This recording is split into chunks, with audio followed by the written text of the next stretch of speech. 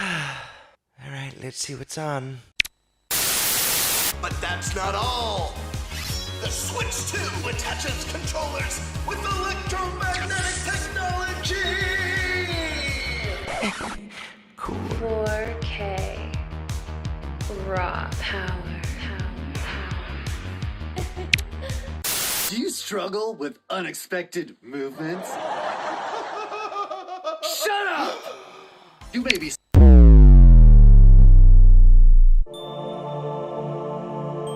It's been a long time. Game Bird Classic. Papa? Sure. What is bothering you, my child? It's just, tonight's the Nintenbyte Podcast, and I have nothing to wear, and I'm scared. But child, the Nintenbyte Podcast unleashed a new line of merch, including sick t-shirts. Really? Here, I'll show you.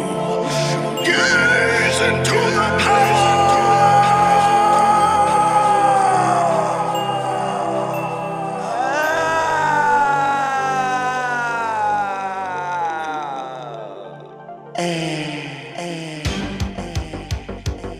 The future is now. That's right, ladies and gentlemen, we're unleashing the brand new Nintenbyte Podcast merch. So rad. Nintenbyte rules. Introducing the Nintenbyte Podcast shirt. Each shirt is made with 100% farm fresh carrot fibers. Carrot. We turned a carrot into a shirt. But that's not all. Presenting the Nintenbyte piped glass for all you milk lovers.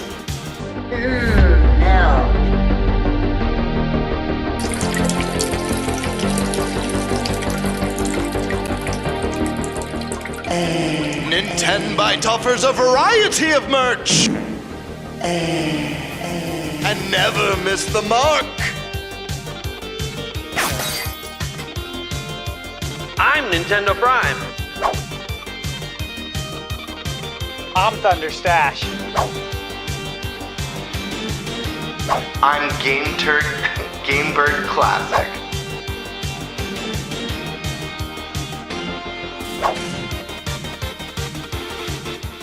So order now while your body is ready.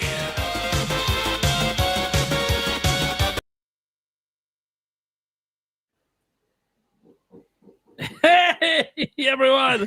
Welcome to the Nintenbyte Podcast. Hey, we got a banger show for you guys today. Two real big topics we got to get into, but it's going to be a little bit all over the place. So much has happened since literally April 2nd last week. Last time we had a show, that was already a big day, right? We have the Nintendo Switch 2, Nintendo Direct, and a whole bunch of other news that came out that same day. But then, hey, we got to the next day and the next day, and more stuff just keeps happening, including even stuff to this day. So things are wild. Things are crazy. Let's go ahead and introduce everyone because we got a full show. And we have a couple people on this show who actually played the Nintendo Switch 2. Pretty wild. What? You lucky bastards. I mean, what? Sorry. One of those people I know for sure got maybe a little bit of an exclusive scoop over there. We're going to talk about that as well. But we also got to deal with the pre-order situation. Before we get into all that, though, let's go ahead and introduce everyone. Let's start at the very bottom, Mr. Tucker Hazel. How's it going? Hello, I am one of the notorious gentlemen of this esteemed podcast that has gone hands-on with the Nintendo Switch 2, and I am here to answer all of your questions. I'm your direct link to the minds at Nintendo who have a delicious system and a set of games ready for you. But I'm Tucker Hazel. I was here last week after the Direct, and I'm here again with new information because I've played the games. I have a YouTube channel, which is in my name there. If you want to subscribe, go ahead. Do yourself a favor. That's a little treat on me. But I'm here to give you my thoughts. So hope you guys enjoy hearing. Link to the channel down in the description as well if you guys want a quick way to find it. And of course, look, when you have pre-order news, we got to have the pre-order man himself, the 2-inch destroyer, Jake Randall. What's up, guys? I don't know if that was your first time doing that intro, but Second. that thing was awesome. That was like that was the best intro ever. So it got me pretty bricked up. Needless to say, the 2-inch destroyer is back. So I've been coming back to YouTube, reviving my channel from the grave for this, and it's been a roller coaster because it started off, I was super excited. I was getting into my groove, and then the tariff situation happened. The wind was completely taken out of my sails. But I've been bouncing back, and we got great news today, so I'm trying to hype responsibly. We're 57 days away from the release of the Nintendo Switch 2. Shout out to Paul Gale Network for his countdowns. Eric Miller. Hello. He's just here. That's it. What's up? Yep.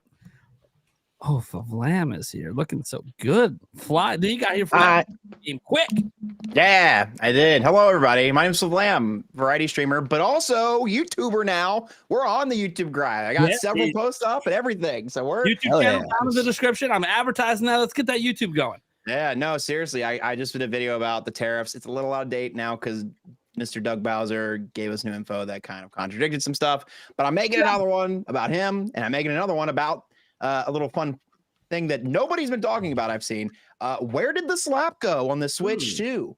Did you notice that in the direct? There was no slap. It was the click from the first one. We'll talk about that and more after this.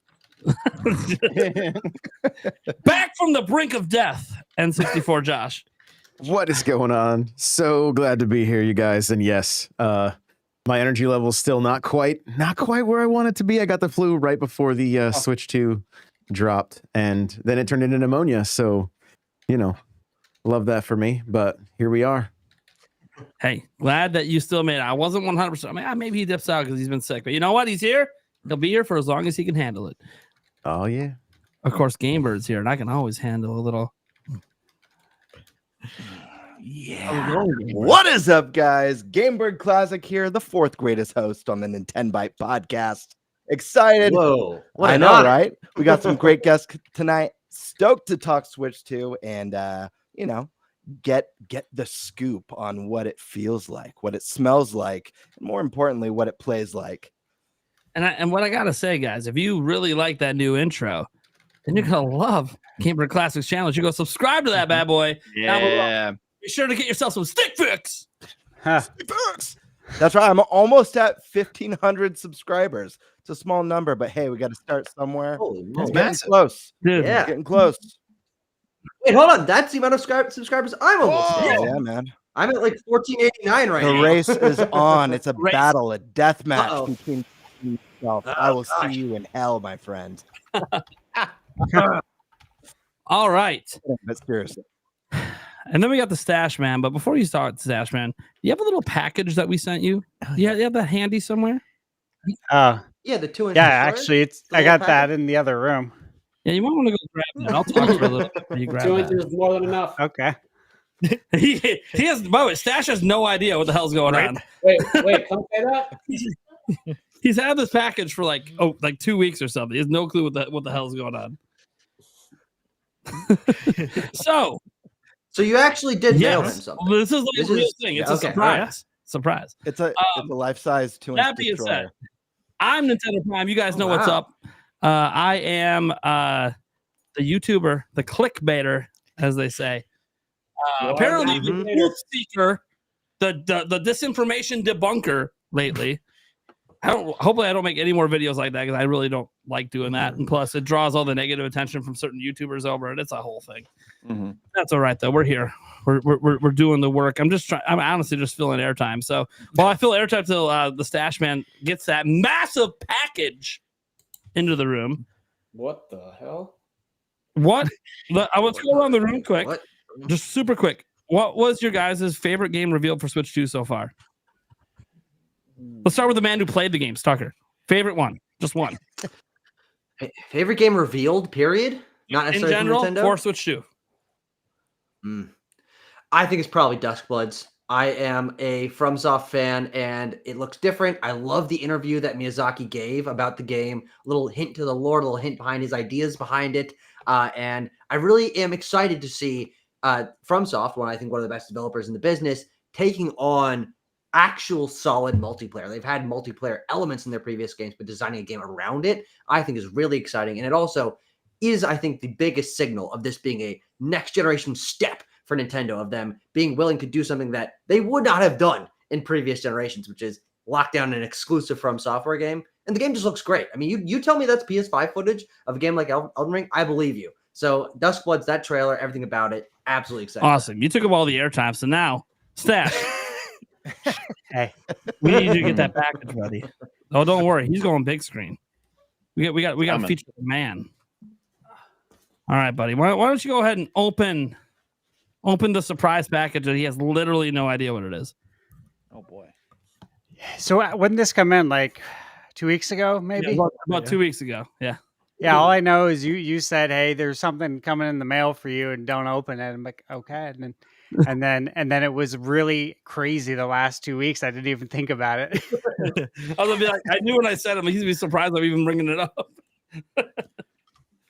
Yeah, I was genuinely surprised. Christmas came early, guys. It's not even July. We're not even doing Christmas in July right now. This is just my big package. Master Sword letter opener right there. That's it. Yeah. You need to play some Zelda this weekend. Careful not to cut your package on stream. Uh-oh. Oh, baby. I totally forgot all the stickers that are on the box. There's caution, there's fragile. Yeah. For a half second there, when I saw the caution thing, I thought it was a freaking like biohazard sign for some ungodly reason, even though I know what the hell's in the package. You need like sexy music playing while he does it, and no other. I know we do. He's mad. Did we tape the fuck out of that box? That's why he's struggling. That's Yulia's tape job. Shout out to my fiance. I mean, really good job though. We wanted to make sure it did not get rip it open. Using there's the a store note of some package's kind. bane. an extra sign in case you opened it when you weren't supposed to. Yeah. It's like, do not open until we say so. I thought I was going to say, do not open until 1985. Sorry for the packing peanuts. Back to the Future. Yeah, right. We wanted you to have a fun time packing peanuts, you know. Okay, so I'm going to move the mic so I don't knock things over, right? Absolutely. Absolutely. Wait, is there any way we can move the mic like out of the frame for a second? Yeah, I kind of want to see there we go. Beautiful. Yeah, there we go. There we go. Yeah, see, Jake's a master presenter over there. I was just saying, I'm not the best unboxer. I hate doing the unboxings. It's okay. I'm not a really fan of it too because I can't figure it out. Oh, there. Oh, that's the big boy. And I know it's heavy. Oh, no. Okay. There's one other thing in there. Yeah, there's one other thing in there, but that's the thing you got to open first. Oh, okay, good. Okay. The other things, it'll make sense once you open it. Can you guys see it? Yep. Yeah. Keep the mic right there. Yeah. Whoa. There you go. That mic has Hey, listen, I know you're out. excited, but Stay. settle the hell down, dude. Yeah, right. Dude, the mic's bricked up. Yeah, Audio listeners, love you to death. Mr. It's Thunderstash not particularly is opening a exciting. very large black package. It has got lots of foam in it, packaging peanuts. He's taking a look looking in. Careful, Stash. Curiosity. Being kills very cat. gentle. He's like, I'm going to see everything this is before I pull it out. I know, like, what are we? hell's going on? He's struggling to pull it out the box. What? Audio listeners, I'm confused. I'm so confused. we got to work on your unboxing video skills. Yeah, Steve, just sit on it a little. It'll Yeah, fly right Wow. That's true. We got to work on it though. Okay, thing he's is about really to show packed us. He's in got there. packing peanuts. He's used What to is keeping it? his packages I don't know. sealed. Pull out the peanuts. Guys, Pull out the peanuts. He keeps his packages sealed. Yeah, He right. doesn't open them. That's very true. Pull the peanuts. He's gonna out. display it in the black box. Like when he pulled out the Master Sword to open the box, that's the first time he's ever done that. Yeah. He's like, I don't even understand. How does this I still work? don't get it. Hold on. Boxes open? I don't understand. I think Steve has realized, or I think he's realized now what the item is. Hasn't been able to get it out, but he made a face. I saw one thing on here, and it's a jet ski. Uh-huh. Yeah. And I'm Okay. like, is this Wave Race related? Is this a pull it wave out. race figurine? Whip that bad boy out. Let's see. Whoa! Wait, this is sick. Oh, what the heck? Dude, that is so nice, guys. Yeah. Oh my god. Hell yeah, baby. Look What at does This that. is say? badass. Wha- This is what- so heavy. Yes, it is. What's it say, Stash? Okay, it says congrats to Thunderstash Gaming for reaching 100k subscribers, Holy moly. courtesy the Nintenbyte podcast crew, and it's literally a jet ski Yay. riding a wave. That is so Dude, badass. hype. Wow, that's That's really amazing. nice. That's so cool. Well, we know how Dude. much you like to talk about water. Yeah. Yeah, I do. I actually talked about it in like all my Switch 2 videos. Did we get the water graphics good? Yeah, this is so good. Did you guys design this? So there's a person on Etsy who designed the wave thing, and then I was like, well, we got to make this a full wave race. So I literally went and custom bought off eBay the old school they don't make it anymore. The old school Sea-Doo figurine from the 90s to put it on Yep. there. Wow. Can everyone see that good? Yeah. Yeah, yeah. And don't Fantastic. forget It's the so second piece. freaking It's cool. incomplete. Well, the other piece, Second is like piece. it's like a thing to set it on with like LED lights, and it spins it around on your shelf. Whoa! Yeah, Dude. yeah. I don't know if I remember to include the batteries. I might have forgot, but whatever. Battery's not included.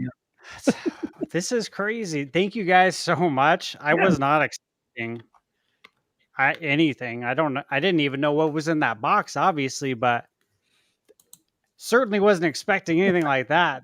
I will Yeah. proudly display that.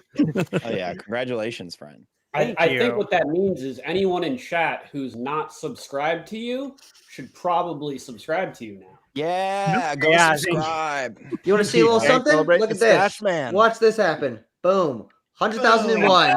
Hey, thank you. World first. Okay, it takes World premiere. it takes AA batteries, and then there's also a USB Type C. And Yeah, I I don't got know a what the quarter. Oh, So I don't can't- want the plug. Okay, cool. Yeah, and I got I didn't got open tons of I hookups. ordered that separate off Amazon. So cool. Yeah, no, we're good. We're gonna get this set up right now. Awesome, man. Well, hey, Yeah. congratulations, Yeah, right. Thunderstash. We know that Thank you don't you. like to Congrats, celebrate brother. casting achievements, and you don't even pay attention to this shit. I And do. you know what? We do. 100K. It only happens once, baby. It's a silver plaque whenever you feel like filling out the paperwork. Oh yeah. Michaela was talking to me about that too. Yeah. Mhm. She where is it? She texted me earlier today, and I gotta read this to you guys. It's funny. You guys will understand the issue with me. Yeah, you'll greatly understand the issue with Stash, and even knowing that he's. Wait, Steve, one thing I want you to think about is it's one of my biggest regrets from when I got my plaque is they let you order more than one for people that work for you on your channel, but you have to pay. So I could have had a plaque that said 2-inch destroyer, and I didn't do it. Interesting. Oh man. It haunts me to this day. That That would've my been friend, cool. is a beautiful example of regret. Yeah, totally right. Don't make my Actually- mistake. I should get Michaela one too, since she's been making my thumbnails for like the last, I don't know, 9 to 12 months. Yeah, she messaged me and said that everyone is proud of you, and I hope you feel so accomplished and proud of yourself. And I just said, "Thank you, babe. I don't." but that's on me. Still plenty of work to be done. Yeah, right. You know what I mean? Like, Dude, you should be proud of yourself. That was a sweet text for her to send. I know. I never want to like rest on the laurels. Yeah, absolutely. Yeah. That's when you get in trouble with Yeah. anything. Also, shout out to the Yeah, thank Nintendo you. Prime live stream community. Stash was 300 short last night. We took care of that right quick, didn't we? That's folks? amazing. Oh, that's crazy. She was like, you've jumped up so much in the last like couple of hours because she'll monitor it. I'm like, yeah, I don't know because I don't look. Yeah, right. She's like, yeah, it's crazy. I'm like, yeah, it is crazy. I'm like, And it was I don't know why. appropriate. It was appropriate for the Nintenbyte podcast that the 100K happened exactly on the day that he's uploading all his Switch 2 coverage, baby. Mm. Yeah, there was like maybe it's because of all the Switch 2 coverage. I don't know. Okay. Congratulations, Stash Man. All Yeah, right. thank All you, right. guys. Now he's like, I don't give a shit about this anymore, although this is the coolest Yeah. fucking thing in my whole collection room. Moving on. All right, so we gotta get to some topics. We're not gonna do this traditional style. We really gonna have two main topics because they're gonna end up folding into other topics. It is what it is. The first topic we want to get to, because Jake Randall isn't planning to be here all night. He's got a life, baby. He's got shit to do, but it's an important topic. This is the biggest. This happened today. Actually, technically started last week. So you guys know they announced, hey, we're supposed to all be pre-ordering today. It's April 9th. Yeah. Yours today. I'm checking my watch. I'm checking my wallet. It's still full. What the heck? Last week, unfortunate update from GameStop, April 4th, 2 days after we all had our hopes high. Pre-orders for Switch 2 in the U.S. will not start on April 9th, 2025 in order to assess the potential impact of tariffs and the evolving market conditions. Nintendo will update a timing at a later date. The launch date of June 5th is unchanged. They're going to work closely with Nintendo, yada, yada, yada. Okay, cool. For those that don't know, after the thing was announced, the U.S. government was like, hey, we're going to do 46% tariffs against the main country that actually provides the Switch 2 units, which is Vietnam, 49% against Cambodia, which provides the Pro Controller, and a whole bunch of other tariffs for a bunch of other people. And that's why Nintendo was like, oh, shit.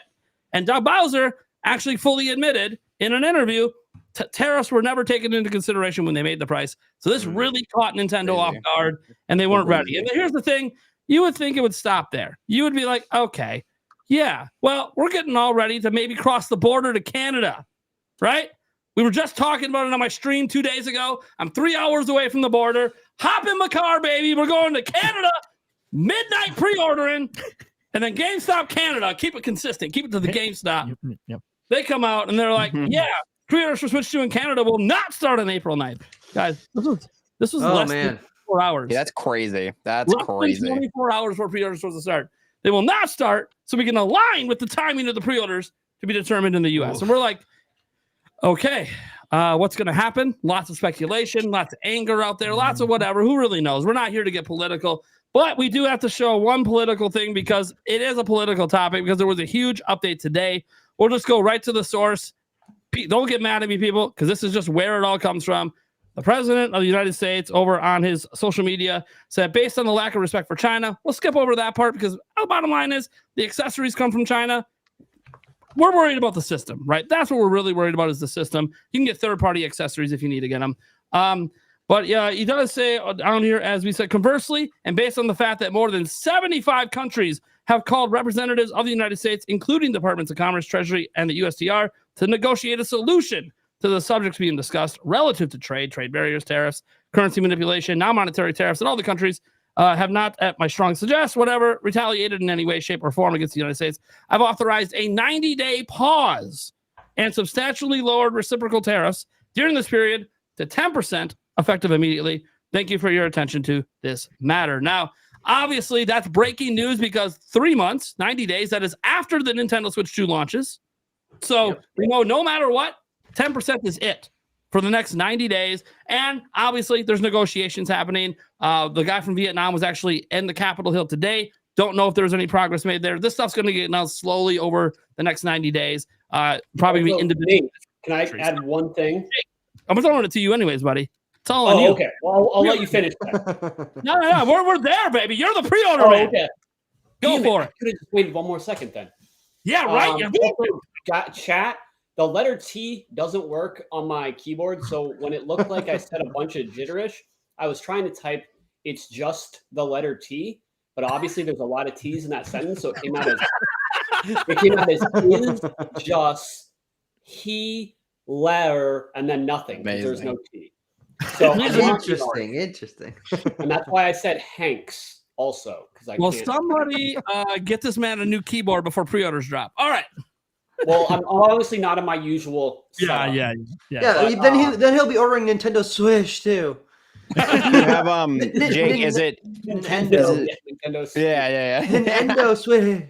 Is it a keyboard with it's just switches, or is it is it like one of those rubber keyboards, like the really cheap keyboards, or does it have like it's switches really that you can? Yeah, like from Walmart. Okay, never mind. I was gonna say if it's like a nicer keyboard with like the switches and stuff, you could maybe swap it with a key that you don't use very often. But never mind. All good. So the T is literally stuck. Like down, slammed How fun. down. And if you want to rip it, the heck out of it, and it doesn't against the wall, and maybe get lucky. You need stick fix for it? Stick fix. Stick fix will. All work. But what I was gonna say about the pre-order stuff, one thing to note with the tariffs is, I believe that Vietnam already has a 9%, so it's only a 1% increase, which Nintendo could very much eat. So it's not quite as bad for them. Mm-hmm. Yes. But yeah, obviously, Prime, you and I made videos today, and you were in my video, and I was in your video. We talked about this, and it's definitely good news. But I'm cautiously optimistic because I don't think Nintendo is going to jump on this and put out an update as fast as they did for the delay, because they're looking at this long term. Like, yes, they want a good launch. It's very important for them to have a good launch and be able to launch in the United States on time, which they haven't talked about delaying the launch date at all, to be fair. But it's getting closer. So we're going to need pre-orders sooner, but they're looking at their holiday. They're looking at their year one. They would hate to have to do a price increase. Now, whatever they end up choosing, I'm sure that they're counting on the fact that more negotiations will take place before the 90 days is up that will protect them and be able to keep that price the same in the United States. I fully expect that when it's all said and done, even though we have no confirmation, that the price will be the same. And I think it would take something extreme for that not to be the case. I mean, Trump isn't targeting Nintendo. That's not really what he cares about at the end of the day. And I don't think he would mind making deals to make it easier for them to just get their products over here the same price. They've always been pretty respectful of America. They obviously have a headquarters in America. They just don't manufacture here. So that's the key thing. But this just opens the door. It's like the TikTok ban. It keeps getting pushed back, And I think that at the end of the day, we're going to be okay. But I wouldn't expect a pre-order date to be announced necessarily this week or even next week. They might just need a little more time to work it out. Yeah. And I'll only bring this up because if you dig further in this, which I did a little bit after the fact, the president did say that certain industries might have like different carve outs during some of these negotiations. So it's always possible. Consumer electronics, last time he was president, they ended up getting an exemption from the tariffs. Yeah. So that could also be something that comes into play as well. But again, now this isn't happening for a long time, right? We know at least next 90 days, pretty much nothing really changes. Business can kind of go along as normal for the Big N, at least for their primary system here in the US. Because as I said, you can even see it on their own official website. If you go look at the Mario Kart bundle, it literally says it's shipped from Vietnam. That's the country we got to worry about to actually get Switch 2 out. If they have to delay accessories because of the stuff going on in China, that who really knows with that front. And we already got a report from Nintenbyte. Shout out to him. His retail sources. Two big things. The biggest thing is they are telling him, and maybe Jake's heard the same thing, that this is one of the most well-stocked launches they can even remember for a system. Like the number of units they're being told they're going to have for day one. Pretty insane. So that was already kind of a general out there. The thing about that is it's estimated to have 6 to 8 million consoles worldwide for the launch, which is almost 4 times as many as they had for the Switch 1. It's almost twice as many as they had for the PS5. It's more than they had for the PS5 and Xbox combined when those came out. However, it's still going to sell out. It's still going to be tough to get one. Because even with COVID and all that stuff going on, they made 18 million PS5s year one and sold every single one.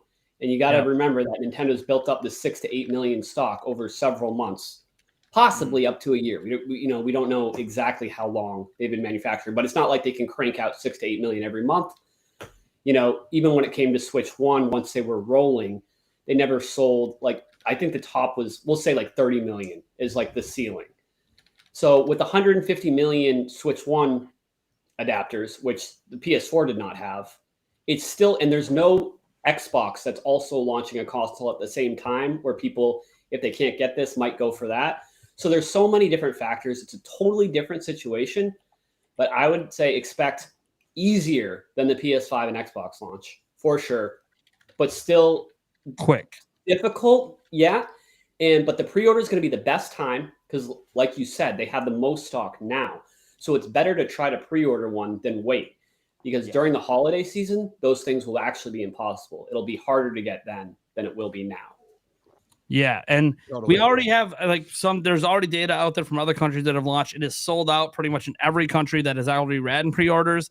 We've gotten reports out of France and other countries that it's literally a record amount of pre-orders for a video game console launching, which falls in line with what Nintendo heard. Like, yeah, they're gonna have way more units than has ever been seen at the launch of a video game console.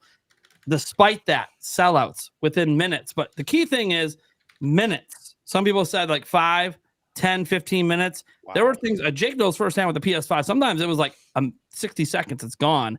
Well, you might actually have that 5-10 minute window when pre-orders go live everywhere, or sometimes they're staggered a bit at the retailers. When they go live, you'll have an opportunity. The sites are going to be going wild. There's crashes. Follow Jake, man. He's got all the tips to get through all this stuff. What to do? Should I delete things from my cart? Should I leave it in my cart? What do I do if it errors out? This happens. It goes nuts because it's millions of people trying to get it. If you guys want, I could give you a couple just like tips that'll apply to most retailers just real quick. I want to remember these because these will seriously help you out. Yeah. Like Nate said, when the pre-orders go up, the websites get just throttled with so much traffic. They don't function properly. They don't take you to the page you're supposed to.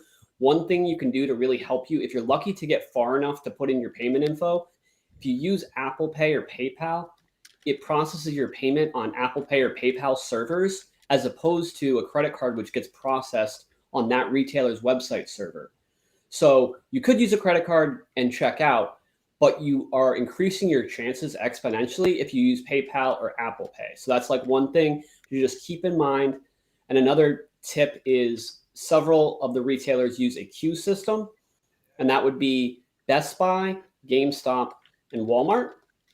And GameStop has just started using the queue system. They announced it like last week, but Walmart and Best Buy have been doing it for a while. And the way that system works is every time you join the website from a different browser on your PC or a different device like an iPad and your phone, every single one of those gets a different place in line. So think of it like a lottery system, and every browser you open gets you another ticket. So instead of just trying to join it on one and having one chance, you join it from 10 different browsers or create virtual browsers, you can have a bunch more tickets. And the only thing with that is extra tabs won't do anything. It'll recognize that as the same source. So it has to be different browsers or different devices. But yeah, I've got tons of tips like this on my channel. So, and on Twitter, I post them too. Yeah. And I'm already learning so much. With these tips is like, you're fighting bots. They're already doing this automatically. Like they have this all set up to be automated. That's why the queue system's great, Nate, is because even if the bots join instantly, you get a random place. It's a lottery. Yeah. Oh yeah.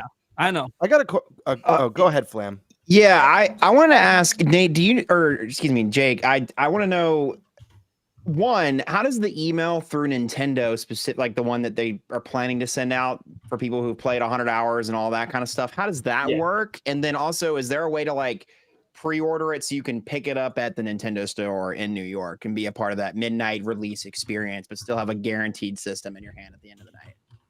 I don't think they're doing pre-orders for the Nintendo store. I think that's just a line, and then the night before they hand out tickets. And if you are one of them, you bet. The pre-order registration that you're talking about, you cannot. I know for a fact because I've read that very carefully. You cannot pick up from Nintendo stores, either New York or San Francisco, through that. That is literally, it will be shipped to you through the Nintendo store. And as you mentioned, the 100 hours of game time, 2 years of continuous online, like having NSO without any lapse. There's a lot of requirements you have to meet. But what's confusing is it lets you apply whether you have those requirements or not, and doesn't tell you if you'll be approved. So I guess there's something on their back end that'll do that. And then those invites get sent out May 8th, which is separate from like when actual pre-orders. This is their own thing. So you can do it now, It's on Nintendo's website, and you'll get the email May 8th if you get an invitation. And I believe it gives you 24 hours to purchase. 72. That's 72. Okay, but it's going to be gone in less than 24 hours. You know what I mean? It's Sure. If Yeah. you wait on that, you're probably not going to get in. Okay. I would venture. I anticipate in the United States market that more people will have met the criteria than they have stock. Yes, and this is the way I've been telling people about this on my live streams. The way to look at this is like a last resort. You didn't get a retail pre-order. There's still an outside shot. You'll get something from Nintendo, so you don't have to try to do like camp out overnight at a Walmart that'll have a few units on hand for launch. Because that happens at a lot of Walmarts where they have just walk-ins when you can buy literally when they open up. But that's a good point. It sounds crazy, but there's going to be multiple pre-orders through all the retailers. Yes. So the biggest drop, like the fat drop, will be the initial one. But as we get closer to launch day, Nintendo will allocate more units to those retailers. So those will get put up. But also people that tried to buy one and their payment didn't go through or canceled, those will get put back up with the new allocated ones. And unlike the initial pre-order drop, those ones will just be random. They won't be synchronized. So different retailers will do it different times. So that's why like following myself, Wario, Lbot on Twitter is good. So you can get posted with those links, or if we know something's going to happen ahead of time, we'll share it. And then the other big one is launch day, because launch day is when a ton of canceled orders, and then when the companies are finally like, okay, any stock any inventory we have, we put it out there. So launch day will probably be like your second best chance, and a lot of people will have given up kind of by that point, which helps you even more because they don't think there's going to be a restock on launch day. And then one more tip for that is obviously people will be looking at midnight for the launch day, but Best Buy typically does Nintendo stuff like that when they launch right after 1 a.m. Eastern time because they're Central time. So I'm telling you, like 1:02 to 1:10 a.m. every time for a Nintendo new product is when Best Buy puts it up. So bookmark that as well. I've got a question. Oh, go ahead. This is my last. I'm sorry. I know I've asked. I'm just curious because I do kind of want to be a part of that midnight experience at Nintendo New York. I don't know if any of you have done it before for previous console launches or even just for a game. I mean, obviously it's going to be crazy because it's the Switch. There's already someone waiting there now. Exactly. Yeah. But like how much, like, what should you anticipate if someone was to go that route? And do you think like how early and how far in advance, like with showing up the day before, do you think you would be in line and far enough to get a console? Probably not. New York is a huge city and it's one of 2 Nintendo stores in the United States. By that time. Yeah. Yeah, Seattle's going to have a problem with the two. You're going to have to be out there. But yeah. Oh, yeah. Does Seattle have a store? I can't remember. Wherever they're opening, I can't remember. It's San Diego. San Francisco. San Francisco. Sorry. We're all wrong. Yeah. Well, here's the thing. Best Buy, if you pre-order it online from Best Buy, you can pick it up at midnight on launch day. You can go in, grab it. But that's also a way that you could like go to the Nintendo store after. And even if you're not buying it from there, like be part of that culture. Like, I don't think you necessarily have to buy one from the store to experience that. You know what I mean? Yeah. And I assume you could just buy like all there wouldn't be a line necessarily for peripherals and stuff like all the extra stuff and things like that. It would just be mostly like the console itself. Maybe this. Yeah, that's. But you got to get that pretty early. Yeah, I'm gonna buy that on Amazon prior. Yeah. Yeah, I've already got mine ordered near end of the month. So they sorry. Nintendo also noted that while the system has more stock than ever, the accessories and the physical games do not. Those will just be those are probably the official Nintendo stuff and the physical games. Those could be experiencing potential sellouts on launch day as well, or sellouts in pre-order. So especially if you're like a physical one and you want it day one, these things are going to be restocked, absolutely. But you want it day one, that's going to be almost even harder to get. But obviously, you want to try to get the system, then focus on the games. Yeah. So I had a question, and I think you briefly went over this, Nate, but I just wanted to get clarification. It's been a busy day, so today I haven't been able to catch up as much on some of the news surrounding pre-orders in other countries where there's been no delay. Were you saying that the pre-orders were gone within a minute to 5 minutes in all those other countries, or what was the word around town for that? 5 to 15 minutes, and all the reports are saying it was a record number of pre-orders for a console. Oh wow! In the country. Do we know if there was a big bot issue? Australia is the only country that it actually stayed up for like a week. Oh wow! Oh, wow. In Australia.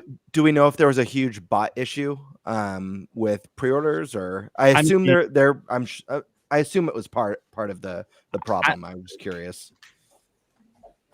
Look, that's going to depend on country to country for scalping reasons. There's different laws in different countries around that stuff. I also know that some people in my audience were busy pre-ordering overseas to get it shipped here for the few retailers that ship to the U.S. And even though I think it was like Amazon UK came out and said, "Oh, we're going to cancel any orders being shipped to the U.S." because they're worried about scalpers. That's what they're worried about. They want it to go to real consumers. But a bunch of my people that I know in my audience are like, they didn't cancel my order. So that played a role too, because everyone in the U.S. is like, we're worried that not only will pre-orders not go up, there is that concern of it not actually coming out on June 5th here, while it's June 5th the rest of the world, and people don't want to miss out. So other countries are getting slammed as well from just international being like, hey, we're worried we're not even going to get a chance. So we're going to try. So that's here's the thing, like, don't do that to countries that are getting less allocated to them than the U.S. is going to when we get them. It's not a nice thing. You know what I mean? Like, let the British gamers. I know they're annoying, but let the British gamers get their Switch and let us get ours. But I gotta say, Amazon definitely does not care about the bots. They actively just don't do anything to prevent them, and they probably care more about it being seen as circumventing tariffs by letting people. That because you can buy other products, on Amazon UK and they ship no problem. So I'm sure they care, but not for the scalper reasons. And it's for that reason I actually don't think Amazon US is going to be allowed to sell the Switch 2. So they just botched it so much with Xbox and PS5. And I think Nintendo actually really cares about that kind of thing, because to Nintendo, they want to sell software. And if it's going to scalpers that are hoarding tons and tons of consoles, those consoles aren't purchasing software. And especially the early adopters, they want to purchase their software. To double down. It's been going around that Amazon US has lost the rights to sell the console, at least for launch. Yeah. To add to that as well, just based on some things I have heard, even though pre-orders could potentially even be up next week, we'll see. The thing is with Amazon, there's still that concern, even if they keep the prices, which is what I predict is going to happen. I think they're just going to keep the prices and everything's going to be basically as if nothing happened, besides just delaying when we pre-order.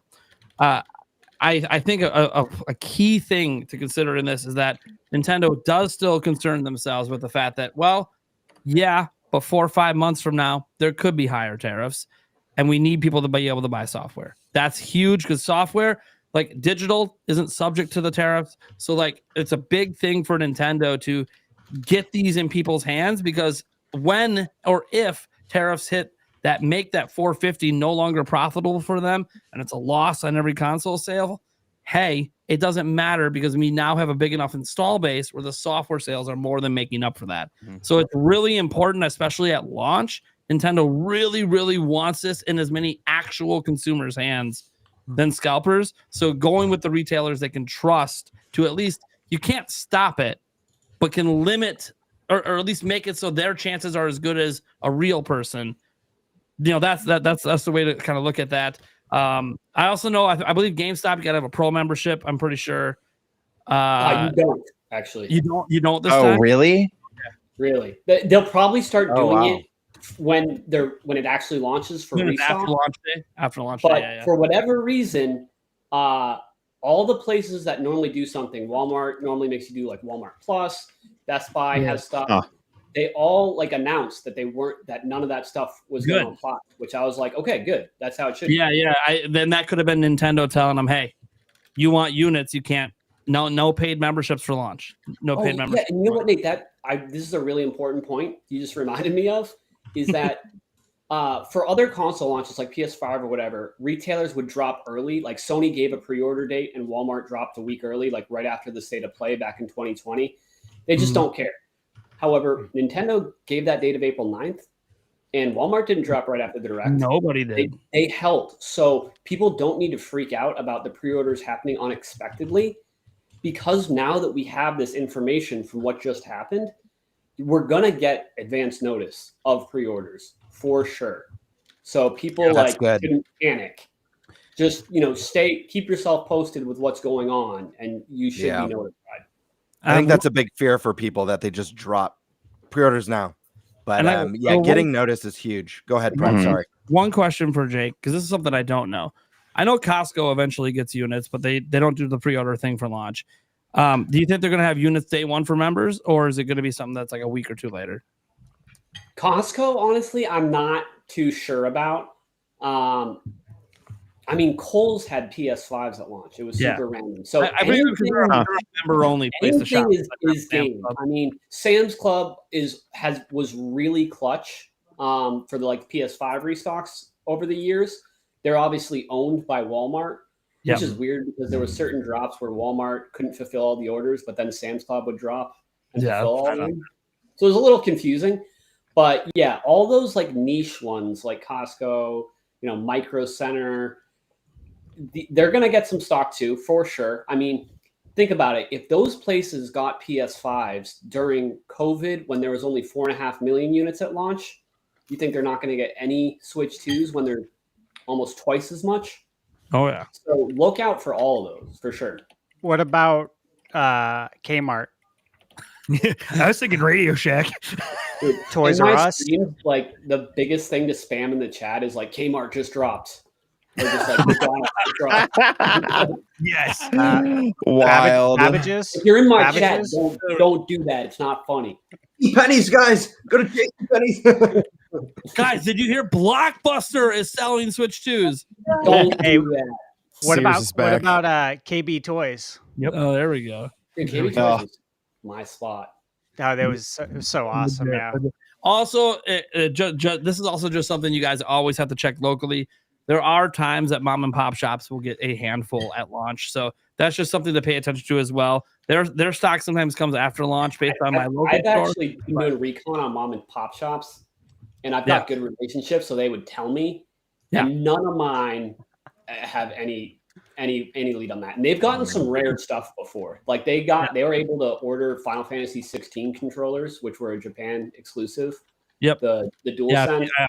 So they get the in on some good stuff, and none of them have anything. So yeah, but yeah, I also remember we're not. What was I going to say? The mom and pop shop here that we have, they didn't know until 4 days before PlayStation 5 launch that they were actually going to have 10 units. They had no idea. Wow. It just showed up at the store. Obviously, my story too is just anecdotal, right? Who knows? Yeah. So So that's what I said. It's always good to check with them. If they're a really, really big one, maybe they know. Maybe they're even getting ready to take pre-orders. Or if the smaller one, maybe they're like, hey, sometimes we get lucky. We tell them we want it. Sometimes they send us something. We just don't know. We kind of find out on launch week.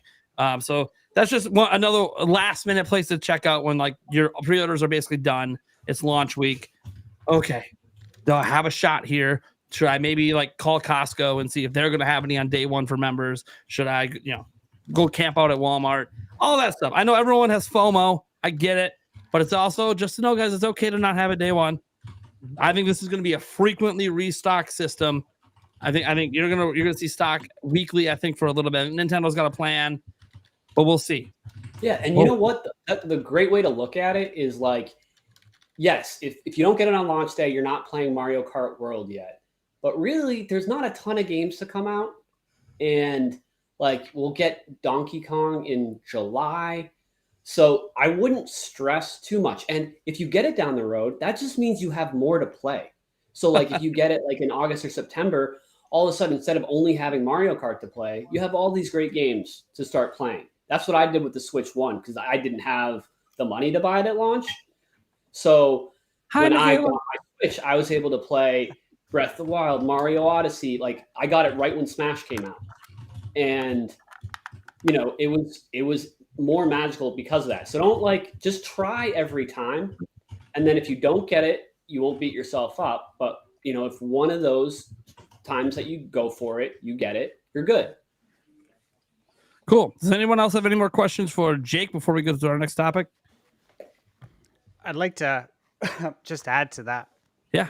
A lot of people have been asking me where I'm planning on pre-ordering, right? Like if I could have a choice of any place, if I could get the Switch 2 at any of these places, where to pre-order. And I'm sure you guys all know, Jake, I know you know, about that $20 cashback or gift card from Best Buy for every $150 spent on Nintendo merch. That's if you're a paid member. Yeah, the Plus or whatever the program is. Yeah. Yeah. So yeah. If you're buying a Switch 2 and you're buying games and you're buying accessories, it would pay to be a $49.99 member, because you're going to probably get the maximum, which is $100 back, is the way I was looking at it. I'm already a member because, I took advantage of those buy 2 get 1 free Switch games, which they did quite a few times. Yep. And they let you lock in pre-orders too on that. Like what's funny is I still have probably 4 or 5 games pre-ordered from the buy 2 get 1 free. And I think they haven't done it in probably 9 to 12 months, but I still have games that haven't came out yet. So wow. Between that, and then obviously Jake, you already mentioned it too, but the midnight launch, the way I read the PR statement was that it was the midnight launch, and they said Eastern time, midnight. So for me, right, I can get it at 9 p.m. here in Arizona, which is badass. So let me ask you this, Jake. Do you know if the website's working yet? Local time, isn't it? It said Eastern time. It says Eastern time on the website, yeah. But I would always take it down. Did they take it down now? But I don't know. Yeah, but they said Eastern time. That's pre-order it at Best Buy for in-store pickup because you guys are going midnight launch. Just call the store. Mm-hmm. Yeah, Target will do pickup on launch day too, but just when they open, not at midnight. Yeah. Best Buy announced publicly that hey, they're doing this special midnight launch. They don't always do it because they know they're going to have a shit ton of pre-orders and people want to do that whole midnight thing. So that, by the way, if I get a midnight launch unit at me and Eric both get a midnight launch unit at Best Buy. Oh baby, we're doing a camp out stream. Mm-hmm. Yeah, we're going old school camp outs. Let's do it. I'll be streaming all night, dude. I would love to FaceTime you and have you come on. Absolutely, yeah. Streaming, baby. I think there's a good chance I'll be doing the same. I mean, been doing it since GameCube. It would feel weird to not do it now. Oh yeah, right. Even if it's just to get it at 9 o'clock, I don't care. It's fun, right? For anyone who hasn't done it, whether you're on the show or in chat, if you have the opportunity to camp out, it's one of the greatest experiences. You're with a bunch of people that are like-minded. They're super excited. You can literally feel the hype. You can feel the energy. It's a lot of fun. And just, go online, hang out, pull up Jake on the live stream, man. It'd be a good time. It's always a good time. And it also just makes it way more memorable, right? If you just have it arrive from Amazon or whatever in a box and you set it up, that's going to be great. You're going to have a system.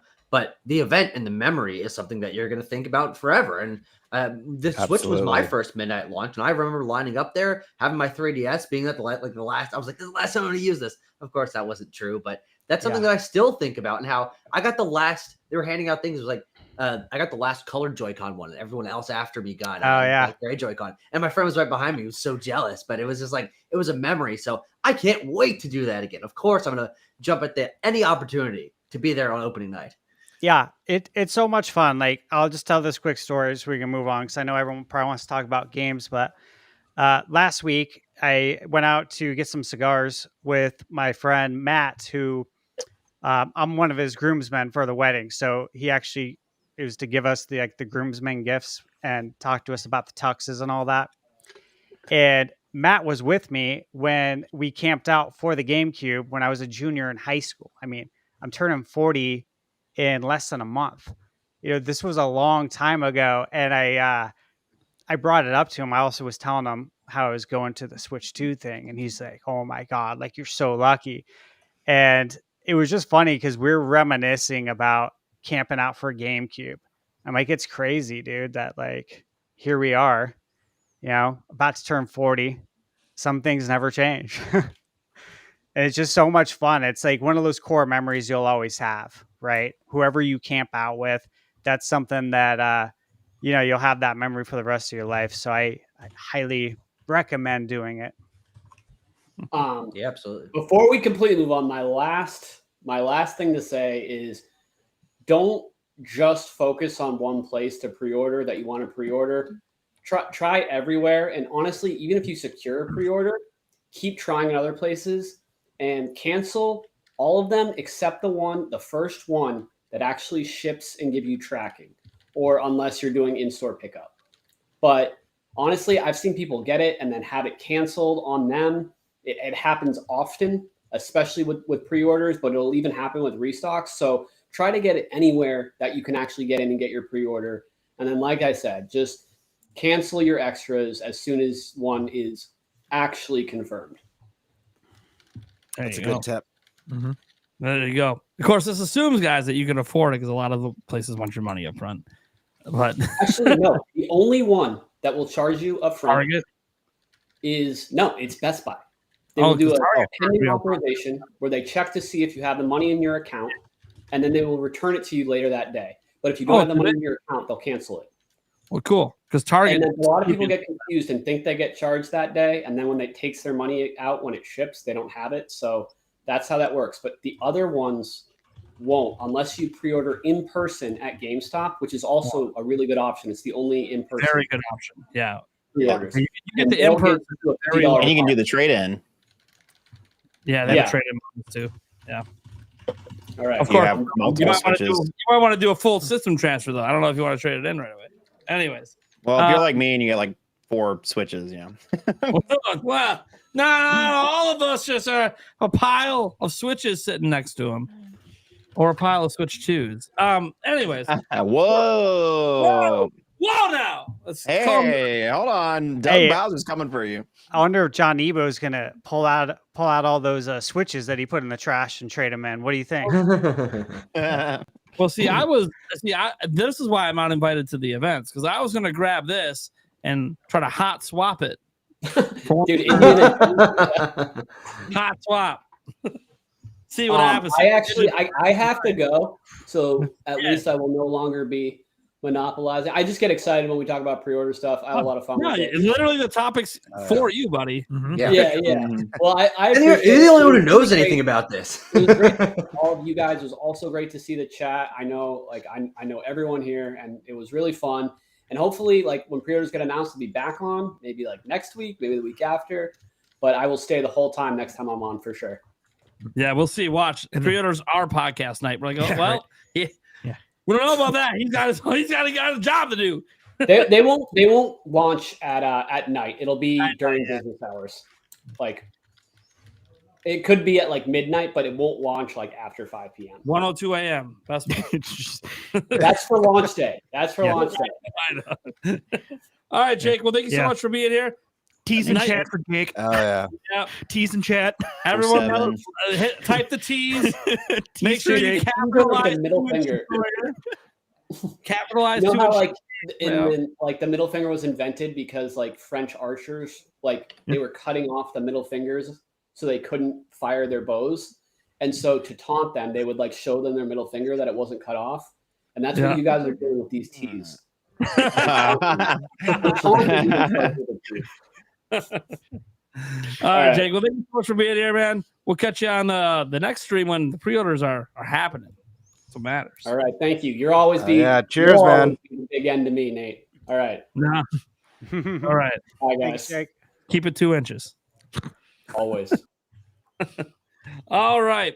So we have another topic to get to. You guys go check out Jake Randall. He is linked down in the description because this other topic's the big boy topic. There's a lot of facets to this topic because as we have people here who played Switch 2. Tucker, how many hours was it the standard 2-hour session? Yeah, you know what? I can find out exactly how long I was there. Just look at the time codes on the pictures, like when I was there and when I left. Let's find out. Let's do a little. So I arrived, everyone, at the Nintendo Switch 2 experience in New York City. Not a great look at there, just because my webcam. Yeah. That was at 2:54 p.m. last Friday, and I was leaving at 5:56. So almost 3 full hours with Nintendo Switch 2 Nice. hardware, with handheld mode, with 4K, with the new Pro Controller, the new grip, a whole slate of games, including Mario Kart and Donkey Kong, and some third-party stuff and Drag and Drive. So I've got pretty much answers to pretty much anything you could want to know about Switch 2 that isn't from Nintendo itself.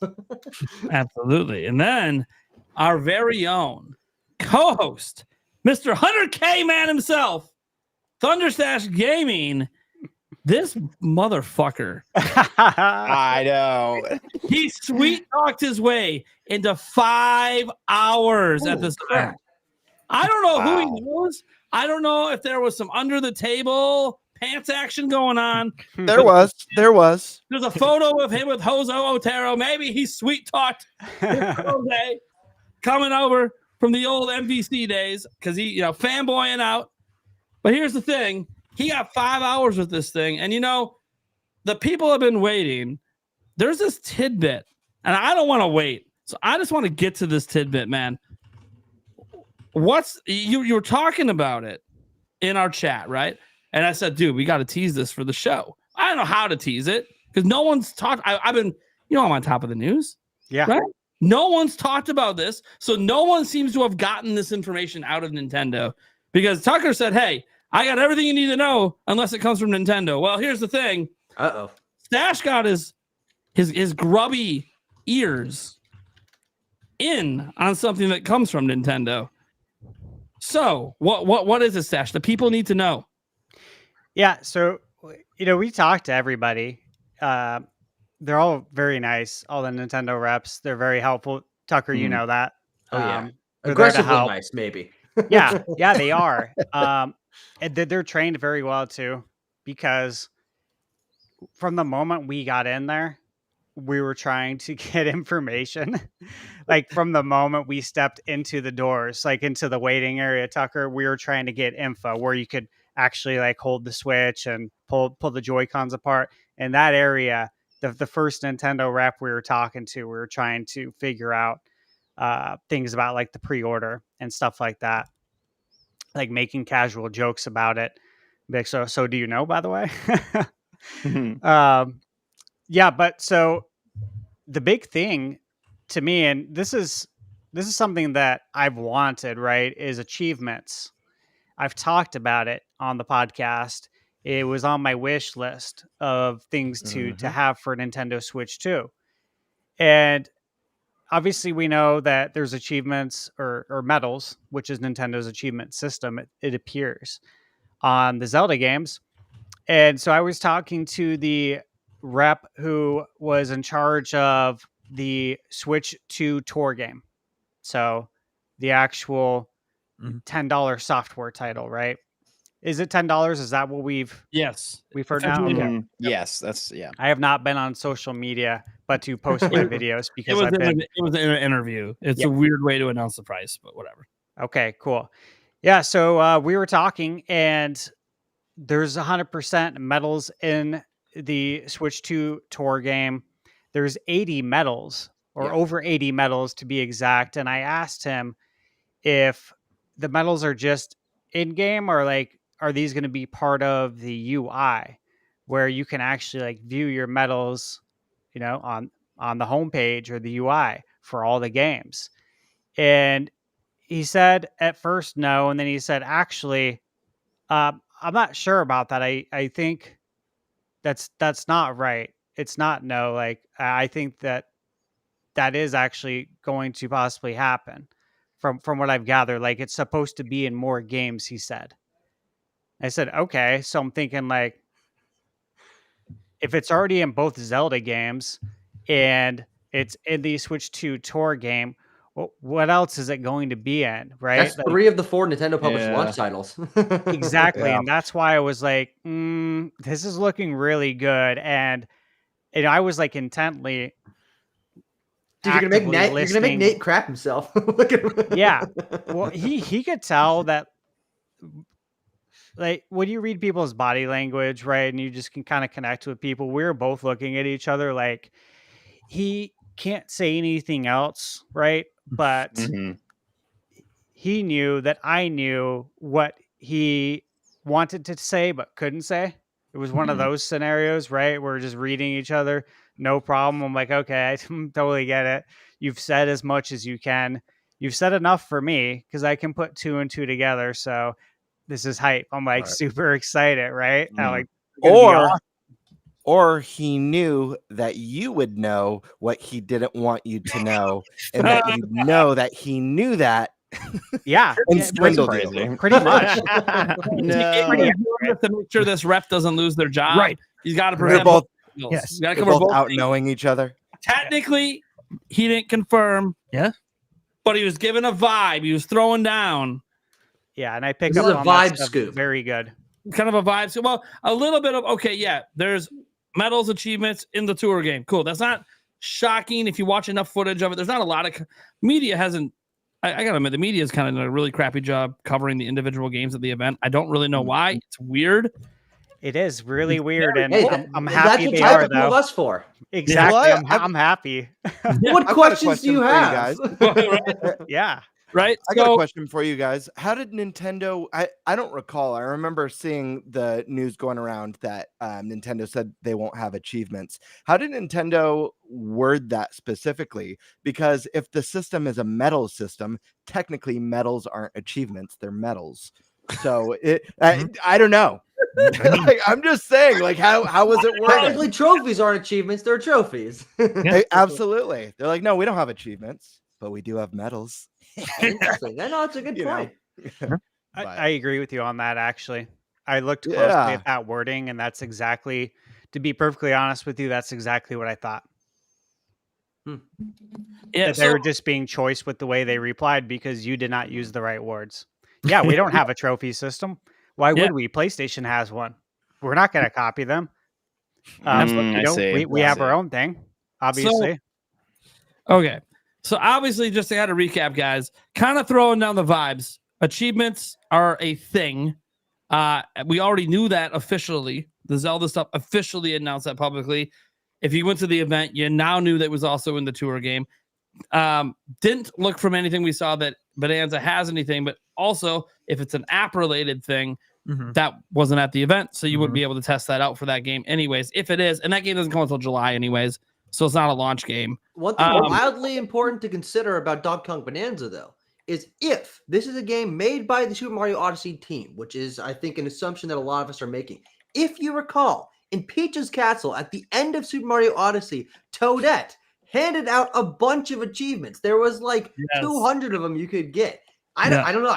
I'm my wheels are turning now that I'm thinking about that.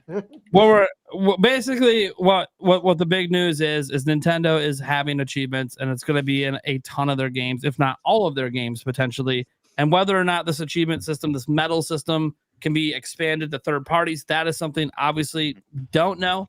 And third parties, as we know, unless Stash asserted otherwise at the event, they've been very listening to the NDA and saying nothing they're not supposed to say.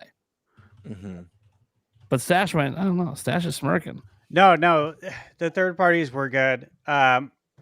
Obviously, I talked to Radek Grabowski over at CD Projekt Red, and he was very clear with his words.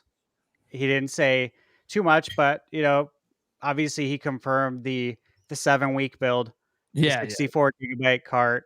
Sure. The full game is on the 64 gig, including the DLC. $70, and it is a launch title.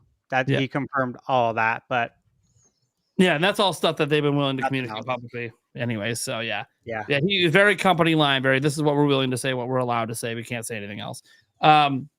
So guys, that's like the big news. Achievements. It ain't just a Zelda thing, and it sounds like it's going to be a huge thing this generation for Nintendo. Whether or not you'll be able to see it in the UI of the actual system, heavy sort of hinting, actually, yeah, maybe, but we're not going to confirm. But, maybe you can click on that profile icon in the top left, and there's something there for achievements where it's not just the app on your phone. But we'll have to see. And here's the exciting bit. If it is something that you can see in your public profile on your Switch and you don't have to have a phone, which, by the way, would make sense because some kids don't have phones. So then how are kids supposed to deal with achievements? Does that potentially mean that this is maybe a bit more of a universal medal system? And then third parties are part of the game, baby. We'll see, though. We'll see. That is something we can't confirm today. Cannot confirm that. Nintendo, though, seems to be going a bit all in with the medals, which is good. Nintendo's done achievements before, guys. We all know this. Like Tucker just brought it up in Odyssey. There was achievements, but there's never been like a universalized system for it where everyone's using the same type of thing. This medal system seems like it is very much Nintendo has now unified this. So we'll see. Obviously, we don't know the exact details. This could be one of the things they're still saving to tease on our way to launch. So maybe it even gets shown off at a certain direct that's next week for Mario Kart World. Yeah. There's a lot to say about that tomorrow or next week. Yeah. Achievements in Mario Kart would be awesome.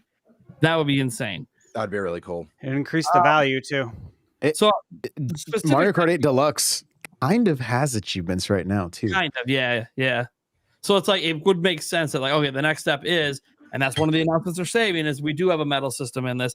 And what if they're those mad lads? That's when they show it off in the UI next week. Oh, check your achievements in Mario Kart World by tapping your profile at the top. Like, no, they did it. They did the universal thing. Oh my god, the gamer score! They did a gamer score, but it's called like Nintendo Stars or something. Oh! Anyways, we'll see what happens. Now everyone can check me that I'm a fake gamer and I don't play games. Check your star score. Anyways, no. So I have specific things that I feel like we should hit on. We have a lot of questions. Questions about the hardware, obviously. Lots of things going on with the joysticks and the news out there. It's not Hall sensing, but then we want to kind of know what that feels between the two different controllers. Lots of stuff with that. But before we get to the questions here and all that stuff and kind of direct this around, because I know Gamebird's got questions. I'm sure Eric does. We all do, right? We haven't played the damn thing. And Eric up it anyways. Yeah. So he'll just parrot what I'm saying. Damn straight. That being said, for our live audience, you guys can get your questions in too. Super chat your questions in.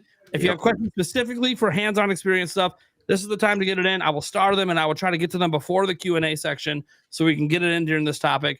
But I want to throw it to N64, Josh. Do you have a question for these gentlemen? Yeah, I just want all of the details about Mario Kart.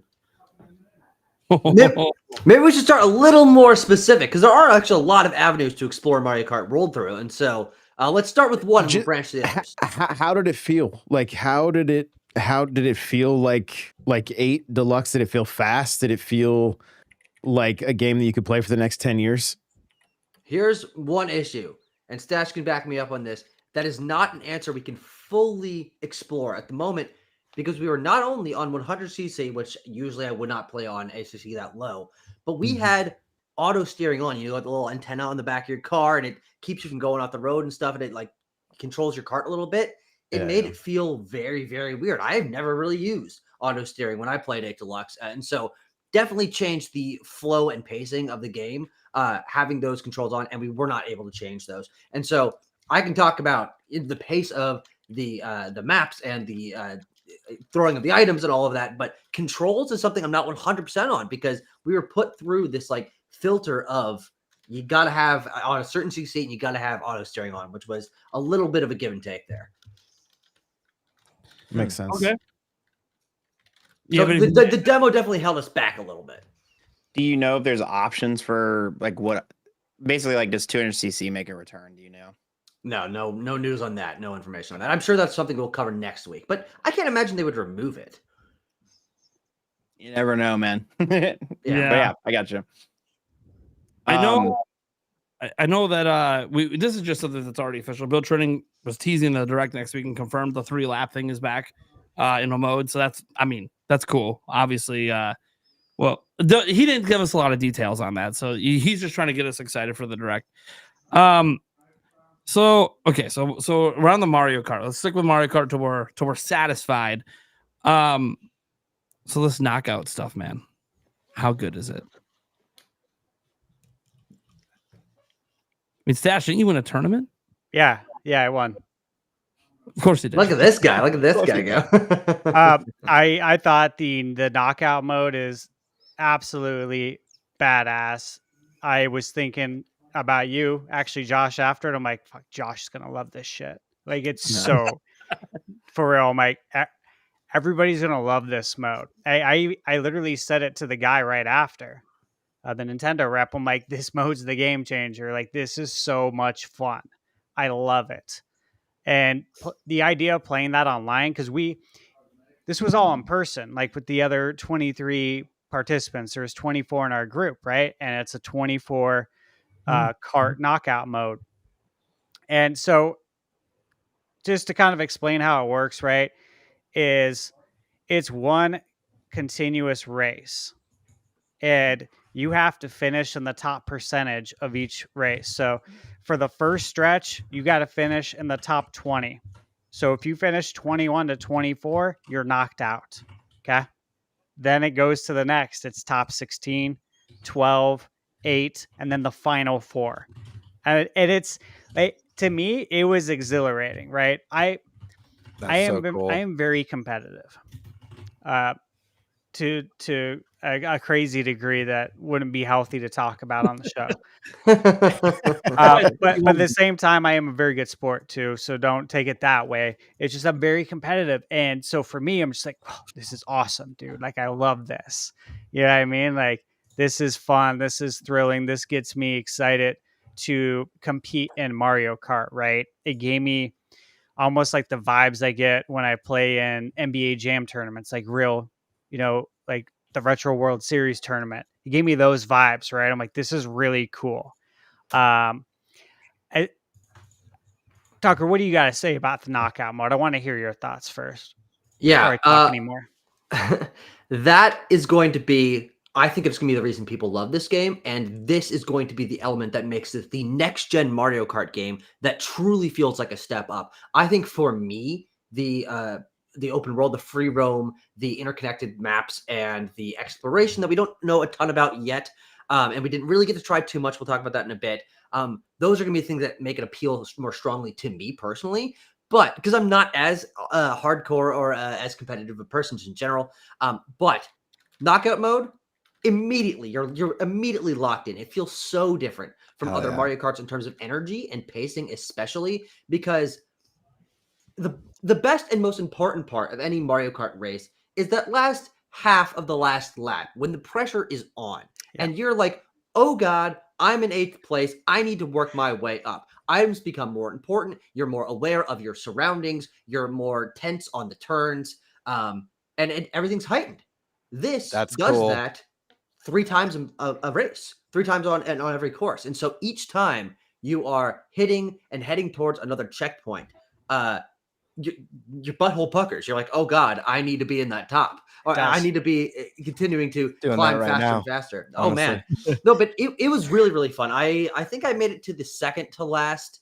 We only got to play one of these, but I think I made it to the second to last checkpoint. And one small detail I really love about the checkpoints is because only a certain amount of people, as we know, get to move on after every checkpoint passes. But when you pass a checkpoint, if you're in that, like, you're on the bubble, or like, oh gosh, did I make it? Because it can get very tight.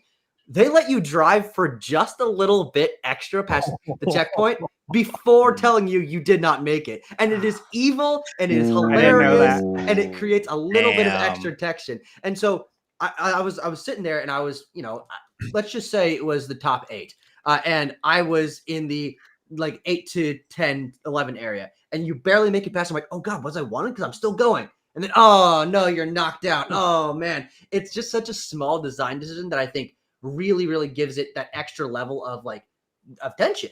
And also every time you pass a checkpoint, everyone gets an item. So it immediately, the checkpoint gives you an item as you go through it. So immediately there's just items flying everywhere and all the tension is up. And it has this really fascinating flow that is unlike anything else from Mario Kart history. And this is going to be what I think people get really into competitively. And energy and design wise, I think this is going to be the mode that people really rally around and say, this is what makes this the next gen Mario Kart. And it's the kind of thing where you're like, it's been like 30 years of Mario Kart. How did it take them this long to make this mode? This is such a good idea. It's going to become a core pillar of the Mario Kart experience, I think. That's so awesome to hear. I'm so excited for knockout mode personally. I think it was about almost a year and a half ago, I made a video on my channel. Basically, what could we see next for the Mario Kart series? And I kind of went through like the top things that I would love to see come to the next iteration of Mario. And what I think it was like my third or fourth. I did 5 or 6 things that I really want to see.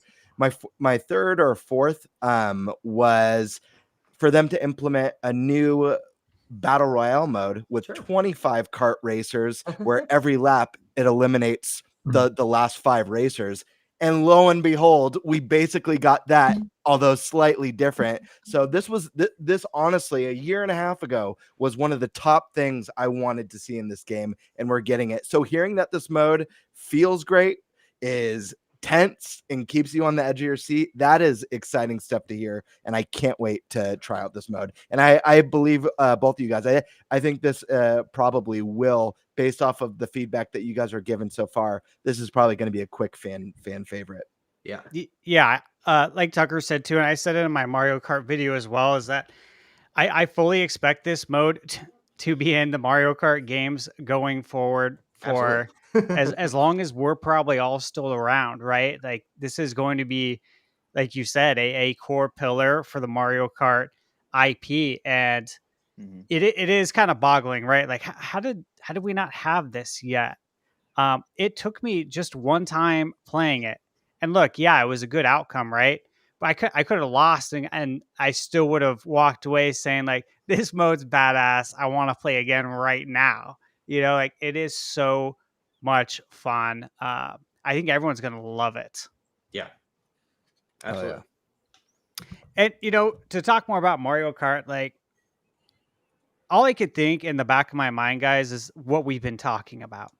In that when that $80 price tag was announced, and you know, half the internet lost their mind, the first thing I thought is that there's more to it, and there's a reason why they announced at the Nintendo Direct the exact date for the Mario Kart Direct. That was Nintendo's way of saying, hey, don't jump to conclusions, wait for that Direct. We got more to talk about. Because all I could think is that, okay, from everything I played here, this game's amazing. I cannot wait to play more. This knockout mode's amazing. If everything was as it is just from what I played, I'm all in on the 80. I don't care. But I know there's more to it. I don't know if you got that feeling. If it's like, I have a gut feeling, right? It's just intuition that there's going to be more to it. There's something that they're hiding. Yeah. Well, to be clear, one element of the game that we didn't go particularly in depth on was free roam, which is something that I think is a big selling point of this game. It was only in the lead up to our knockout tour match that we had probably about 90 seconds, 2 minutes with free roam. And so not really enough time to get a sense of what the map is like or what it's really going to be like exploring it. And one thing that I was able to do in that time, and I'm not sure if this has been, but I didn't really watch a lot of the Treehouse because I was traveling to the event. But I found a peach coin, just a big floating peach coin underneath this little building. And I picked it up and didn't do anything for obviously the mode and demo that I was in. And I was sitting there like, what's this going to be for? Really?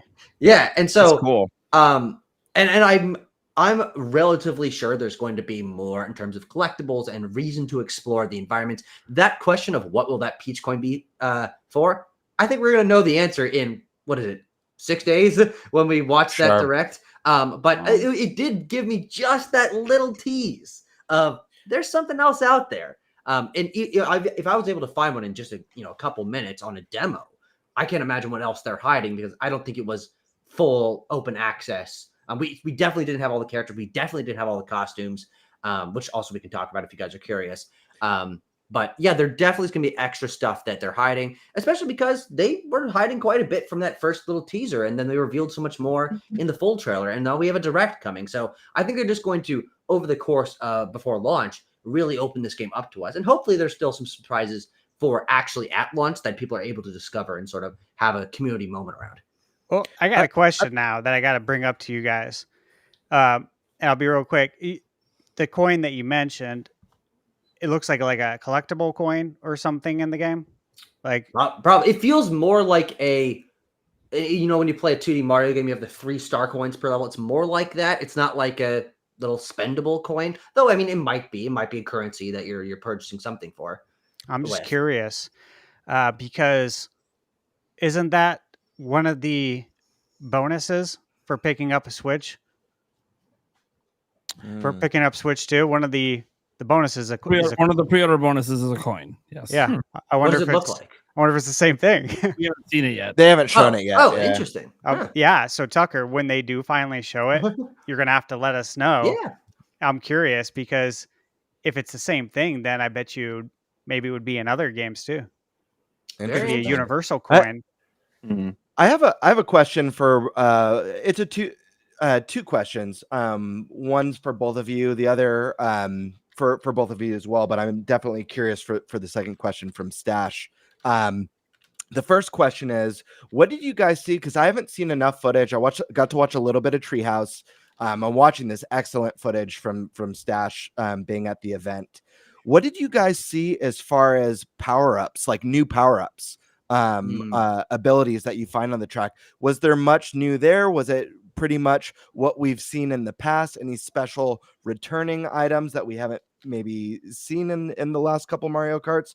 And the second part is we know one of the new kind of transformations is kind of like a boat mode. You go on water in this game instead of going underwater. Yeah. I want to know how that feels. Obviously, in Mario Kart 8 Deluxe, there's a difference in feeling between being on the track and using your glider that's a little bit more floaty and drifty. What's the water feel like? Does it have kind of an actual boat feel to it, as the resident wave race fan in the podcast? But also, I'm curious about power-ups. That's one I've been thinking about since this game got announced. To the boat question, yes. I actually mentioned this in my Mario Kart video that it looked like wave race. Like when I was doing the kart selection, there's actually a jet ski cart when I'm in the kart select screen and I hover over it for a minute and I'm like, what? Awesome. This is interesting. Yeah. And when we actually got onto the water, it totally controls differently. But it felt good. Like it literally felt like you were riding waves.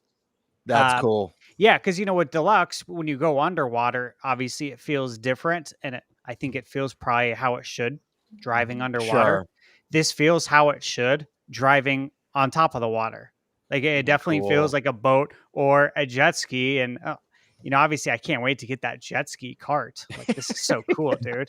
And then real quick, Stash, not to interrupt, but while you're on it, I gotta know, because we've talked about this the last like 3 or 4 podcasts. How'd the water look in person? Everything looks great here, but how'd the water look in person? Okay. Honestly, this is a big sticking point that I want everybody to please understand. Okay. I even talked to the guys about it today because I was working on my Zelda video, right? And I have an iPhone 16 Pro Max, and I was recording in 4K 60 with HDR on. And I even bought a portable SSD, the one from Genki. I bought that, so I made sure I was ready. I had the charging brick and everything. And when I bring my videos over from my iPhone to my Windows PC, and I try to use Adobe Photoshop Premiere to edit the videos. I tried DaVinci today, which yielded some better results, but it's still not where I need it to be. So I did something that I didn't think I was capable of even doing today, especially at my age. Because how they say with your cell phone, you only unlock like you only use like 1% of its capabilities, right? And Right. like I've always been that person. I'm like, yeah, like I'm not gonna hide it. I don't. I'm not on my phone a lot. I'm doing other stuff. But today I had to tap into that because the only way to get the Zelda videos to you guys without losing the HDR, which the HDR makes this, okay? Yeah. It literally makes it. This is such a massive, massive inclusion on the Switch 2. And had I not learned how to do this, I edited my Zelda video today. I did it all on my phone and even posted it to YouTube and brought in my narration that I did on my computer, uploaded it to Google Drive, brought it into my phone, figured out how to put it all together. And that was literally done on my phone today. And that's not something I would ever consider doing.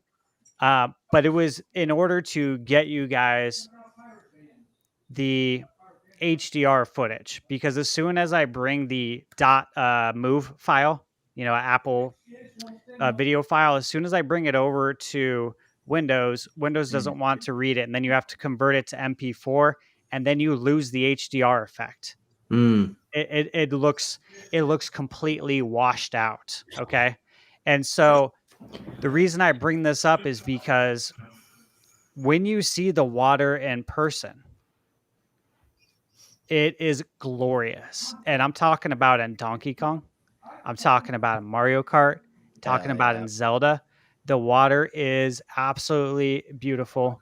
It looks so good. I was very impressed with the water. I'm like, this is great. Love to hear it. Dude, it literally felt like the N64 days when I was just salivating over the water. I'm like, oh man, I got to see the water effects in this game. It felt like that, but I was just like, I wasn't thinking about it until I saw it. I'm like, holy shit, this water looks great. and then more games came, and I'm like, oh my god, like, and all the colors again, like even this footage here, guys. Again, like you lose some of the HDR effect. When you see this in person, the colors pop so good. Like they look really, really nice. And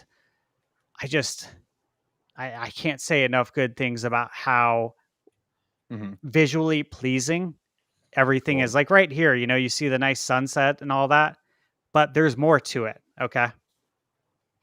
And for both you guys, the power-ups, did we notice anything special or new? I don't know if they limited how many power-ups were available for the demo or anything, but I'm just curious. I don't think they did, man. I think this was I think this is the final build. I think it's been the final build for a long time, to be like honest, but that I've thought the Switch 2 had been ready for a long time. It's just other factors, right, as to why it's not out yet.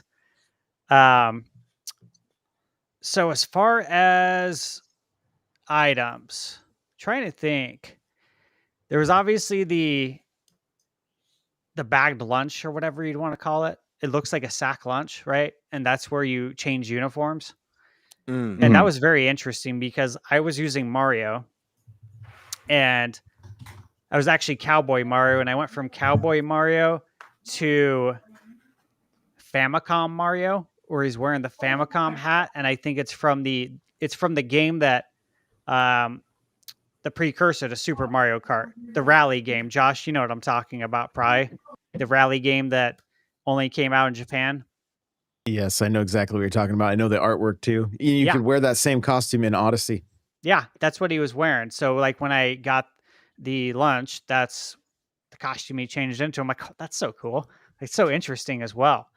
I know there was more items. There was a golden shell, right? Interesting. And when you fire the shell, it leaves a trail of coins. Am I remembering that right, Tucker? Oh, we unmute him quick. Hold on. Oh, you're fucking dead. Unbanished. Perfect time to unmute. Oh, wow. Oh, you're fucking dead. Yeah, I'm sorry. I'm trying to message my brother currently to have him quiet down a little bit. I've messaged him on Discord, on Steam, on his text, and he's still locked into whatever he's doing. You don't need to go in there and be like, hey. Or Tucker, try carrier pigeon. Those You know always what? work for me. That is more efficient. Absolutely. Yeah. I apologize. Oh my, What's happening? Is that a cat fight? Oh my god, we got a cat fight. dude! Tucker and not having a good time over there. What's happening? Holy live? shit! Only on Nintenbyte Podcast do we get live. That I was don't know what's crazy. happening, but this is awesome. All right, Tucker, do you need a moment to handle your family, including the pets? They're take gone. your I don't know. time. They just ran out of my room. They Wow. heard carrier pigeon and they went wild. Wow. That's amazing. Honest to God, they don't usually get that loud. That was totally unexpected. And perfect timing too, talking about how loud it is back here. Oh my God. Golden Shelf, anyone want to talk about that? Yeah. Yeah. Golden shelf. So that left a trail of coins, right? Yes, it did. Yeah. And it, just as it does in like New Super Mario Bros. 2. The interesting thing about coins is that I believe you have more of them this time. I think 20 is now the upper limit. 20 is the cap. I confirmed it. Yeah, I think it was 10 before. And obviously with 24 racers in any given track, the variance in how fast you're going that coins allow you gives them a little bit more importance. And so, Cool. and I think because there's just more going on, it's fun to be having that constant visual feedback of picking up coins and items flying everywhere. And so I like that that's in there. And that honestly is one of the only new items that I picked up on. There's also like a Hammer Brothers, like you can spam hammers and throw them at people, which is not really that different from a fireball or something. I don't know. It's kind of, it's a Mario thing, so it's fun at least. But my guess is that there would be maybe a section in the direct for some new power-ups that'll be used in the game, because I was shocked by how little new there was in terms of power-ups, or one big one that they would hang the hat on this game. I mean, almost every Mario Kart game has one or two new items that do really change the flow and feel iconic for that game, and not having that in this, I was a little bit surprised. Like there wasn't one that jumped out at me. So I would say it's more likely we see more in the direct next week, or at least that there are more in the game when it fully releases. But from our time with it, it was much more about the tracks, about the different modes, and not about the items. Sure. But to your question about the boats, one thing I really did like about it, I think, is maybe an improvement above going underwater in 7 and 8, is that it's a lot bouncier. You go on the water and you dip underneath it a little bit, and then you get a little. You can trick off of the water because it's basically like getting a little ramp each time. Yeah. And also there's things in the water. So I remember this one little section on a map where I was in a river, and I dipped into the river. I bounced out a little bit. I tricked, and then I landed on top of a Goomba who was in a little inner tube. And then I bounced off of the Goomba, and I tricked off of the Goomba. And so it gave this really interesting sense of flow where you're kind of like using just the momentum of dipping in and out of the waves. Like as Stash said, kind of like Wave Race. Obviously, it's not a massive focus of the game, but it does feel like there's a little bit more momentum carried when you're not going under the water and going slower, frankly. I mean, it was more just less sluggish. interesting to go underwater. So I think it's definitely an improvement. Hell yeah. One thing that you guys see the footage right here, how it goes like all tie-dye right there. Mm-hmm. It like right at the end of each wave it does that, and it's so cool, especially with the HDR, like in person. But obviously we didn't see the knockout mode. They just said like, hey, you're playing in a knockout mode tournament now. You're going to be competing against everybody else here. Are you ready? It's like, oh, yeah, okay, yeah, let's go. Like, we've never played it. I'm like, this will be fun, right? And when you start the knockout and you fly into the actual knockout mode, and like you're controlling your racer and you're flying, like it's as if you parachute down from your cart. Nice. And I'm like, this is so cool. Like immediately I just had like this huge smile on my face. Like, this is badass. Like, what a great idea. And you're literally like, as you're flying down, I'm running into other carts. Like, I'm trying to jockey for position and get them screwed up from the get-go. So like when I hit the road, I'm running, you know what I mean? I'm like, this is really awesome. Right, they kicked us all off the battle bus at the same time, baby. Yeah. It's so cool. I'm watching this footage too, because like I'll be honest with you, I have not like watched it back like with a I don't know, an investigator's eye, I guess you would say, like to see if there's other items. I don't know if you guys have watched a lot of footage, but there's that tie-dye effect too right there. It's so cool in person when it's That's really cool. and the HDR, obviously when it's 60 FPS, it looks so awesome. The weather effects was a big one. Tucker, did you see much of the weather effects? I actually did not. I mean, it honestly may have been rainy when I was on one of the tracks, but that was not something that made a big impact on me if it was there. So, like, you talk about your thoughts on it. Yeah. So there was at one point I was like driving through a storm. So one point it was raining, then it was storming, so there was like lightning going on, and that was really cool. It looked very, very nice, and I know there's a few tracks on. Was it on Mario Kart 8 Deluxe? Is it the Cloud Top cruise level, Josh? Where there's all the lightning and the speed ramps? Yeah. Cloud Top Cruise. Yeah, I love. That's one of my favorite ones, and it gave me like those vibes, but on a much, I don't know, more epic level, I guess you could say. Like it looked really, really good.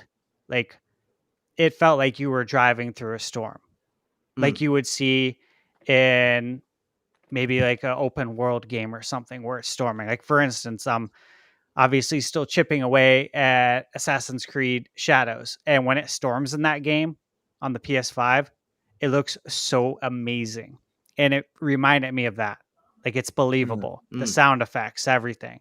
I'm like, Cool. I just want this at home, and like on my TV and my surround sound to hear this, because from what I can see and hear, that's the vibe I'm getting. It was really cool, the weather effects. Hell yeah. Yeah. And we only saw so much of it. So, you know, who knows? One of the things I loved, and this is something that like I was looking forward to based on what we saw in the direct, and I thought it was going to be a really big deal, and that was the grinding.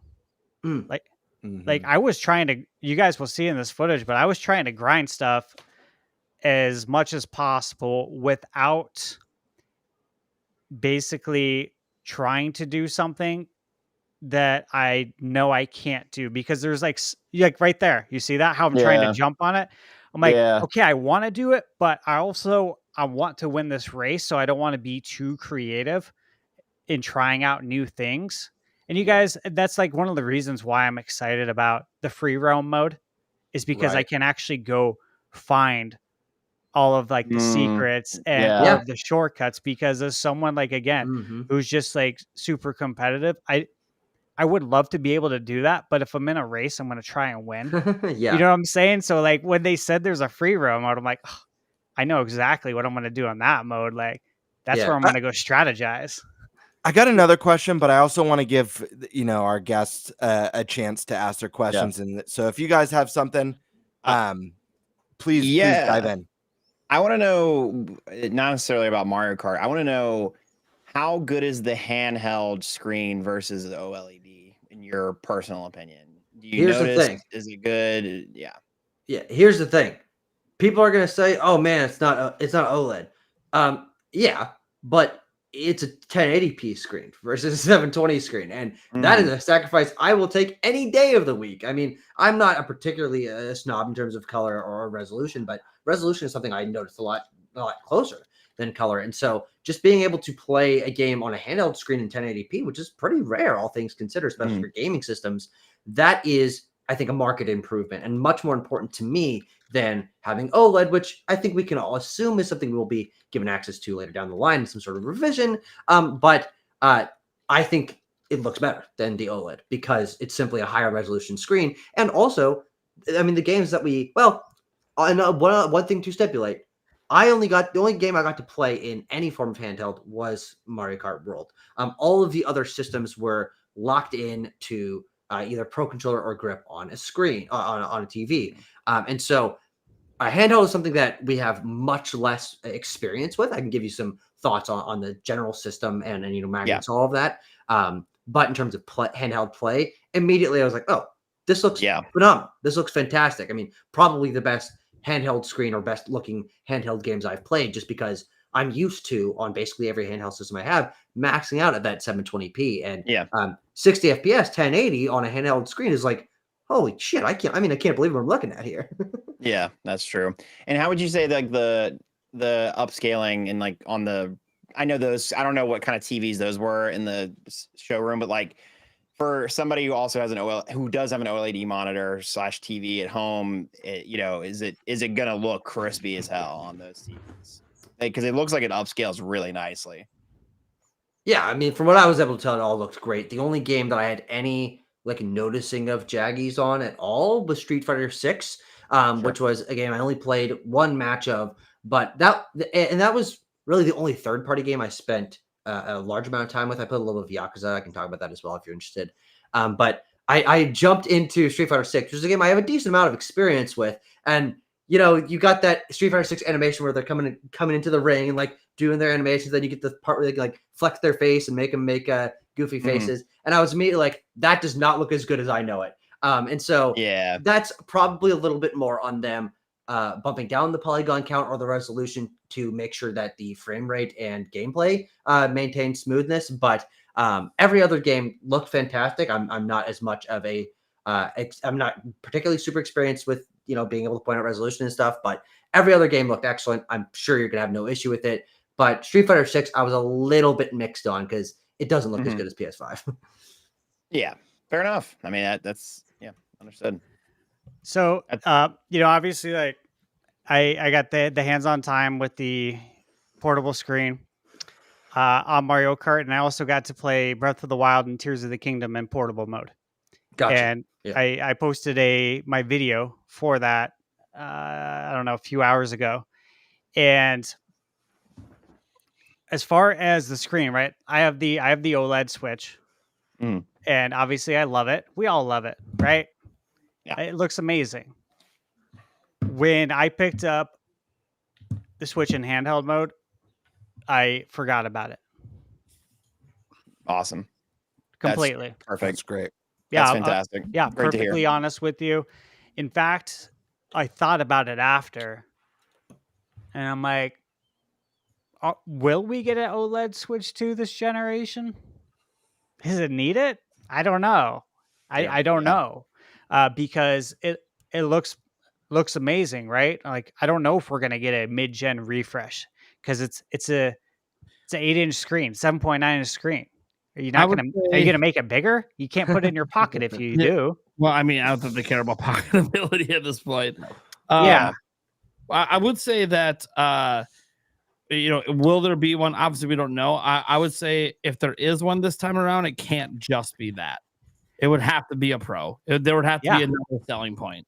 I agree. Yeah. It's not a big enough jump because the screen looks amazing. And like, again, if you watch the videos, like the one I posted today of Zelda, it was especially important because I wanted to get that HDR. And that's the one I did on my phone so that you guys can watch it on your TVs at home or your monitors that are 4K 60 with HDR. If you have all of that, then you'll be able to really see it. But oh my God, like it pops off the screen. Zelda, especially like playing Zelda in both Mario Kart. One thing I noticed, and I don't know if you noticed this, Tucker. I know you only played Mario Kart handheld, but I didn't feel any difference at all. Like as far as performance, it ran just as good as it did on TV. It felt just as good. I didn't feel any sort of drop off in performance or visual fidelity. Yeah. I didn't play Zelda, so I don't have that. I can't do a particular response to that, but I think it's what's interesting about Switch is that we all know what sacrifice we're making when we take it out of that dock. You're playing certain games and you take it handheld and you're like, yeah, okay, look, it's a 720p screen. It's not got the extra boost in visual fidelity from being in the dock. Whatever, I can take that. I'm taking it on the go. But I do think that you're not making as big a sacrifice this time around. Not only because Switch 2 is 4K enabled when it's in the dock, but I don't think most games are really going to take full advantage of that anyway. And so you're going to be getting a nice crisp 1080 60 on dock, and then you're going to be getting a nice 1080 60 when you're in handheld as well. So I think it's really going to be much more of a comparable experience and much less there's less sacrifice made when you take things handheld, which I think is really exciting. Yeah. Yeah. Like that was my takeaway, is that I even said it, I think, in the video, like, candidly, like, this is me, like, when I'm actually playing it. And I was like, there's like no drop off here. Like this feels identical, which is really cool because we That's all know that excellent. like that wasn't the case, right? You knew you were making some sort of sacrifice, and in some games a bigger sacrifice, right? Like you might take a huge dip in resolution, or your frame rate might take a hit, and it's like everything I had played was like 1-to-1. I didn't feel any difference, and I'm like super sensitive to that sort of thing. I would notice it, and I'm just like, you guys are gonna love the screen. Honestly, you're gonna love the screen. The HDR Awesome. in person is just like, I don't know. It's like eye candy. Literally, you're just like, Yeah. the colors are popping everywhere. This looks so good. Yeah, the HDR, when they dropped that in the trailer, or like when they were talking about the specs of the Switch and the Direct, that really gave me a lot of confidence that we wouldn't really miss the OLED all that much, if at all. To me, the biggest deal is the variable refresh rate. Like, huge. because That's games massive. aren't going to run consistently at 30. They're not going to run consistently at 40. It'll make that smoother. And since it's 120 hertz, you can do things like what Cyberpunk's going to try in performance mode, 40 FPS. Variable refresh rate lets you do that and have it feel smooth on your TV. And so, like, that's a huge thing for me. So, as we've been talking a bit about the screen, there's one question on everyone's mind, and we can't answer it because we don't know 100% what the tech is behind it. But you guys obviously got a lot of experience using the Joy-Cons. Yeah. Obviously. Well, I will actually stipulate most games that I played were with the Pro Controller. So Joy-Con is actually a little bit more limited, though I can still speak on it. Sure. So for the Joy-Cons, obviously we have a lot of questions about it. We talked about the rumble and all this other stuff. We got to address the very first thing. How do those sticks feel? Because that's the number one issue on Switch 1. I think they feel better because they're bigger. Not in terms of distance of the stick, like how tall they are, stick height, but they're just bigger around. And so it feels a little bit more like you're using a stick on any other controller versus how small the joysticks are diameter-wise on the Switch 1 Joy-Con. That is definitely the thing that I first noticed, is your thumb just sits on it more substantially. Very, very good decision, I think, on their end. So when I used it, I think it all kind of like came together for me pretty quickly, in that my thought was that these are Hall Effect sticks, and Nintendo is not going to say they're Hall Effect sticks because Hall Effect is copyrighted. And so they're not going to call it Hall Effect in the same way they're not going to say that medals are trophies or achievements. But they're using that technology because I have Hall Effect sticks. I have Hall Effect controllers. I know what they feel like. This is exactly what it felt like. It's totally what it felt like. They're just not going to call it that because if they do, they'll have to pay a royalty. Yeah, they probably redesigned it, a custom design for them. 100%. Probably a Nintendo solution. By the way, yep, that might be the biggest news of the show. That's why I wanted to bring it up, because I knew Stash in particular is very sensitive with the sticks. I'm like, he would actually be able to tell the difference between standard, and the Hall Effect. And to be fair, guys, also, do you have any experience with TMR sticks? What is that? Yeah, No, see, no. so TMR is a more newer technology that's starting to, in the enthusiast realm, replace Hall Effect sticks. So I'm just throwing that out there as a possibility that maybe if Nintendo went in that direction, maybe they have a similar feel to Hall Effect as well. But either way, the big takeaway here, and this is what you guys hear, is they are not the same joysticks as obviously the Switch 1. They've completely redesigned, and they appear to not be like an Alps sort of design. It looks like Nintendo took the Joy-Con drift seriously, and that's what everyone wants to know. Good. Yeah. I am familiar with those sticks, Nate. And I think it could be either. Yeah, because I have a similar feel. I've only ever touched one Yeah. controller. So Yeah, they have a similar feel, and both of them obviously feel really good. And I think it's Nintendo's solution, right?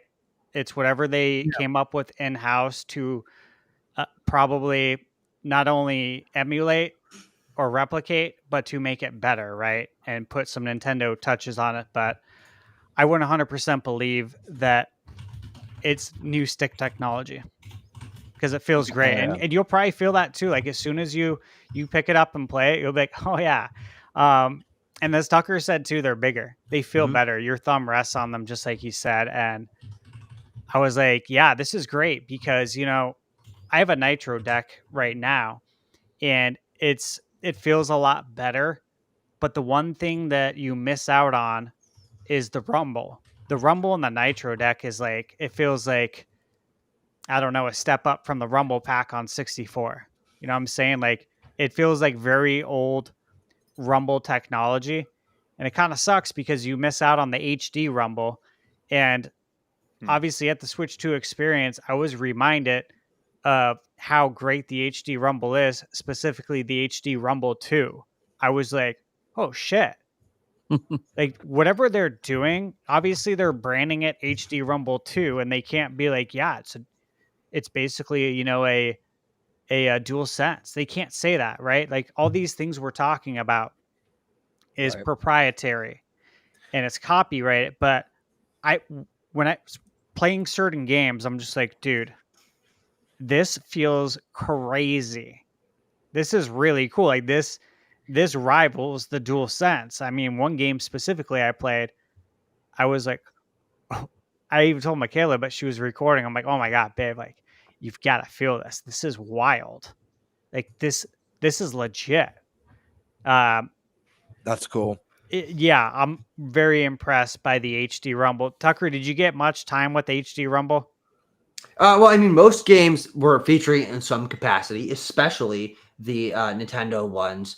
I have to say, the game actually where it most surprised me and immersed me was actually Dragon Drive. Yes! It was the way that was used in conjunction with all of the mouse movement that made it feel like you were using a totally different kind of controller.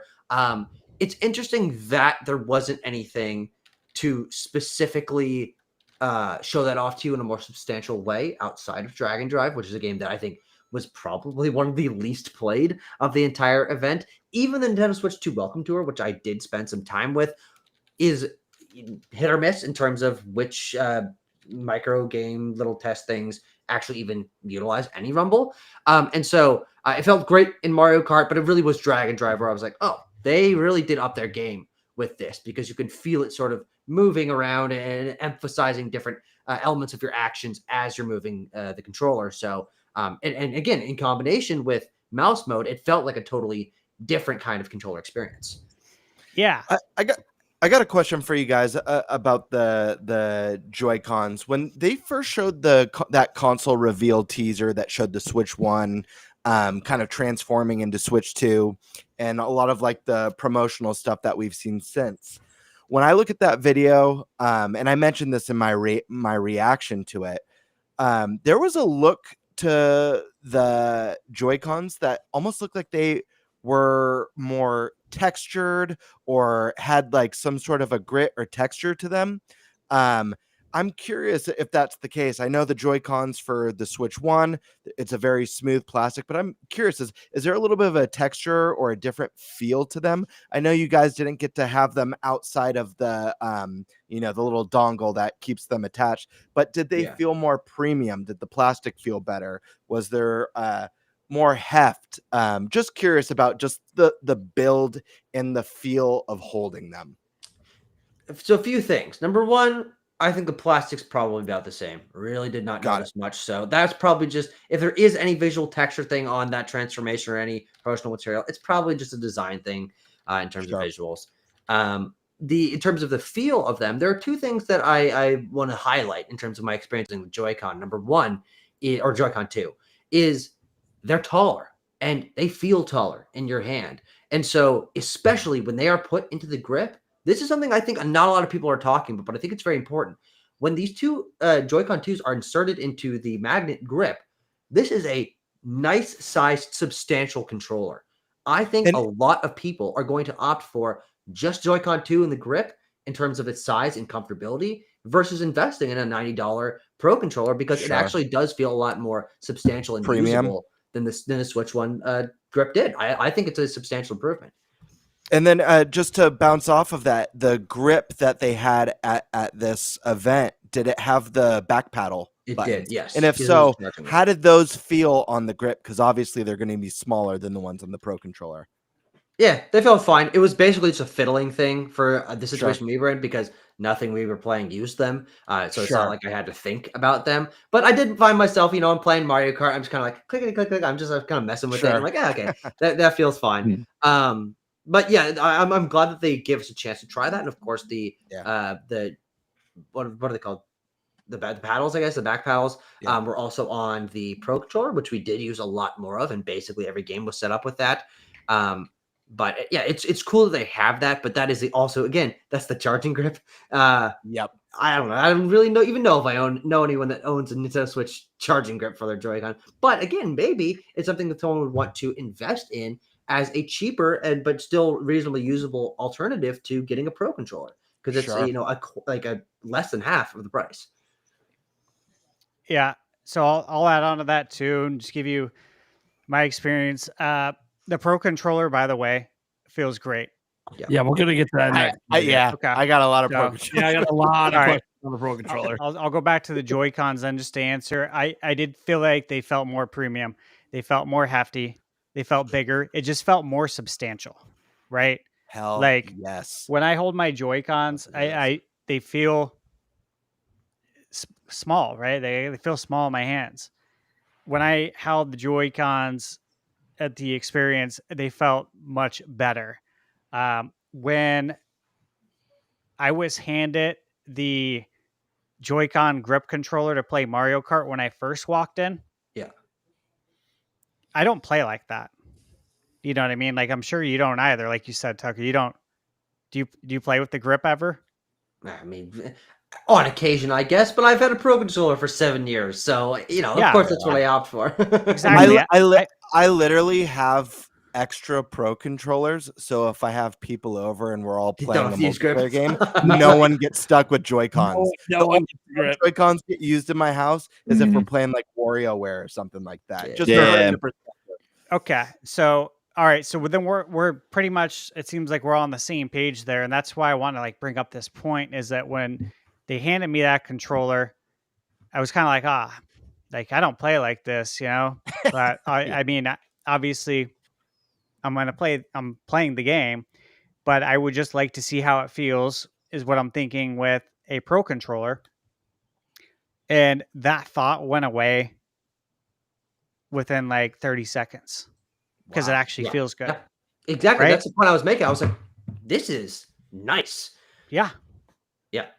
One thing I will say, again, this is the other point about the usability and comfortability of the Joy-Con 2, is not that we're going to be particularly us in the enthusiast community using a single Joy-Con on its side that often, but it is something to consider.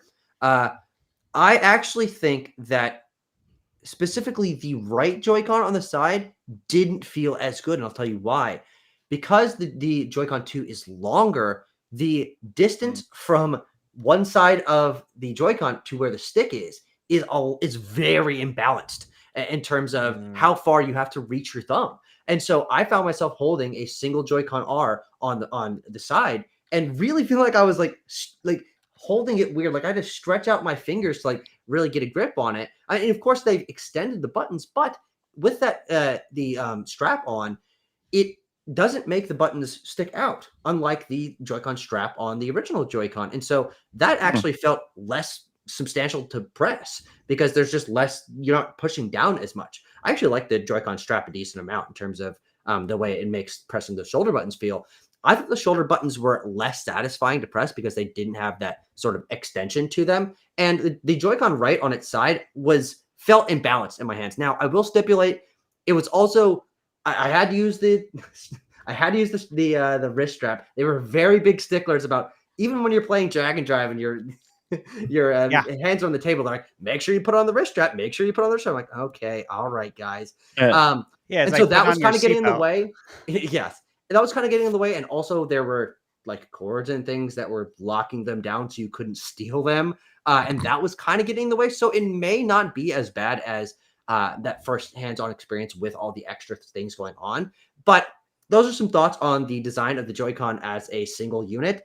I was a little bit mixed on it because I do think it's much more designed not for that single Joy-Con play, that the Switch 2 or the Switch 1 Joy-Con, I think, were much more geared towards that.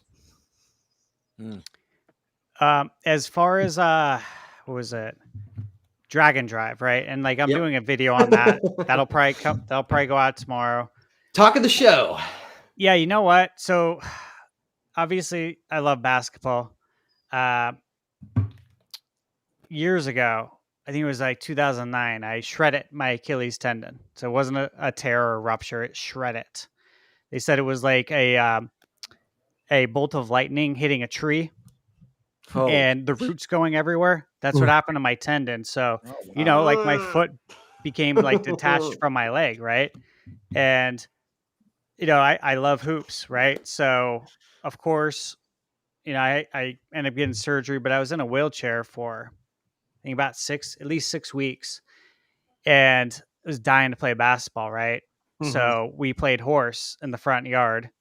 I played against my brother and my cousin, and I was in the wheelchair. And I will say I did win. I was so happy to win too. It takes a lot of strength. But doing that, you have a lot of respect, right? For wheelchair basketball. And when it was announced that there was a wheelchair basketball game, all I could think was like, oh, I remember doing this, right? Mm-hmm. And like, I have total respect for it. And it was a lot of fun, is what I was thinking. I'm like, I think this game could actually be really good. And I know people are pooping on it because, you know, that's what people do, right? But I was like, I have a feeling this is going to be one of those games that's going to be like really fun.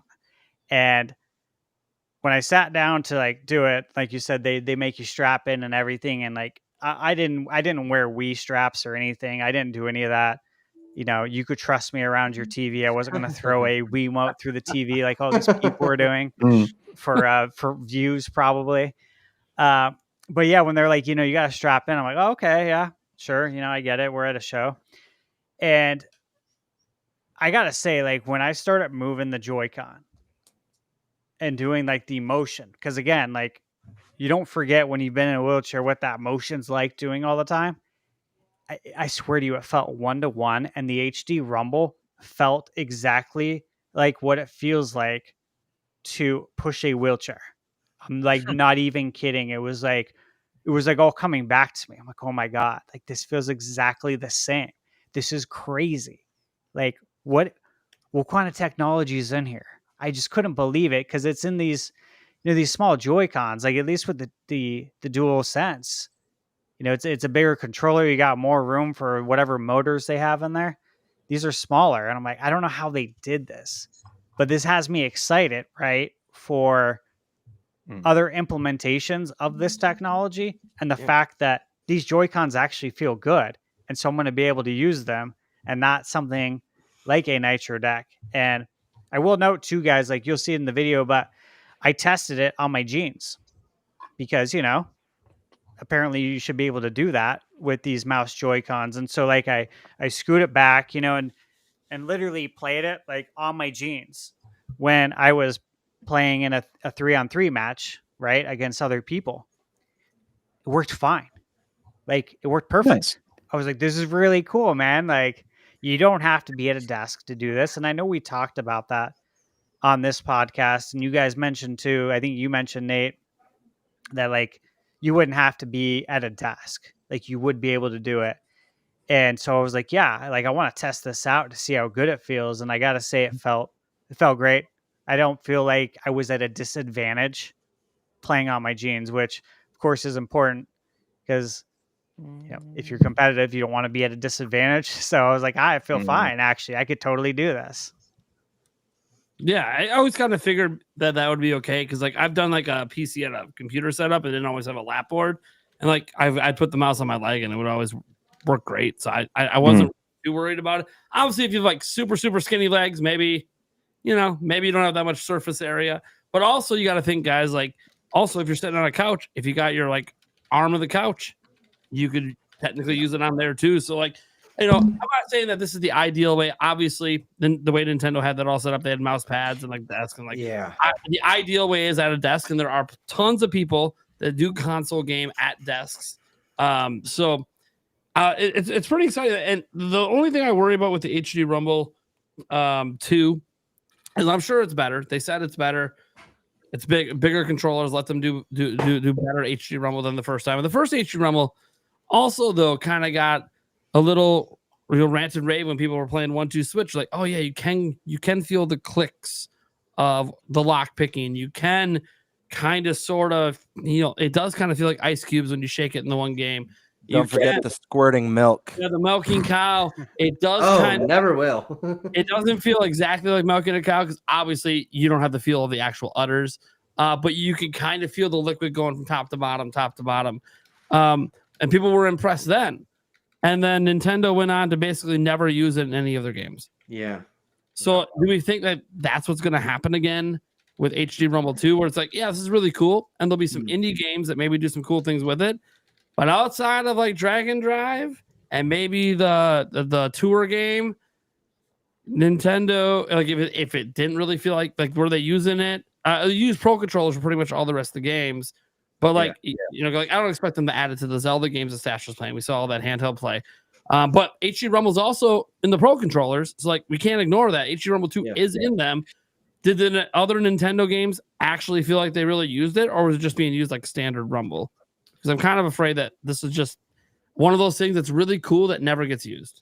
I will say Donkey Kong Bonanza is one of those games that actually uses it quite a bit because you're doing a lot of gripping and chucking and grabbing in that game. And so in order to make it feel a lot more tactile, they, I think, did put quite a bit of effort into making the different things that you're grabbing or things that you're climbing have a different feel to them. Now, we didn't get a ton of time with that game. I can still talk about my impressions, obviously. But I think that's one that people are going to feel pretty strongly about in terms of its usage of HTML 2 because Donkey Kong is grabbing onto different like substances ostensibly, right? There's like different kinds of mud and different kinds of rock and stuff, and it has a different feel and pop to when you're gripping it and pulling it out of the ground. It feels a little bit different, which is a cool little nuance. It wasn't something that super jumped out to me, but it's definitely something that's in there. So hopefully that sticks around a little bit longer. One thing I will say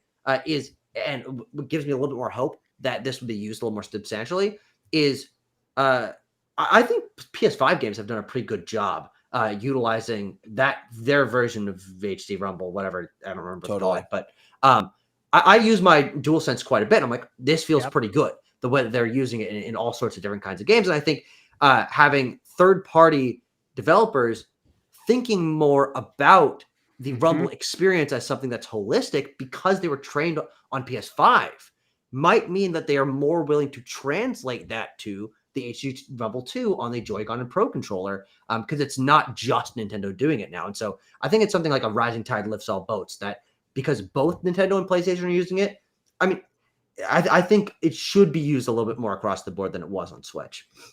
Totally. Yeah.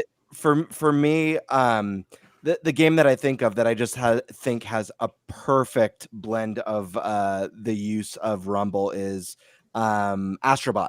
Yeah, absolutely.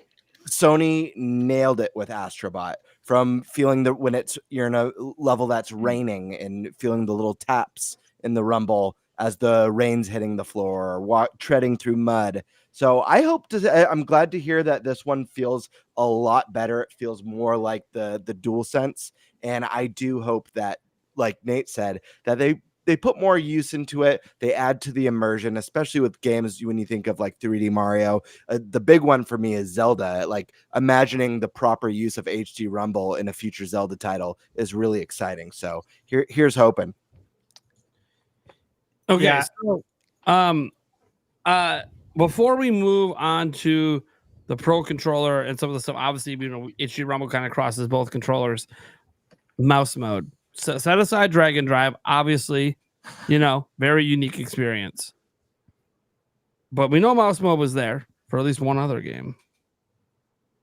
That's true. How we doing? How we doing with that mouse mode, man? Yeah. You think you want to transition into Prime 4 conversation or just the mouse mode element? I think just the mouse mode element, because the thing is, like, a lot of people are like, oh, it has a mouse. They'll barely use it. It's not a big deal. Who's going to want to use a mouse with the Joy-Con on the side? Like, that's not very comfortable. I have noted that because mouse mode exists, it's always possible. There is support for standard mouses if you want to use it, potentially.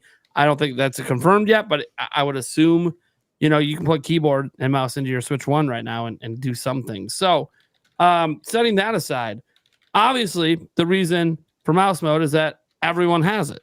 It comes with the system. So how's it feel? I think that for Metroid Prime 4, which was the one that we used that most specifically in, drag and drive is such a different experience. You almost can't really translate to what it'll be utilized in other games. It was immediately superior in my experience. When I sat down to play, well, actually, I stood. We were standing at these desks to play Metroid Prime 4. You do one just holding it and using the joystick, and you turn the other one on its side, and you press the buttons on its side, which I actually think works really well. Like, you're still utilizing those face buttons as you're using the mouse, which is something you don't really do with a mouse usually. Of course, some mice have side buttons, but they're usually optional and not core to design of games. There's a boss fight at the end of the demo for Metroid Prime 4. And halfway through the boss fight, I'm like, you know what? I'm going to see what this is like playing it just controlling on two sticks. I'm like, I can't hit anything. Oh my God, it's so much worse. The aim and precision of mouse mode, especially when you bump up the sensitivity, which I think is important that people do, is immediately superior. I mean, you can easily hit things a lot more. It's a first-person game, so I think it feels a lot more responsive and fluid and makes the combat feel snappier. And the great part is, even if you are not a fan of using the mouse mode, obviously you can still do it normal. You can still do it regular style, like a set of controllers. But it's also, you can just swap back and forth, baby. That's the thing that really blows my mind. I think makes this a much more substantial innovation than people are giving it credit for. Is, say you're playing Metroid Prime 4, you're using just normal controller style, you're walking through the environments, and suddenly there's a little puzzle that wants you to hit 5 things in quick succession. Just rotate your wrist, use it in mouse mode for 10 seconds, and then turn it back. The fact that you can swap between on the fly, depending on what the game asks you to do, I think will make every game that utilizes it feel a lot more fluid. Because if there's a specific section where you want precision, you can literally just turn your wrist and utilize that functionality. And that's never been something that games have been able to take advantage before. So I instantly like the mouse mode quite a bit. And it was decently comfortable. I won't say it's as great as using a normal mouse, but I thought it was amazing, especially for Prime 4. Yeah. So for my experience with, well, obviously there was Drag and Drive, the Nintendo Switch 2 Welcome Tour used mouse mode, and that was a ton of fun. And I'll have that video tomorrow. But for Prime 4, very, very similar to what Tucker said in that I hot swapped a lot throughout my demo because I wanted to test it out, right? Like, how good can it go from holding like a Joy-Con to flipping it over now and using it as a mouse? Is it going to be 1-to-1? Like, can I switch on the fly and not get hit by an enemy? Is this going to be a detriment? Like, do I need to go into a safe corner to do this? You know what I mean? Yeah. Because you know how it is in games. Like, do I need to go somewhere safe real quick? That was like a big thing I want to know. And it was 1-to-1. It was literally like switch, like pun intended. Like, you switch and it's like hidden switch, man. It did it perfectly. And playing it, same thing in that when I went into mouse mode, I felt like my arm was almost like an extension of the arm cannon. I'm like, this is badass. This is so cool. Yeah, like I'm literally like moving it around and like, using the left Joy-Con to look around, and then I'm controlling the arm cannon with the mouse mode, and you're like looking around and you're aiming. I'm like, this almost feels like I'm playing like a light gun game, like Time Crisis, also, which is awesome because that's a great game. Like this Or is the so Wii versions cool. of Metroid Prime that people Yeah. praise so much for their flexibility. Yeah, it feels like an extension of it, doesn't it? Like it's like what they would have wanted to do with the Wiimote. This feels like an evolution of the amount of control that you have playing Metroid. And so for me, I walked away, and the Nintendo rep, of course, asked me, and I told her exactly what I'm telling you guys, but I walked away saying I'm 100% playing this in mouse mode, and it gave me the confidence, Tucker, that the reason why Metroid Prime 2 and 3 haven't come out yet is because they're going to utilize the mouse mode on Switch 2. And I talked to didn't even think about that. That's Yeah. fascinating. And I I'm talked sure to Prime Roger Remaster will about get a patch. Absolutely. Yeah, I talked to Roger about it, the Nintendo New York store, and this is before I had played it, and he was talking about how cool mouse mode is and how it's just amazing. And then after I played it, I'm like, 100% this has got to be why. Because this is the best way to play this game. Like, once people play 4, they're not going to... They'll still play the other games, right? But they would wish that they could play it like Prime 4 in mouse mode. That was my takeaway. Bro. Don't play with my heart. Dude, I think it's going to happen. I think it's going to happen. Like, It's a I great was theory. an instant believer. Yeah, it felt so good. I was like, this is really encouraging because I played Dragon Drive. Mouse mode was awesome. The Switch 2 tour, again, tons of mini games, and the mouse mode is so cool. And then playing Prime 4, Civ 7 was there. And I didn't play it. Nobody played it, right, Tucker? No one's playing Civ 7. No, that was empty the whole time. Yeah, man. and No one wants to play that. No, that's love not a game to easy. play at an event.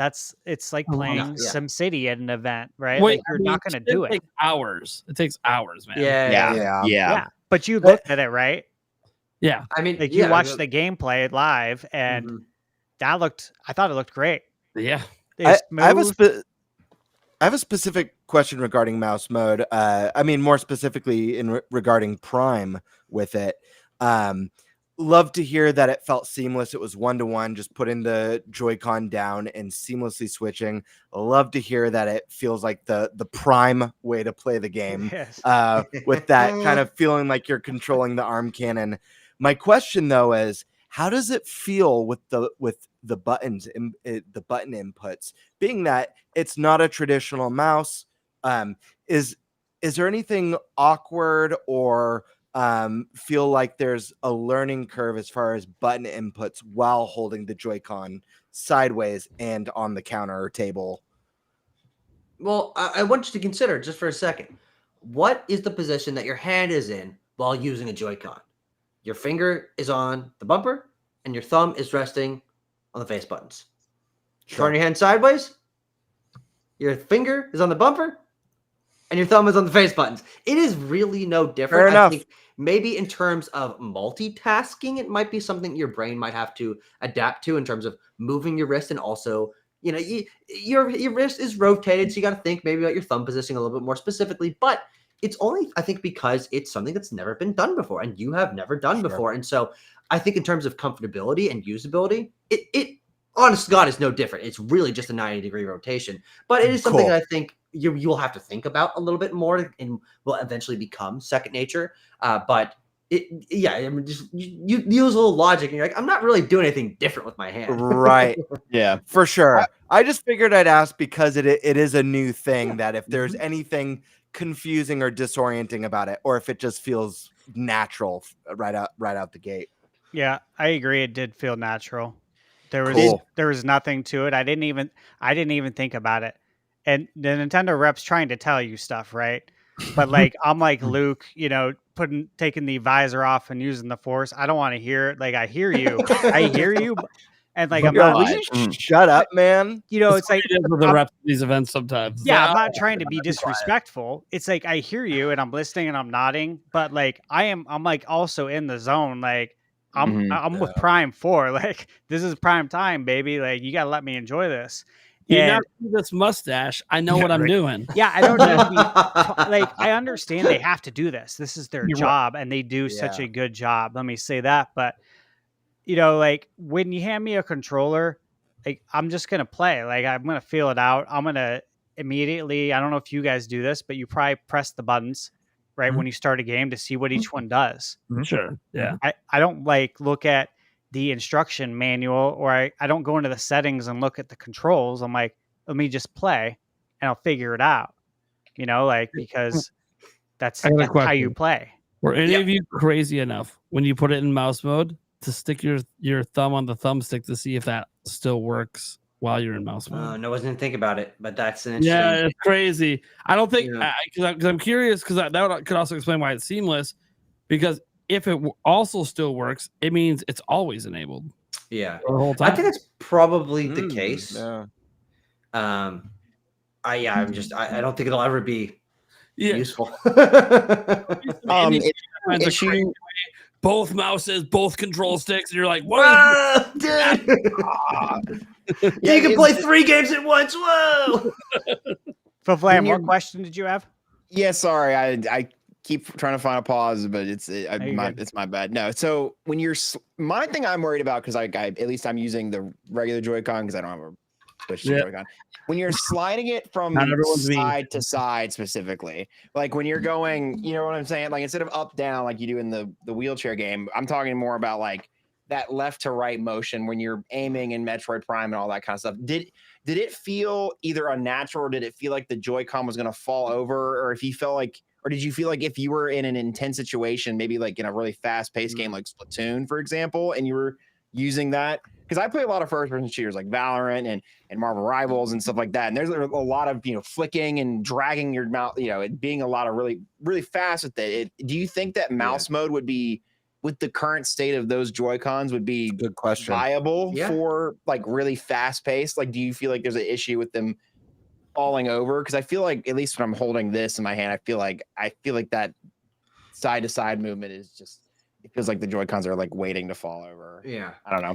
I think this goes back to what I was saying at the beginning of my mouse mode conversation. Is you're gonna want to turn up the sensitivity so you don't actually have to move it very far, because that's the thing that I think would cause you to have it be a little bit unsteady, is if you're moving it in like a big strokes. I know, like I watched my brother play PC games. He's got this whole giant desk and he's moving his arm way back and forth. You're not going to want to do that with the Joy-Con. And so turn up the sensitivity and do like small motions with your wrist. No risk of that. But it's not going to be as flicky precise as a big mouse pad. Sure. I don't think you're going to want to do that. I think if you're doing that, that's going to maybe be a little more unsteady. Yes, Nintendo Prime from Nintendo Prime Podcast. Yes. Yeah. So, hey, Nintendo Prime Podcast is retired. Oh, sorry, my bad. Nintenbyte. No. So when you guys were using that mouse mode, was that with the strap on or off? Yeah, it was. They made us strap on every time. Yeah, okay. Because as one thing I am curious about is if it feels a little different with the strap on versus strap off, because mouse mode can work either one. And if you look at the design, like there's slide pads on, not just the strap part, but also without it for people that want to do it that way. So I was very curious if there was any difference in the stability with or without the strap. But I'll be honest, I don't think they would have even let you take it off. I think there might have been they might have been glued on or whatever, because they were very specific about what access you had in any given control scheme to manipulate it to your own liking. This was not something where we could particularly experiment. The only opportunity we ever had. Sorry. They don't like me at events. I find ways to do things they don't want me to do. In a menu in what was that, Pokemon Let's Go, that we're not supposed to access, but we got exclusive footage to put on YouTube. Oh, one's supposed to do that. Oh, you're not telling me to do this. Well, my hand is sneaking around the Joy-Con in mouse mode. Oops, I accidentally touched that button in the press, and the Joy-Con strap came off, and I slapped it down to use it quick. Didn't realize it happened. You want a little bit of mildly useless but kind of interesting behind the scenes info here. Here's a little, I don't know, let's call it a scoop. Let's use some big air quotes on that. We'll call it a scoop. Is news today. I was playing Nintendo Switch 2 Welcome Tour, and my right Joy-Con was being a little finicky. Sometimes the mouse mode wasn't working. Now, of course, to a lot of people, that would be a bad sign. I am I give them enough leeway. Things go wrong, whatever. It's not the end of the world to me. They were able to come and fix it by restarting the Switch. I don't really know how that works, but it ended up fixing it. And here's the really stupid, useless scoop. I don't know how. Well, you can explain in a second.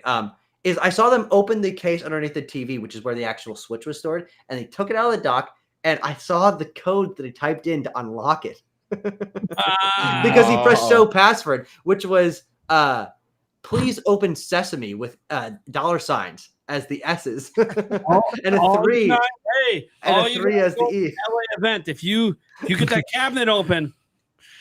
Yeah, but that would be crazy. He was typing it in, and he pressed show password, and my eyes went boink. I see what the password is. So there's the scoop. It's useless, but I did see something I wasn't supposed to. Yeah, so I think the reason I say I think I know why, like just restarting it worked. When you're at these press events, this is not the ideal situation to play. Mm-hmm. And so these are being wireless communicated. Lots of wireless interruptions. They can kind of desync. Interesting. And so when you reboot, it resyncs the controllers. Yeah, I've been at enough press events to see this as like a thing that happens. It's very common. So that's why, like, you guys here, like, don't panic about this.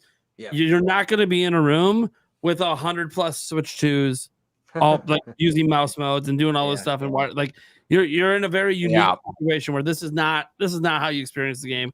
Desyncing is a thing that happens with controllers sometimes in those situations. I'm sure we all similar, but I'm sure we all remember the infamous Skyward Sword demonstration. Oh yeah. You know, where they had to ask people to turn off their phones and stuff like that. And then when you did the demo on the show floor, it worked fine. Yeah, because it wasn't one unit trying to work wirelessly with 10,000 people with their cell phones trying to record and take. And so, you know, obviously wireless interruptions are a thing. That's basically what I'm saying. And all these Switch 2s are using the same wireless signal. So, like, yeah, you get enough together, there's always going to be a problem. You guys probably know this sometimes. Used to be a bigger problem. They've kind of fixed it now, but at a lot of stadiums, it used to be really hard to use your cell phone and get a signal at all because there's just too many phones around each other. They have now found ways with access points and stuff to kind of get around that, but that was a problem at stadiums for a long time, especially in the early cell phone days. So, and the only reason I know they fixed it because I've been to some since then. Now that, yeah, you just need more access points, and then it kind of takes care of the problem. Okay, so this is where I think we get to the big question that I have for the Pro Controller. Okay, because we haven't delved into the Pro Controller yet. That goddamn control stick. Again, I'm the control stick guy over here, man.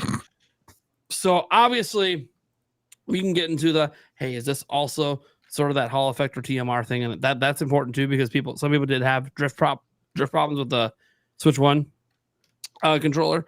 But also, they made a big deal about the sticks on the Pro Controller and like trying to perfect the perfect controller and how smooth it slides when you're moving it around, and the sound, like how it basically makes no sound, like the stick sounds when you guys know the stick sounds. Everyone knows.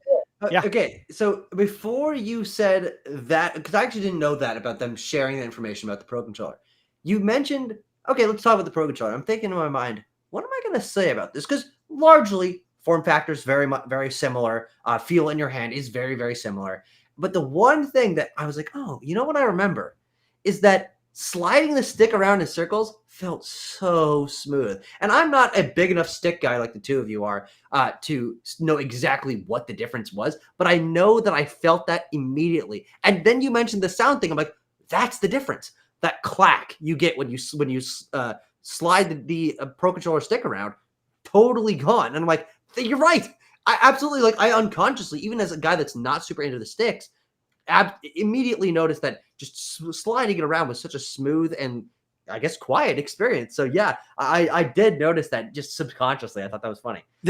They also mentioned in that same interview about the triggers as well, working on the triggers to improve them. I forget how they described it, but like softer or less clicky, or just like a smoother trigger press. Is that something that you guys notice? And to add on top of that, obviously the form factor is very similar.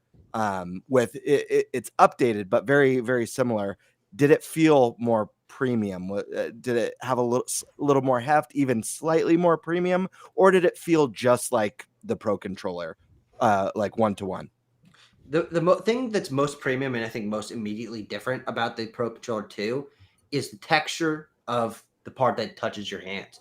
The Switch 1 Pro Controller has that like cutoff point where it becomes this, I don't know, almost looks like rubber, almost looks like here's a weird pull. It looks like a steering wheel kind of like texture on the Pro Controller 1. That's gone. It's the same texture across the whole thing, which I think is interesting. And it feels just like, it feels silky smooth. It feels like it's soft like a baby's bottom. I mean, it is a really different hand feel. And it is also totally different from the hard plasticky feel that almost every controller has ever had. You know, you think of like the grippy bits on the bottom of an Xbox controller or the like hard edges that a DualSense has, all gone. Just totally like soft, silky, melt in your hands feeling, which I was not expecting. Like it's a different hand feel, which I think is the most substantial and most premium feeling element upgraded to the Nintendo Switch Pro Controller 2. And the triggers, I didn't how really are notice. those? Can't really comment, to be honest. Got it.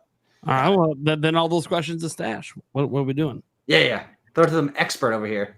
Yeah. So immediately when I put my hands on the controller, it felt so much better. And a lot of things that Tucker said are like completely accurate. It just feels better. It feels more premium. I don't know what they're using, but it doesn't feel like other controllers that I've held. And obviously I spend a lot of time holding controllers, right? Like it felt different. You know what I'm saying? He's holding like, some right now. You can't see, but he's holding a controller in each hand. Yeah. I log a lot of hours, right? Like And it felt different. When he's not, got to keep the hands in shape. Yeah, it feels good though. Like it felt immediately premium. And I don't know really how to put it into words that are different than Tucker's because I think he said it pretty well there. But I guess I could say that I bought the Switch 1 Pro controller on day one. I love it. Yeah. I fly when I go fly. I put my Switch in the stand mode and I use my Pro controller. Like I don't use it in handheld mode.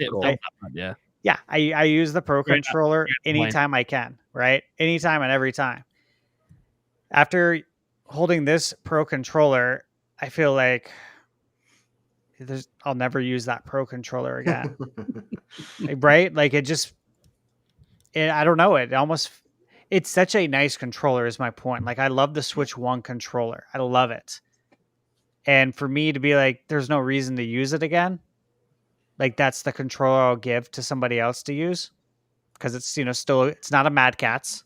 It's not a Pelican. It's still a good controller. But I'm going to be using my Switch 2 Pro controller because it feels amazing. It feels premium. It feels really good. And I just want it to, obviously play more. But yeah, very nice controller. Did you notice the triggers though, Stash? I'm just curious about just because I remember, unless I'm remembering wrong, I feel like they mentioned that as well, Prime, in that same interview, that they made changes to the triggers. Yeah, they felt really good. Power sliding. Like if you look at my Mario Kart footage, like I power slide the whole time. The track design, I feel like at least in the tracks that we did was geared towards people who love to power slide, right? And like I love to power slide, and it felt really good. Okay. The sticks, man. Dude, come on, man. I need to know because I have had a major issue with every Switch 1 Pro controller. Okay. I've bought 6 of them over the lifetime of Switch. Only for me. All 6 have drifted. Literally within the first month. Do the sticks feel like they went with not the standard Alps design like they used on Switch 1? Yeah, the sticks feel like way better. I don't think we're gonna have any issues. I really don't. I really Okay. don't. They're quieter. That was a thing. You can play in bed, and you won't wake up your significant other, which is something I've definitely done. I'm sure you have too. Been there, yeah. Yeah. But Okay. yeah, they feel very good. They're not the same sticks. I can 100% guarantee that they're not the same sticks. It's not the same technology. They did something different. And I think stick drift is going to 100% be something that does not happen again. Yeah. So I was just going to say, cosmic question. Will these controllers put Stick Fix out of business? Yeah, most likely. I'm sorry. Well, I didn't think we were going to talk about that today, but probably. There could be a new problem though, especially with those pro controllers, because they're quiet, they're smooth to go around. But what happens if over time they're not quite as smooth? So now Stick Fix is actually more of a lubrication tool. I have heard of Stick Fix lubrication. I've heard a lot about that. Have you heard about lubrication? Just be like GameStop. You'll find a way to stay in business, man. Yeah. they'll pivot. They'll figure it out. Yeah. See, Stick Fix will come up with a solution for a problem that doesn't exist, but you make people think it exists. Yeah. Or start grading Pokemon cards too. They'll create a problem for real. Was the did you get to use the D-pad much? Because the Pro controller initially, I had to open mine up and put Scotch tape around the sensors because once like Cuphead and Mario Maker 2 came out, I needed precision, and I grabbed my girlfriend's Pro controller the other day and I was like, I'm pressing left and it's going up. Like this is insane that it was so bad out of the box. Now, what's interesting is I don't think we played any game that utilized the D-pad. And so I didn't even think about pressing it. It's because you're thrown immediately into some game. And just think about the lineup of games we played. Donkey Kong, Mario Kart, Metroid Prime. No Street games. Fighter. Well, I did play Street Fighter. As I mentioned, it didn't look as good. I played the mode where it's a single Joy-Con and you swing it around to fight. Oh, I see. And I whooped my friend's ass as Marisa, who was my Street Fighter 6 main. And it was whatever. It was fine enough. It was fun. But no, did not use the because I think they wanted you to do the swing it around motion control mode for Street Fighter. So no, I don't even think I used the D-pad once, which is more a testament to just the styles of game they had on offer. I mean, I think there was really only one 2D game, which would have been Street Fighter. So I never even thought about using it. What was Hades 2 there? Yeah, it was. I didn't play it. My video's coming out for that tomorrow. Yeah, I know that's a game that some people, the first one, some people like to use D-pad on. Interesting. Cyberpunk used the D-pad as well, and I played that, and I posted. I actually forgot I scheduled my video to post, so it posted while it's actually up right now. Yeah, yeah. So I just had to go post my social media stuff. I'm like, oh crap, I forgot I scheduled that. Like it's been a blur, guys, like editing and stuff. But we did use the D-pad in Cyberpunk, and it's not a substantial way of using it. It's just mapping, right? Sure. Yeah. And I don't recall if I used the D-pad in Hades. Like I could probably look at my hand and know if I did. I might have. I might have because I feel like I used the D-pad for Hades on PS5. I'm almost positive. Yeah, as I say, it's a popular mode for the original Hades. Yeah, I'm pretty sure I did. So I might have naturally just went to that position, and I'm not thinking of it, Josh. Because it was maybe just that's a good. Such Maybe a blur. that's a good thing. And that I could think be so. You didn't notice the problem. Yeah. Yeah. And I gotta ask, when it comes to the Pro controller, the HD Rumble, that's a big question of mine because I feel like most games, I actually feel like the Rumble in the current Switch Pro controller isn't good. I think it's worse than previous Nintendo consoles, honestly. There's so many games where when it rumbles, when there's a big moment, something that happens, an explosion or some earthquake or extended rumble. It's just a really loud buzz. I'm sure you guys know what I'm talking about. Yeah, It's super totally. loud.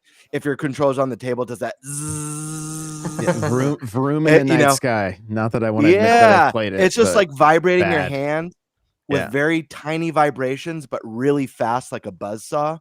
So does the rumble feel more like, even what we got in the GameCube, which I feel is superior to the current Pro controller, but closer to DualSense? Or was it just the Joy-Cons that kind of had that good rumble, I suppose?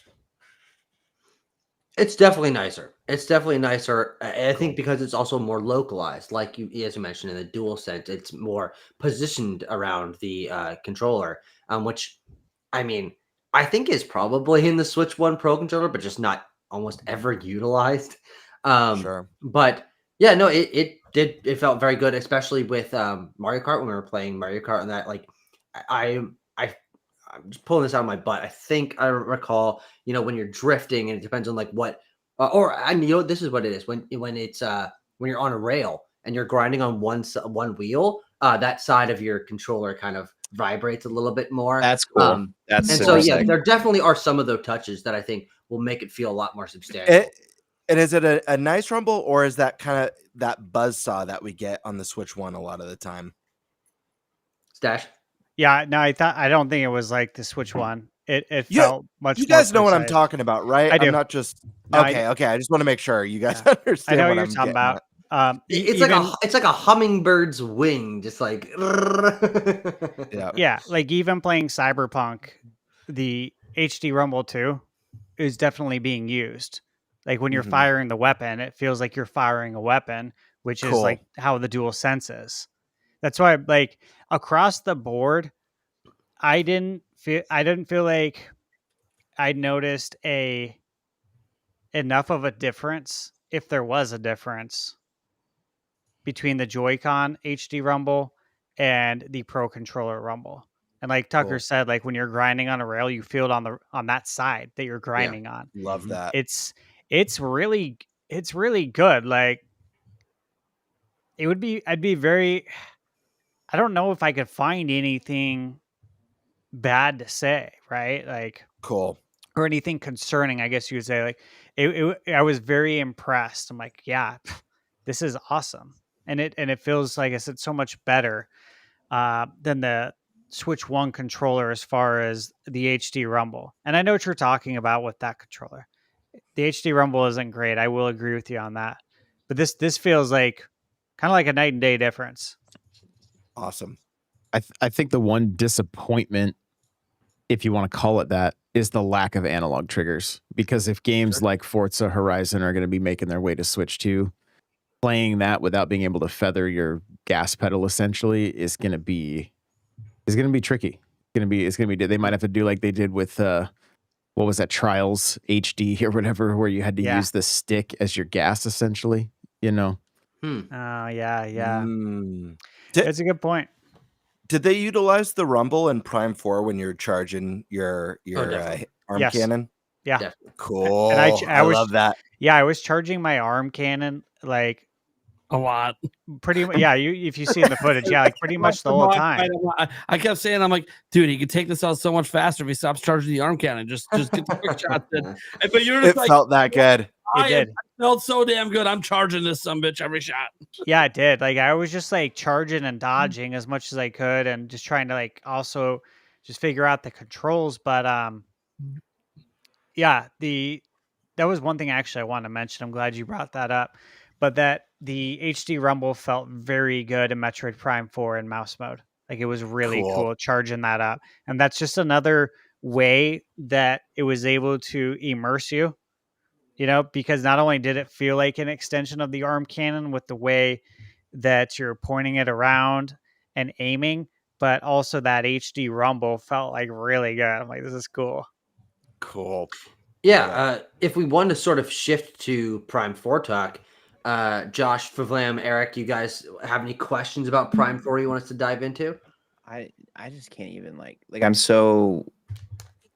have so many, I don't know which one to ask, This is like, I'm like, I want Prime. I just want to know every little like does it feel like Prime 1 and 2? Like, does it feel like a traditional, like in that same vein of just it's that I'm trying to get the right. It feels like a 3D Metroidvania, basically. Like, does it feel like that still, or is there some features and from what you guys played that makes it stand out as its own standalone game?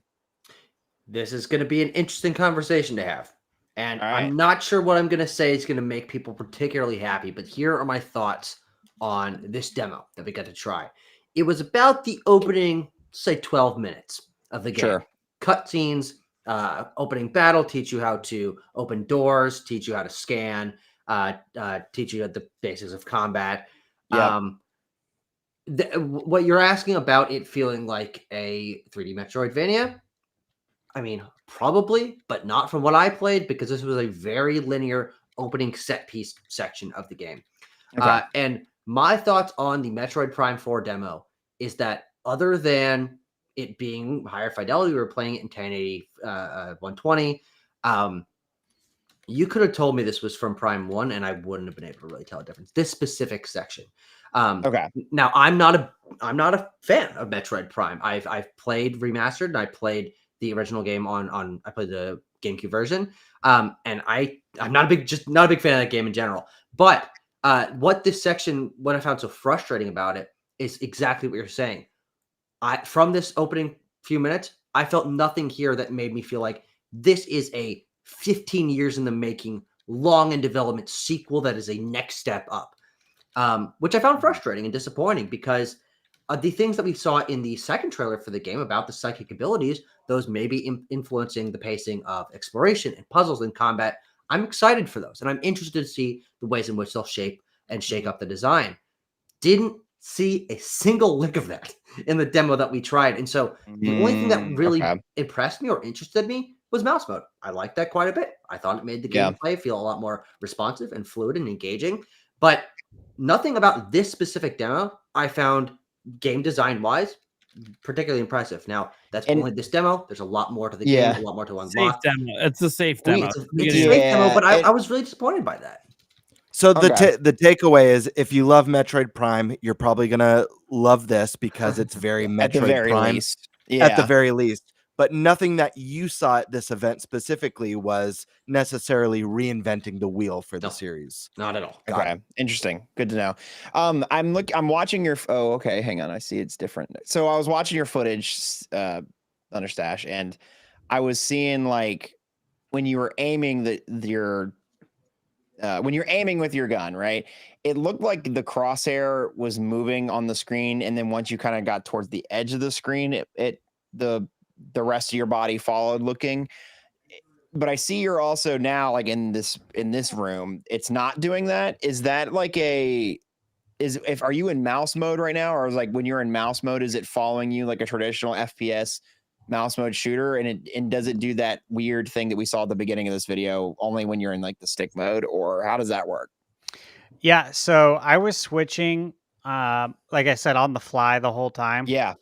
So when you're in mouse mode, it's going the direction that you're aiming at. So if I'm moving with the left stick and I have it in mouse mode, my aiming reticle is going to move in the direction that I'm pointing at. It won't just like sit in the middle unless I have my arm, flat and aim directly in the middle. Like if I move my arm, it's going to move the arm cannon. Like it feels 1-to-1, which I think that's actually what makes it more immersive. Is that like, yo, you're holding an arm cannon right now.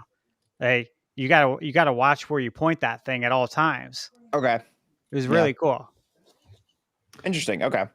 Stash, did you have any agreements or disagreements with me about the design or the experience here with this demo? Yeah, it felt like a safe demo. For fans of Metroid Prime, which I love Metroid Prime. I'm hyped. Yeah. I walked away more excited for it. From what I could see just in the trailers, right? And we've talked about it on this channel. I think it looks like it's going to have more Metroidvania elements, which makes me very happy because it's one of my favorite genres, right? So we had a few areas where we went into the morph ball, right? like a few Mhm. of them, where we had to navigate through the Yeah. the ventilation systems, which is pretty typical. But I don't we didn't really have any secret areas that you No. would find. Mm-mm. Mm. And you're also like I think you only get a certain amount of time with the demo, and I wanted to beat it because I know the ladies said most people don't beat the demo, like they don't beat the boss because the timer Goes you only off. you only Yeah. get so many. Yeah. They can't let you like die all day, right? Like so, I wanted to beat the demo Yeah. and see the end with what do you call it? Did I show the footage where I showed the end? I think I did. It's a cutscene with Silex. Yeah. Silex, yeah. Yeah, and what's Mm. interesting just about that cutscene is that thing behind the Metroid Prime 4 Beyond logo, that sort of circle with the little wavy bit that goes in between. That's like a thing in the game, like a physical item. I don't know. It's some sort of warp drive charge battery sci-fi nonsense. I didn't expect it to be an actual thing, so I saw like, oh, that's kind of interesting. But yeah, to the point of the boss, Stash, I don't know how you felt about this. That boss took forever. It was such a long fight. And honestly, I was really disappointed by that because it felt like no attack I was doing like any particular amount of damage. I mean, I think probably half the time I spent in that demo was fighting this boss just because it had so much health and you had so few options. I was just like, man, this is a slog. Yeah, so the boss fight again, I was using the mouse controls. I think I tried for a little bit switching to the Joy-Con. And again, because I want to keep testing it out in different scenarios. Mhm. And again, I like kept gravitating back towards the mouse mode, even when you're too. doing a boss fight, right? Yeah. Because it felt more precise because of the way you needed to aim good to know. directly. That was gonna be at- my next at- question. Yeah. Yeah, you had to aim directly at the weak points, right? And so using it in mouse mode was definitely more beneficial. The fight kind of felt like a labor, but I liked it in that sense because it makes it feel like more like a boss fight. Like, hey, Yeah. like this is going to be tough. Like almost like when you're playing an RPG from like think Yeah. about Final Fantasy 2 and 3 on the SNES, and you got these boss fights that last like 20, 30, 40 minutes, right? It almost felt like it gave me that kind of Sure. vibe, but in a first person shooter Metroid. I'm like, this is interesting. I wonder if they're gonna like do this with all boss fights or if this is just part of the demo. Yeah. I would have liked to switch to missiles, right? And Yeah. use You don't missiles. have that yet. Yeah. Yeah. And it was interesting because one of the things I remember the Nintendo rep telling me was with the D-pad, you could switch to missiles. And I'm like, all right, yeah, cool. So I'm like doing this fight, right? With the boss fight, I'm like, I'm just going to blow this dude away with a missile because I didn't use any of them. And then when I tried to, I couldn't. And I don't know if that was like just they wanted the Intentional boss or fight what, to be yeah. like, more. We were playing the opening of the epic. game. You hadn't unlocked missiles yet, or like I'm sure that's how you do use them, but we didn't have access to them. I don't think. I think that's what it was. I think by that point in the game, you're not going to have missiles either. And my frustration with the boss wasn't that it took a long time. I've fought long boss battles before. I love my Souls games. That's not necessarily an issue. This thing had like 2.5 moves. That's really the problem. Is I really didn't feel like it was evolving over the course of the battle. And that's really frustrating for a long boss battle when you feel like you're just going through the motions again and again. It had this thing where it like slams its big arms down and then it sends like a wave of energy at you that you either have to jump over or turn into a ball duck underneath. And I was like, that was fun. I have dodged this attack 20 times already. Do something else, you big lug. Yeah. This is what I thought too. My takeaway from the boss fight is that this is the boss fight, by the way. It's about to start. Yeah, is that this is for everyone to play and get associated, I guess you could say, with the mouse mode and with the controls of Metroid Prime. And it's supposed to be, I wouldn't say easy, but they want to make sure that everyone can play through this boss fight, right?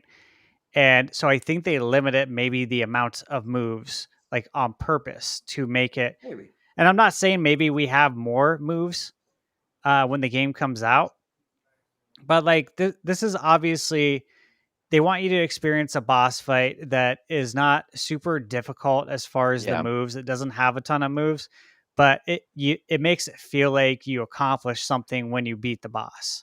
Yeah. Okay. So first off, we have a challenger approaching, new guest popping in the show because, of course, Oh, there's the guy. Hey, what's up? we can't. Whoa, there he is. What's up? He heard me talking shit about Prime 4, and he's like, I gotta come beat this guy to death. Yep. He had to get in here. Unless he's intentionally muted. Andres, you're muted.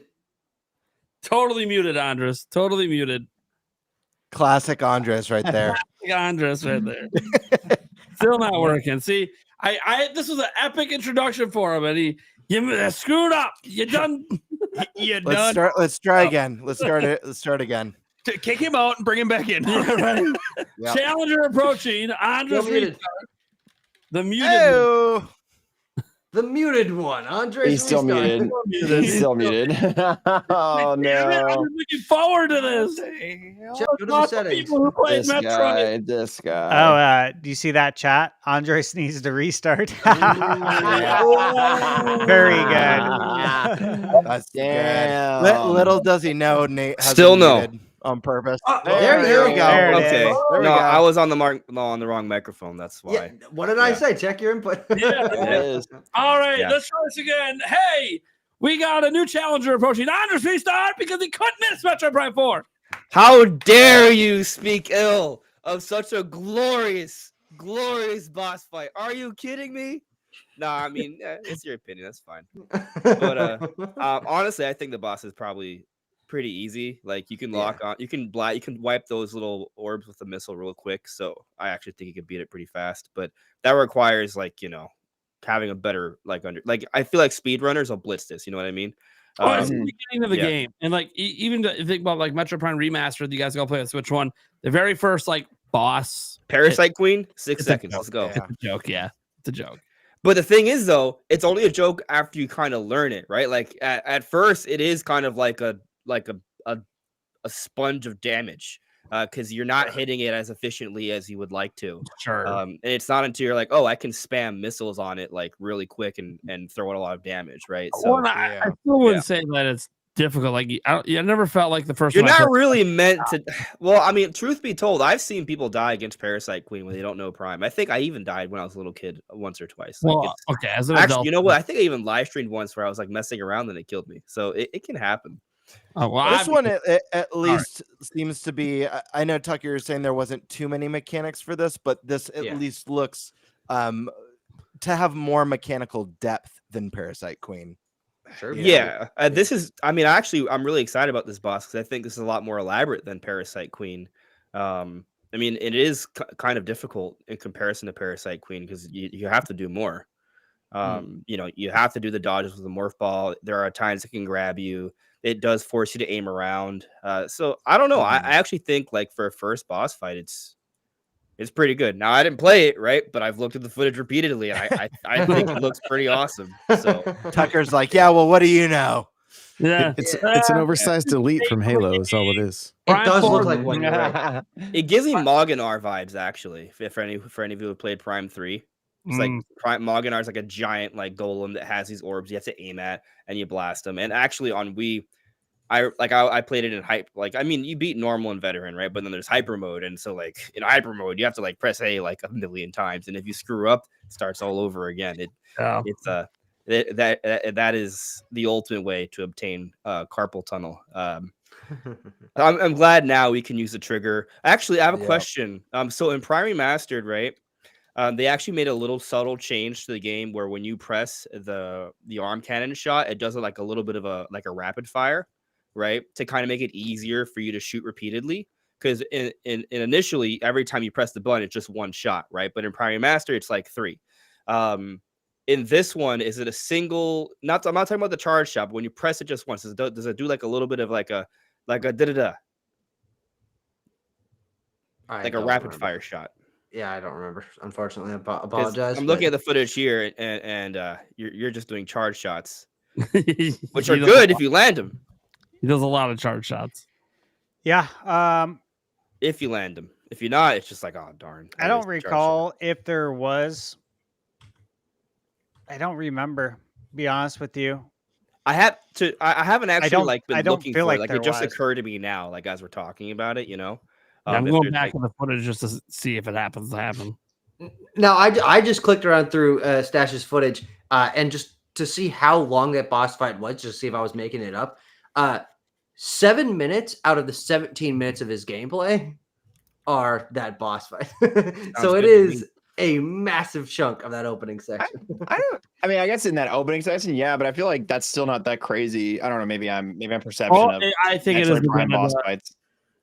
I In just there. saw Anyways. Fast Fire and it looked like 3 came out. Hold on. Yeah, that I mean, that's Slow what I down, would assume. analyze. Analyzing the staff The footage. frame by frame. Yeah, I mean, I think it is right because You can it, see it it, looks like yeah. it's happening pretty quick, and Yeah. that's a good thing. Yeah, I feel that's good. bad asking this because I keep asking Rumble questions, but I gotta ask because these scenarios keep popping in my head as I watch this footage. Is there HD Rumble when you're in Morph Ball? Do you feel yourself rolling on the ground? yeah. Is that a Oh, thing? Yeah. It's actually very Hell, similar that's to. It's very similar to what I was saying about Mario Kart, where Yes, if you're like touching a wall, you kind of feel the rolling sensation, like be like Oh, up on one bro. side of the controller. Love it. And Love it's, it. It's I a want nice that little immersion. like. I would say like gritty, like oh man, rolling along. Yeah, it's keep, nice. feeling. keep whispering those sweet nothings, dude. I'm so glad that you brought up Mario Kart because I feel like Mario Kart's actually the best example of HD Rumble on the Switch, which Sure. is kind of funny because it's a Wii U game that came out Yeah. in the second month of the console. Yeah. I mean, Mario obviously does it well, but it kind of does it in like a gimmicky way. Like in Mario Kart 8, it's just like, hey, you're drifting and you feel the terrain, right? Mhm. And it's kind of funny. I don't know how much you guys have talked about this, right? But like, we're supposedly we have better HD Rumble this time. It's HD Rumble Yeah. 2. Yeah, we And talked. they Yeah. kind of glossed over that, like Nintendo. And I'm very curious, like, how much better is it? Does it compare to the haptic feedback on PlayStation 5? Yeah, it's pretty similar. It's especially in the Pro controller. It's more localized than the Rumble Okay. in the Switch One Pro controller. And it's just a lot finer. What Stash and I were talking about, the most impressive use of HD Rumble was Dragon Drive, and the sensation Makes sense. the sensation of dragging it down and feeling the like 6 or 7 little clicks in the controller as you pull it back is a really satisfying sensation. I almost liken it to like a playing card, like flipping in the spokes of a bicycle wheel or something like that. It's like a little bit of a I don't know. I don't even know what I just did, but it feels like that in the controller. I get it. Yeah. Yeah. No, I actually think I'm gonna like Dragon Drive a lot. I don't think they should sell it for a high price. It looks like God, it looks like an I'll eShop kill game. that game. Like, Yeah. but it I looks hope like a it's good like eShop $20 game. bucks. I hope it's $20. Yeah, $20 seems like a good I deal. think you'll get enough players because it's online. So like, I think you'll get enough players at 20. Yeah, I mean, It's you know not what? gonna be too much I done actually that much. here's the thing. I feel like Drag Drive is a better launch title, like a pack-in, than Welcome Tour. I agree. Yeah. I agree. And it's not a launch Bro, title. It's probably gonna come out like that in the middle Wii of summer. Sports kind of vibe, like a new experience. Mhm. Yeah. Really interesting, fun because it's a familiar sport. You know. Yeah. Just wait for the Dragon Drive Direct. So True. I know when you guys are playing this, right? Like audio probably wasn't great because it's like a very loud environment. Yeah. But like when I've been Mhm. listening to the Treehouse, like it's like like an alien space opera. It just sounds amazing. I don't know if you guys picked up on that. I did. Yeah. And like I just like it's stuck in my head. Like that's how good it is. And you know, I love the theme that they have from Veros as well, that you can get from the website. I don't know, like I only saw or heard you talking poorly on the boss fight, Tucker. So I don't know how you feel about the overall demo. Like, how do you feel about the segment? Well, my comments can be interpreted positively or negatively based on how you feel about Prime in general. The thing that I said that I think was disappointing to me about this particular demo is that there was no mechanical improvements here that made me feel like, oh, finally, this is Prime 4. This is a massive step forward. The mouse mode was definitely the thing I was most interested by. I'm like, okay, Right. this definitely makes it feel a lot more responsive, but this is a very tutorially basic Metroid Prime opening segment where I don't think there was a single thing in here that you couldn't have done in the previous games. And that can be a positive. If you're like, hey, I love Metroid Prime, I'm just looking for another one that's very similar. But to me, the reason why I will offer that as a detriment, as a negative, is because I think a great thing about Nintendo's design philosophy in the Switch and now Switch 2 era is evolution upon their core design philosophies and taking something like Pokemon or Mario or even now Mario Kart and expanding on it in some way that makes it feel like that next step forward that takes advantage of current gen hardware and a greater learning from design philosophy. And I was a little bit underwhelmed to just feel like this section could have been from one of the other Prime games, and you really wouldn't have been able to feel the difference. That being said, we didn't get to try psychic abilities. We don't know what the exploration is like. Those could certainly be things that change my opinion when I end up playing the final project. But this demo, I don't think was a great sense of what Metroid Prime 4 Beyond is as a 15 years plus in the making sequel. It was, this is a good Prime game on a mouse-enabled console, but not much more than that. Okay. Like, the way I look at this, and obviously we don't know, right? This is me speculating, but I kind of get the vibes that this segment is very much like the opening segment to Tears of the Kingdom. It literally is, yeah. Right. So it's like a prologue to the prologue, right? Because Tears of the Kingdom basically has two intros, right? It's that first, like, very cinematic, you know, it's essentially like a controllable like cutscene, which I feel like is some, it's not exactly, but similar. It's basically like a 10-minute thing. And then you're actually thrown into the island where you truly learn the game.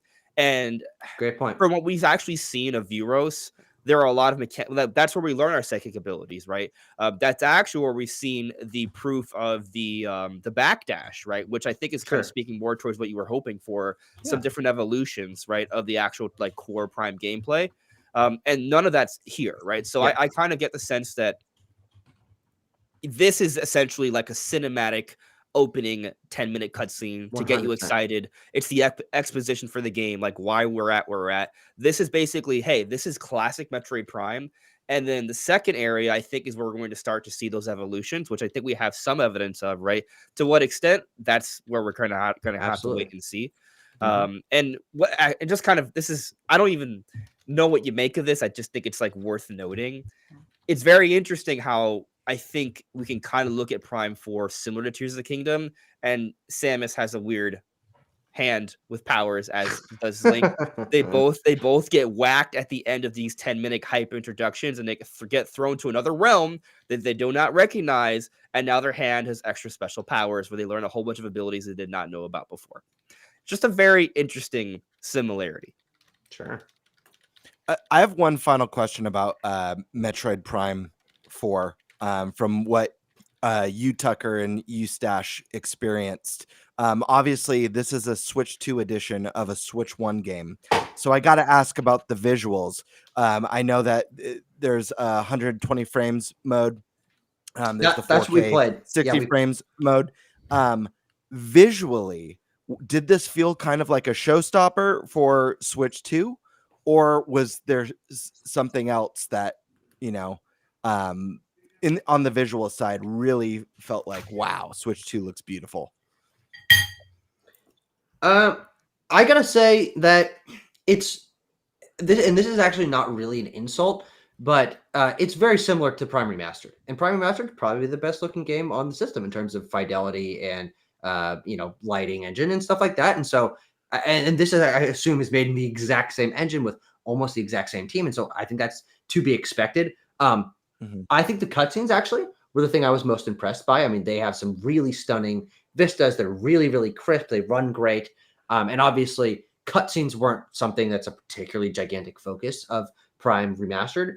So that definitely felt like a big step up in terms of a cinematic presence, was watching these really high quality pre-rendered cutscenes. But in terms of the game, it looked great. It ran great. This was the 120 FPS mode. I actually really would have wanted to see what it looked like in 4K. Maybe that would have made me feel a little bit more impressed by the technical power of the Switch 2, because obviously frame rate is great, but I think a solid 60 is all I need, frankly. And so 4K I think would have been more appealing to me, but we didn't get the chance to switch it. It's whatever at the end of the day.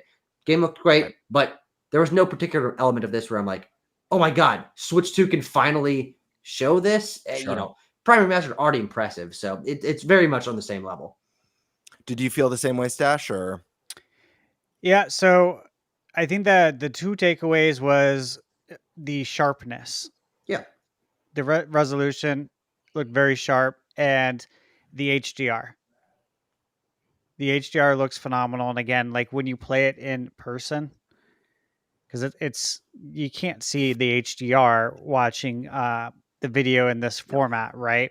Right, off screen. It really benefits to see it in person. It's kind of like I've compared it to trying to, for example, review like a gaming projector. It's really hard for you to understand the scale of 150 inch screen and how sharp it looks in person. And this is the same thing, like seeing is believing. When you see the colors in person, all of the games, like I remember like walking by Kirby in the Forgotten Land, and I'm like, good Lord, like it just pops off screen. Like it like made me stop to look and kind of take it in, like, wow, like those colors just pop visually. So you do see a lot of that in Prime. So those were the two things I noticed that are different a little bit from Prime Remastered. And to what Tucker said as well, like I would have been more interested in playing 4K 60 because I do think 60 is enough. It's great that there's 120, but I'd like to see how it looks in 4K for sure. Mm-hmm. All right, just take this moment. N64 Josh has to dip out. Totally understandable. It's because I just got here. The man is sick. He's also sick, so it's okay. He'll be tip top next show. Absolutely. Hope you feel better, man. Feel better, man. Thanks so much. I'll catch you guys later. Bye. Yeah. All right. Let's get into some DK. Donkey Kong, baby. Oh man. So, banana. I thought I was just coming in, for the no, boring we do a lot of hardware talk about all the different like features and the rumble and the sticks and all this. So and our first topic, we had an entirely different first topic. We were talking about the pre-order situation. So I saw a little bit of that. There was some pretty good, insightful things that Jake. That's why we wanted to make sure. Yeah. Because again, we had the pre-order man himself on. Of course, we had to do it. Yeah. So let's hit some DK up. Can I say one more thing about Prime 4? I personally just get the sense that I never got confirmation if I could say anything, so I guess I'll just No, you're fine. Go ahead. I didn't play it, right, but from everything I've seen, I really kind of get the sense this is probably going to be Nintendo's highest rated game of the year. Okay. Maybe. High praise. It's I mean, it's a guys, it's tough because if we're talking Nintendo's highest rated games, it's only tough because the competition is going to be insane with Mario Kart and Donkey Kong that we're about to talk about. Like, these games are amazing. So I think all three of them are just going to be absolute freaking I think bangers. all three could be game of the year candidates, to be honest. They can. They literally, like, I walked away from the event like, holy shit, this is insane. Like, all three of these games, they're like, to me, they could all three be flagship launch titles or flagship titles, right? And we're getting all of them this year. And I was blown away. I walked away from Metroid thinking like, I cannot wait to play this. I cannot wait to play this in mouse mode, the whole thing. It's so cool. So this is the crazy thing. A lot of people walked away really, from the impressions I saw, really impressed with DK. Seems we don't know for sure, but it seems like it's made by the Mario Odyssey team. We know last time they put out a full 3D platforming game, it got a 97. So it seems to be made by a team that knows what they're doing. It's gonna be interesting to see because I think that and MP4 could both end up getting nominated for Game of the Year. And the reason, I don't know who's gonna win it. And third parties, obviously, We have Sony games out, so it's gonna be really stiff competition. But we're getting into DK, and I want to first go to Eric. Yeah, because you love like Mario kind of games, and this is not Mario, but it's DK. You love DK. Sure as hell feels like Odyssey. It looks, it looks like Odyssey, I should say. It's Silver Star. So, do you have any questions for the guys who played it about this game in particular? Because this is one of the ones that I think since they revealed it, I'm like, oh, this is a game Eric might actually buy. I'm gonna play it either way. Yeah, there we go. I was gonna say, I think it already appealed to you enough. Man, I don't know if I have any questions though. I'm gonna buy it, so I'm gonna find out what the hell it's gonna be anyway. So, how do you feel about the game visually? Like in person? In person, yeah. Because I don't know, like. I think the thing about this game, and I kind of speculate that this game was initially planned as a Switch 1 title, and it's impressive, but I think it's only impressive because 90% of the environment is destructible. If that makes any sense. Most of the tech is on particle effects and destructibility and interactivity. This is going to be a fascinating game, and to be honest, I know this is not maybe what you want to hear, but I don't know if this is going to end up being a Game of the Year contender from what I played. Not that it won't be good, but this is a very different kind of video game. And here's why I don't think that it necessarily will be in the Game of the Year conversation, even if it is that Mario Odyssey team, which is one of my favorite Nintendo games of all time. I think one of the best games of the last generation. I absolutely adore that game. This game's not designed like anything else. The progression, the movement, the interactivity is a totally new type of 3D platforming game design. And I think that is awesome and really exciting. And for me, exactly why I'm excited for this game. But what it means is that it's also working on riskier ground, right? Mario Odyssey is as great as it is because it has literally 20 years worth of game design to learn from and mistakes and design decisions that were made over the course of many 3D Mario games. And this is the only thing this really has to base its structure upon is, of course, other 3D platformers. But because of the difference in combat and movement, exploration, and interactivity, I don't think it can really pull too much from those. And then I guess kind of Donkey Kong 64, but not really. This is a very different game progression-wise, exploration-wise. Oh, but not. It does pull that. And so I don't know how people are going to feel about this. Stash, I'm curious if you share a similar experience. This was a game that was really hard to get my hands and head around in terms of how you were interacting and progressing with it. Can I real quick before you jump in, Stash, can I chime in? Because you partially kind of dove in. I have like one specific question about this game, and I'm sure more will arise as we discuss it. But you kind of, I feel like, are in that area, and Stash, when he gives his feedback, could probably answer this for me. I'm really curious about Donkey Kong. I think it looked amazing. I love the animations. I love his redesign. So good. But my big curiosity for this game, I've only watched that initial treehouse video. I didn't watch the second when they revisit and show more. Just that opening area I've seen when they're in the cave and he finds the little rock companion. That's all I've seen so far. So I'm curious.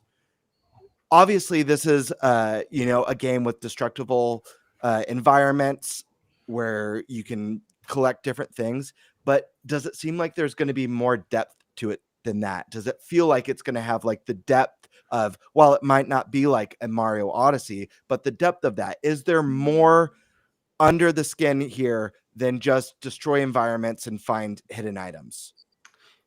Yes, and for one particular reason is that we were given access to this Ingot Isle opening area, or at least part of it. It was kind of cut a little bit earlier. We didn't get to the Odd Rock part of it. And then we got to do this lagoon area that's like kind of got the yellowy grass. And the reason I say yes, there's going to be more, and I think it'll only get more interesting as the game progresses, is that what we were given a little bit of access to in the second area was some sort of sub areas, right? Like Sunshine or Odyssey, where you're doing a specific challenge. You have to do a combat or a platforming challenge. And that, I think, is where the game is going to shine in terms of its variety and its challenges. Variety was the word that I needed. Yeah, I was just concerned, like, this looks amazing, but is it just a destructible playground with hidden items? And that's the thing that I will levy as a mild criticism, I guess, about this as a demo, is this was a good way for us to get introduced to the basics of what this game is on a control level. how do you destroy things, what is destructible, how do you grab and pick up things. You use this interesting control scheme where jump is on A, and you have B to dig down, Y to dig sideways, and X to dig up. So it's got this kind of unique control scheme. This was very much about getting our heads around that, which was, I think, a little bit difficult to kind of understand because it controls very differently. But as a demo, it was much more about the destructibility, much more about digging around in caves and digging through dirt and picking up dirt.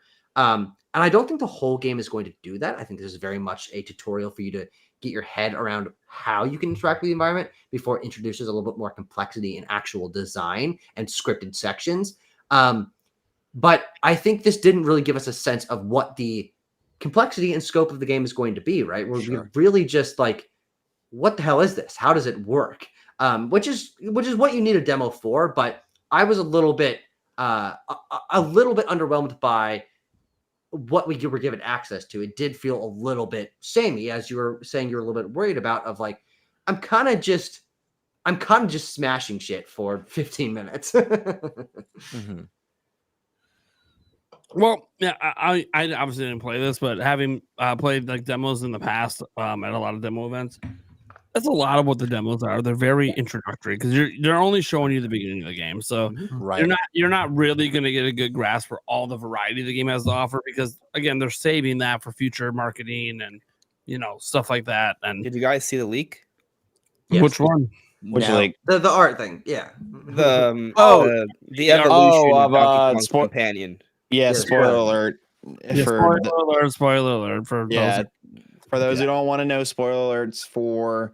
I mean, we don't have to say it. characters I just think it kind of speaks to the question, though. Like, I think this game is going to kind of evolve and adapt, and like when we've done like the footage analysis, right? Like, there are villages. There's villages for the ostriches. It looks like Espresso from Donkey Kong Country is coming back. Cool. We do see actually Cranky Kong in the other treehouse segment in the lagoon. And he makes reference to Rambi, and it's actual like a Rambi icon, which I think implies that Rambi is going to actually like be interactive to some extent. That doesn't mean it doesn't confirm that he'll be playable, but it at least confirms that he'll be kind of like, so you remember like in the Galaxy games, like they would reference Luigi and you would see the Luigi like icon. It's at least that. But I mean, if you think about what this game is all about, destruction, and what Rambi's all about, destruction, I kind of feel like kind of goes hand in hand. So I mean, there's a lot of character focus, reference to different things, a lot of references to your OG Donkey Kong, potentially references to the Kremlins as well. So there's at least a lot of nods they're throwing in this game. And like I mentioned, there's villages and stuff like that. We've seen some variety to the environments, at least in the trailer. So I think there's going to be a decent amount of variance, but I also kind of like just looking at everything that is a concern of mine, that like, is this going to get old? Like just destroying stuff. And I understand this looks super cathartic and clearing out those huge gold caverns, but yeah, I was curious about variety. And I don't know if you guys, and Stash, I want to give you a chance to give your thoughts on this, but might as well throw this in there for both of you guys. I feel like one area that I feel like this game could really, really shine in, and I'm really excited to learn and see more of. And I don't know if you guys got to experience this in your play session, but I feel like boss fights could be an area where this game is really impressive. I don't know if you guys got to do a boss fight in your time. Like I said, this is pretty much what I've seen of the game is what I'm watching right now. So I don't think I had a boss fight. If it wasn't one available, no. Yeah, it would have been. Well, it was a more formidable enemy I had. Yeah, there's like one area that seems like it could lead to a boss fight, but if you drop down into it, it restarts the demo. It's like, all right, you're done. That is very interesting. Yeah, I think that happened to me on the second playthrough. That was that's probably, I haven't seen all the footage yet, but the treehouse, their gameplay was the same way. When they dropped down, it'd be a few seconds and it reset. Yeah. So, Stash, what are your thoughts on all this stuff? Yeah, so I walked away definitely feeling like DK could be something very special. It could be game of the year material. I walked away thinking that I could have spent hours exploring. Like there's an area where I was digging, and like how would you know that there was a golden banana hiding in there? Because there was. And I just kept digging deeper and deeper into the ground until I fell into a secret area and then got a golden banana. And I don't know if it's on this part or if it's on the second playthrough, but even the lady was like, "Oh, I haven't even seen this yet. Like, you're in an area I haven't seen." I'm like, that's what's cool about this, is that like there's secrets sick. everywhere. I went outside of the cave and I was climbing the wall, like the outside of the biome, you could say. And you can literally punch into the biome. So you can go on the outside, basically like the crust of the earth, and then punch into it from anywhere on the map. And when you scale out and look at the map, and when you press you press the pause button and you can look at the actual map, which I do in the demo, and you can zoom in and you can see like layers and layers. And you're just like, holy shit, this is massive. How many of these are in the game? This is really crazy.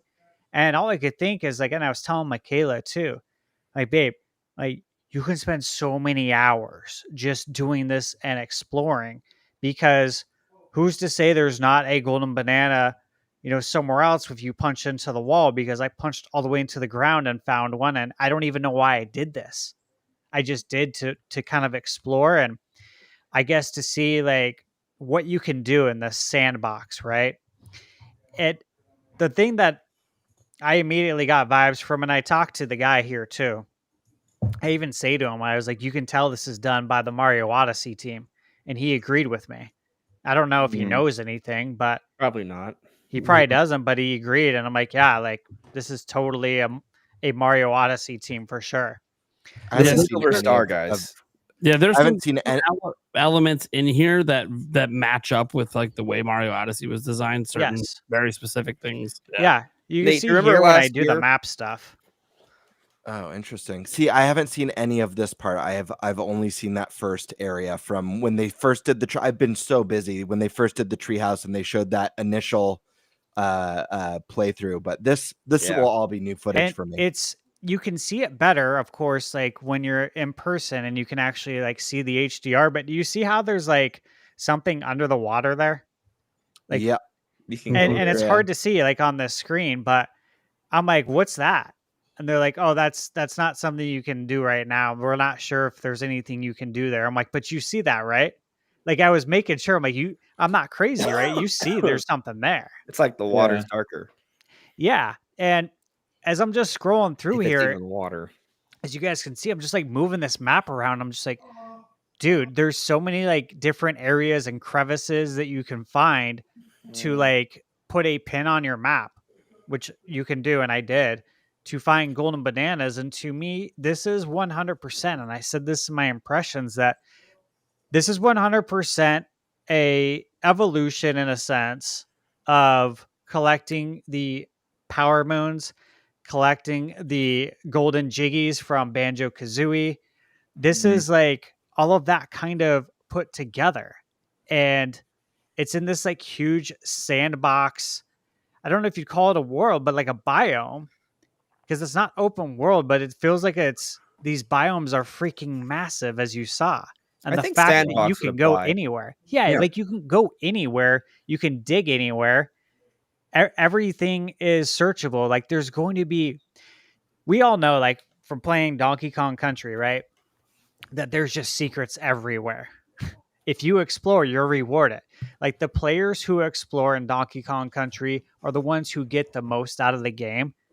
And like here, like I'm just digging into the ground. Like, look at this. I just keep going and going. And I even looked at Michaela, like, what the heck? And then look, then I find this area. And it's like, oh, how would I have known this existed? Yeah, Unless I that's dug thing. all the way Cool. into the ground, like what? You know what I mean? You Like found this. another area. It's crazy. Yeah, exactly. That's so cool. And then it gave me like kind of Tears of the Kingdom vibes with the Mhm. underground area. And I'm Yeah. like, what is going on here? And then you see, that's where I find the banana. I'm like, how would I have known to have done this unless I just stumbled upon it because I'm exploring? And that's why it's like for people who like to do this kind of stuff, like when they play games, like explore, like when you play Zelda, do you like to explore? And here's me like on the outside, and I die one of these times, but it didn't stop me because after I died, I went and did it again because I'm like, I want to see what you can do. And even the Nintendo guys like, yeah, I get it. Like you got to figure out what the boundaries are. I'm like, exactly. I mean, that's part of it's part of playing in a Did you see how demo the is trying coins to just break dropped it. there when you died? Yeah. That's exactly how it worked in Odyssey, by the way. Yep. Yeah. Did are there surfaces that DK is unable to climb, or is there a limit to how long you could hold on to an edge or climb for? No limit, no stamina. He ain't No, Link. yeah, no stamina. There are I- things that are like too slippery. He can't grab onto them. Sure. If you see on the map or on the side, there's like stone, and then there's like metal sheets or something that's kind of making up the base of the world. Can't grab onto that. It's too slippery. Got it. Whatever. What's interesting is that the climbing in the world that we played in wasn't. I didn't find it like I was using it too much for like curated gameplay. It was more like I just want to kind of mess around and see where I can climb and see what I can do. There weren't really any puzzles that used climbing, but of course, I'm sure that will be different in the final game and in a wider variety of puzzles. And he climbs quickly, right? Like he's not like Link where it's like a slog. Like no, he just runs on everywhere. This looks sick. Yeah, I do like that they make him kind of seem like, at least from this footage, like this unstoppable force. I think is a really cool way to portray DK. Oh yeah, love it.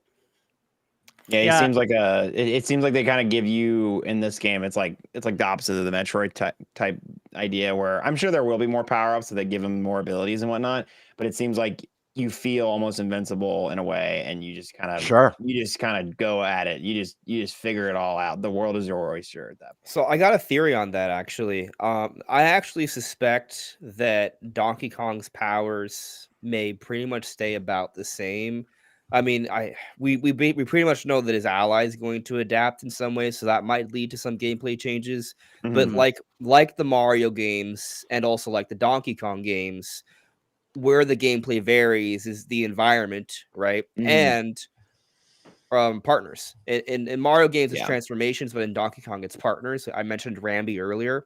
Something interesting that we actually see in this level, when he gets down to, there's like a puzzle in one of the water areas. He needs to like raise one of the golden bananas, which implies he can't dive down there, right? He has to use like a mechanism to raise it up. And so basically that tells us that Donkey Kong cannot dive in this game on his own. So that leads me to leave. Oh, could we also perhaps use On Guard, which is a swordfish, for diving levels as well, right? So I think like the stage is set for Donkey Kong to have partners, and that's how maybe we'll see like some different styles of gameplay outside of just weird environments that are like those side things that we kind of talked about earlier. Sure. Yeah. I don't mean to interrupt, but I need to head out. I appreciate this as well as ways. Yeah, this is the game looks fantastic. And, this is a great footage that you got. Thanks. Yeah. Thanks everybody for having me on. I got a video talking about the tariffs, and I'm gonna have a video about the missing slap sound for whatever reason in the near future. Yeah. So thanks for having me on. I'll talk to you guys later. And you guys can go check out his channel. Link down in the description. See ya. Good to see you, man. Nice. Cheers, man. Yeah, out of here. All right. See ya. Man, This is my second playthrough, yeah, I can see that. Oh my god. and I got lectured on it. You got lectured? What do you mean? By the Nintendo rep. She's like, because she came over, and Michaela was of course recording, and she was like trying not to laugh but laughing, and she's like, we know that this is your second time playing because we remember you. We remember exactly like what you look like and your jacket. I'm like, wow. And I was like, yeah. I'm like, this is my second time playing. So And what? she's like, how are you? She's like, how are you still here? this is the last game you're supposed to play, and then Yeah. everyone leaves out the exit. I'm like, yeah, I know. I was like, they told us earlier that we had to stop playing and come play Donkey Kong at 2:00, and they never said that after we played DK that we couldn't go back out and play more. I said, so and this is what Michaela said. Dude, like Michaela just pulls this out of her hat. And I'm like, This is how the 5 hours happened. Here we go. yeah, I'm like, what is she doing? You know, I'm like, this is great. Like, she's bullshit. She's bullshitting like I bullshit. You know what I mean? Like, she never used to do this stuff. And yeah, she totally awesome. bullshitted them. And to my knowledge, I mean, I don't think this happened unless I was like blacked out playing, which I guess that could have happened too. Possible. Yeah. Drunk Yeah. on Donkey Kong. Yeah, but that's how we got to go back out, and we talked to the head guy, and he was really cool, and he really liked my mustache as well, and he had made a Who can comment say no to earlier. you? Dude, it was so funny. He's like, he pulled someone to the side and was on his radio, and he explained it to him. We're gonna let them go back out. You know, it's fine. Let them go back out. Let them play some more games, and it'll all be fine. That's what the head guy said to the other guy, and like, okay, yeah, cool. I'm like, oh my god, yes! Like I was just so happy. Like, yes, we're gonna go play more games. This is great. 'Cause, like that was the whole point of the trip, right? Like it ain't cheap to fly out on less than a week's notice to get flights and a hotel. So I was like, this is great, man. I'm so happy. Shout out to the old wifey Michaela coming up with the bullshit excuses to get the head guy involved to be like, just let him play. It's fine. Yeah, I can't believe it worked too. Like, damn. Like, that is awesome. So yeah, we got to play twice, and she the lady, I had to explain it to her. And I'm like, she's like, what guy? And I'm like, I don't know what he is right now. I mean, this isn't my shift. I'm not managing it. Like, I don't know where he's at, but just keep a tracker on him. I could point him out in a lineup, and like we were just kind of going back and forth about it. And I was like, I don't have to play. I was like, I'm just trying to get, I'm trying to get it the best footage as possible so we can present this game right to the community as best as possible on my YouTube channel and on our podcast. She's like, oh, you have a YouTube channel? And I was telling her, and she after that, like, she stopped hassling me and she just started talking to me about the game, and like you can see her reflection in the screen. Actually, Yeah, I've She's been like, watching that while you were talking. They're like trying Yeah. to figure out what do we do? Yeah, I could feel her hovering, and it's like, hey, like I don't care, you know what I mean? Like I'm on bonus time, like ×2 right now because I'm playing the game twice, and honestly, it's like I can tell that the demo is not going to let me do all the things that like I want to try out, because earlier I went to a different area, and it says that, right, Tucker? It says like area something, like some numbers when you go like deep into, like I found a couple different areas that you're not supposed to find. Yeah, the sub areas have like little I found that too. names, yeah. And there's gameplay footage of that. I'll tell you what those levels remind me of. They remind me of the platforming levels in Super Mario Sunshine. Yeah. Ooh, Which I loved. That's by a the way. positive. Yeah, that is totally. a huge positive. But overall, this game reminds me again of like, as far as what you do, you're collecting these golden bananas. We know there's more collectibles. The golden bananas remind me of the shines and the power moons. But then there's all these other collectibles. And the guy that I talked to, the first rep, was telling me that there's tons of different collectibles that we haven't seen in the demo. Yeah.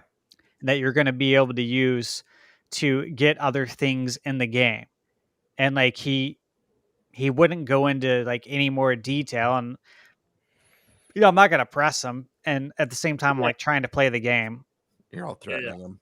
But there's so much more to this. That's how it goes at these events. You have the reps that actually work at Nintendo, then the ones that were hired just for the event, and they're all intermixed in. So. Like Jose, like Jose's wearing the same shirt as everybody else, but I know Jose's not a event member. Like he's a Nintendo employee. Yeah, that's how Nintendo does it. Even at E3 and stuff, it's a mix of the real employees and then the the hire just for the event, and the more you hover around Nintendo's booth and the more you play the games, the more you start to realize, okay, this is someone who actually works at Nintendo. Yeah, so I mean, he's probably played like other levels that we haven't seen before. Yeah, you could even be a QA tester for him, you know. Right.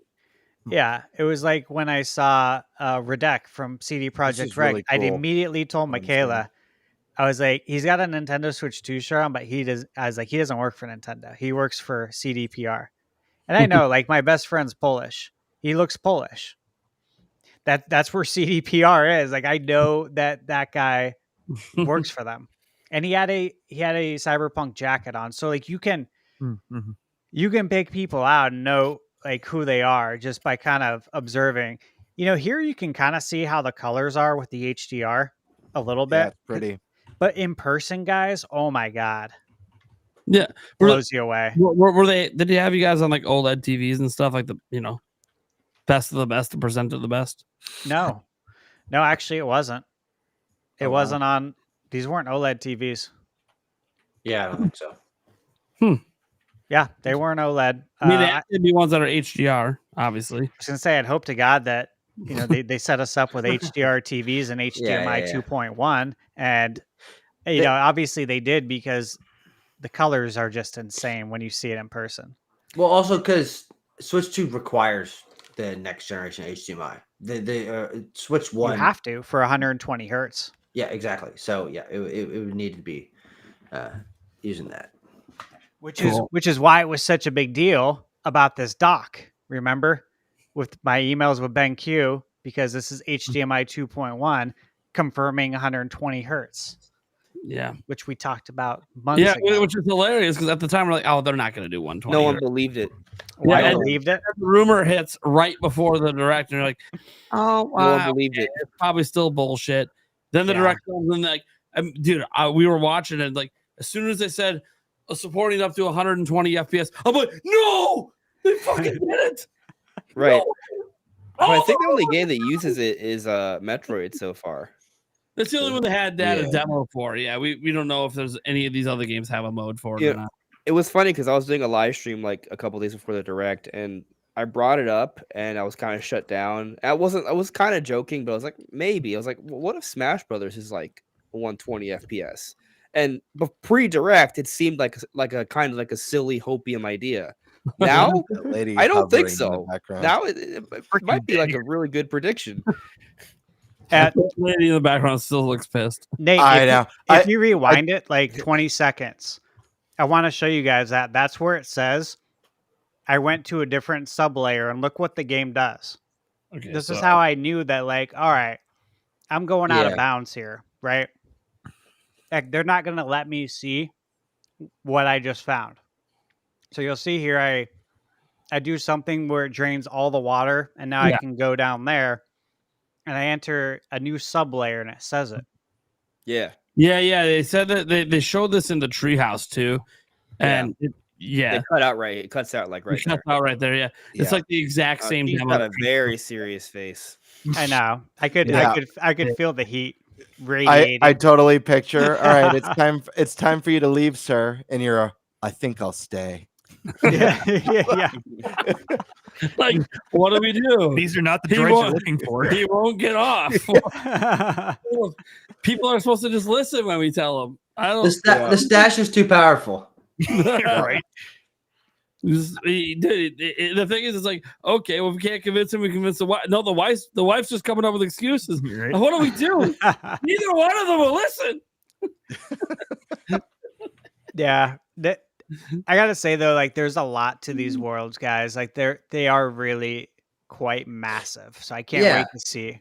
And the thing that I was pointing out earlier that I think is going to be very exciting about this game is that in terms of the way you are progressing through the world and understanding like what to look for in the environment in order to find all the secrets is totally different from these other games that we've played. I mean, we've all played enough platformers, enough 3D collectathon games to where you understand, okay, there's a slope, there's something kind of sparkly over there. What am I going to go for?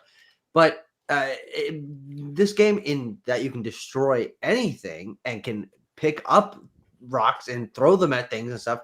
This is a way of moving through and progressing through the environment that is going to be, you're gonna have to kind of retrain your brain to think about it in a 3D space that's more like you can just get to anything if you like, literally like drill through the environment if you want to, rather than like having to find a way around it. You can just go straight through.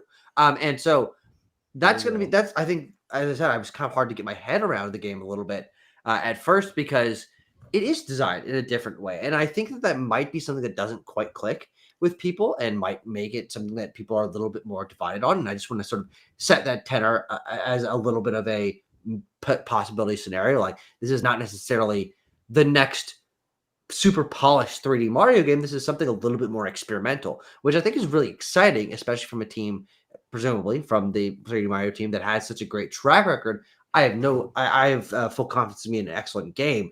But if it's not that that exact same sort of flow that we've been so used to in other 3D Mario games, that's going to be something that is a take it or leave it kind of thing, and it might not appeal to everyone.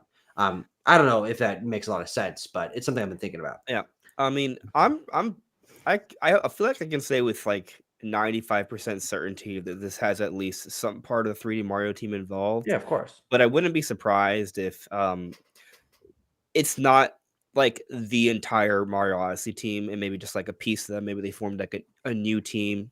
Because I just have a hard time believing that they're not also working on Mario. I'm sorry, I'm laughing. I keep seeing that lady's glare on the TV every time it goes to black. It would have been so great if I was there, because I have a Nintendo Switch 2 shirt and I could have walked around holding pretending that I work there. Oh my god, doing things. You could have stayed the whole time. Yeah, right. It'd be like, wait, what are you doing? Someone had a problem with this. I'm just resetting the game. So we got to organize that for Switch 3, guys. If they do an event like this, we got to get Switch 3 shirts, show up with 3D models of it. Yeah. All I wanted to say, by the way, is just I'm not sure this is an all hands on deck kind of thing, as you know, as it would have been for Mario Odyssey. Sure. Yeah. I don't think this is like and look, we all believe obviously that 3D Mario is in development and going to probably be shown at some point here. Maybe it's not coming out this year. It could be next year. But like, 40th anniversary coming up, a lot of thoughts of, hey, we could see it in September Direct or something like that. So yeah, the teams, this isn't the only game, in 8 years that team's been right. working. I think they've been working on 2 games in the last 8 years. Yeah. And this could have been ready for a while. So yeah. I mean, this could have been something that, hey, this is why there was no Odyssey 2. Part of the team went on to start working on this. And then at one point they're like, yeah, we should shift this over to Switch 2. We got Mario Wonder coming out. We can maybe hold on this for a bit. And then they made that decision to help flesh out the year one lineup.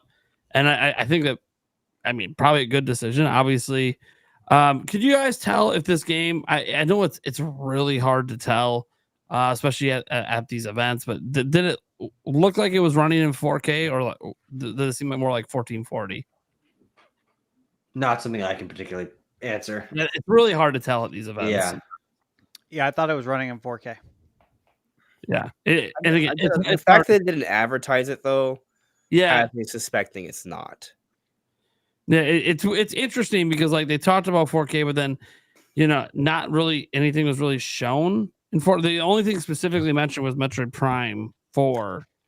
How 4K 60. But to defend Stash's point that he thinks it's in 4K, they did make mention that Mario Party and Kirby are at 1440p, if I'm not mistaken. At least Kirby.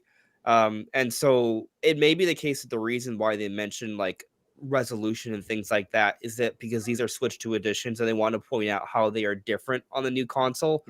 With Donkey Kong and Mario Kart, there is no comparison. Yeah. So there's not as much need to say those things. And so maybe it is 4K, and they just didn't. There's no reason to say it at this point. Yeah, and I know that Digital Foundry said that we did some pixel counting. It's 1440. Well, it's a compressed video. They didn't actually go hands on, so they don't have direct feed footage. They're using compressed footage. They've also been wrong a lot. So they've also been wrong a lot about a lot of things regarding Nintendo in the past. I do trust them once they get their hands on. Yeah, their pixel counts to be accurate and everything. it's also important to remember that if it is 4K using DLSS or something, that's even harder to pixel peep in this situation. So it's one of those things where we'll obviously see once the game's out, or maybe they even drop this as a demo on the eShop or something. Who really knows? That would be sick. It also might not even be a final build. So, well, yeah, that too. That's always a thing too. Like, and that might be a good transition to like a third party stuff because like, as Stash said with like the like Cyberpunk and stuff like that. 7 weeks. We heard that story already broke out there. The 7-week thing. There's a 7-week build. That's obviously not the final product you're going to get on launch day. And even then, hearing 7 weeks, okay, they're talking 40 FPS, 1080p, all this stuff. They're probably still going to keep optimizing it after it comes out. Sure. And that's the third party. Because what's crazy about the 7-week thing is CD Projekt Red didn't get a Switch 2 till 7 weeks ago. Yeah. That's what that means. And it's a launch game. And it's a launch game, which also tells you how easy this system is to develop for. Totally. Which is why everything's coming there. 7 weeks. And it already runs at 40 FPS. Like, what? Yeah, that's really impressive. That they were able to pump that out so quickly. Yeah, and I heard the exact same thing, actually. I don't know if you guys have heard this, but about the Yakuza 0 Director's Cut, is that game started actual development 7 weeks prior to the build that we were playing, which I was really impressed by. And that you mentioning how easy it is to develop for Ryuga Gotoku Studios they're smiling so wide at that news that they can get a really solid version of Yakuza 0 with extra content and an English voiceover and stuff running on Switch 2 that quickly. They're going to be pumping out Yakuza games on Switch 2 like it's nobody's business, man. They've got like 15 of these games to work through, and so we're gonna be getting them like in every direct. I cannot wait for that. And limited runs probably gonna handle the physical because they have the license for it. So everyone's gonna make money. I want to go ahead, man. Oh, I was just since we're talking about Yakuza, it's Andres like I've never seen him before. Oh baby. God. Everyone zoom in. I had like a pimple there. So I was like, oh my God. How do you do that? How do you do that? How do you win? But what I was gonna say was I'm a huge Yakuza fan. It's one of my favorite non-Nintendo series. And to me, Yakuza 0 is the cream of the crop from like just a story perspective. It's just such a good game. I think they get a lot of them are great. They kind of go a little downhill until we get to the new entries that have done really well. Also, but I got to know because I've heard mixed things about Yakuza 0 Director's Cut and how it looks and runs on Switch 2. Obviously, there's a lot of negative discourse going around over the last week regarding Switch 2. So I got to ask, you had hands-on experience with Yakuza, correct? I don't know if you played the PS4 version of 0 or not, but I'm curious how it looked, how it ran. I'm excited. There's new content. And okay, number one, how do you do this? It's driving me crazy. How do you make it zoom? I just have a normal camera with a zoom. Andres, how do I do it?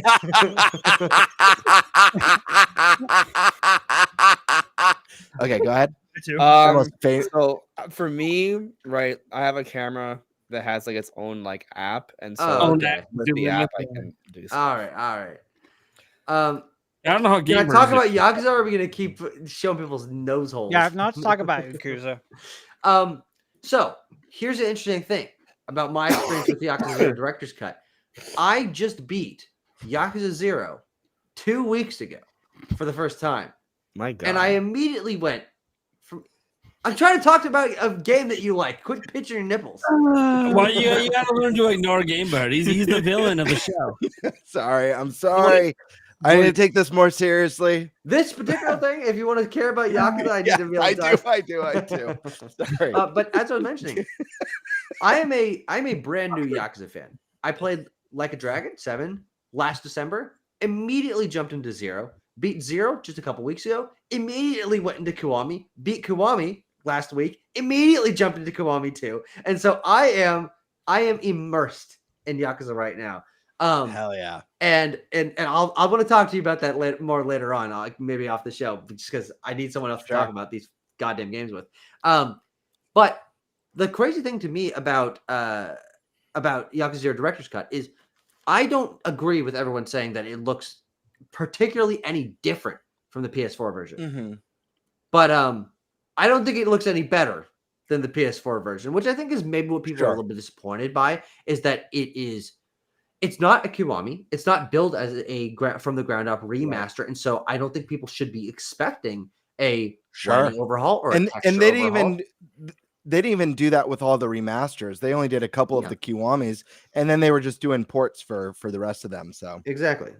Nate's got something to say? Yeah. So something that's really sticking with me, despite all the goofing off, is we obviously knew about CD Projekt Red having 7 weeks. You're saying the Yakuza team, they only had 7 weeks to get their build ready. That's what you heard. It's kind of sounding like all these big AAA third parties that are kind of right here at launch really only had 2 months to even get ready for this event, let alone to actually get their game to run. And they all obviously got to run pretty easy. I think one thing to note, if this is like a common occurrence, especially here at launch, I'm not saying there's not anyone who didn't have it longer and has a game coming later. Like obviously, I'm presuming From Software has probably had a for a while. The game's not coming for 2026, right?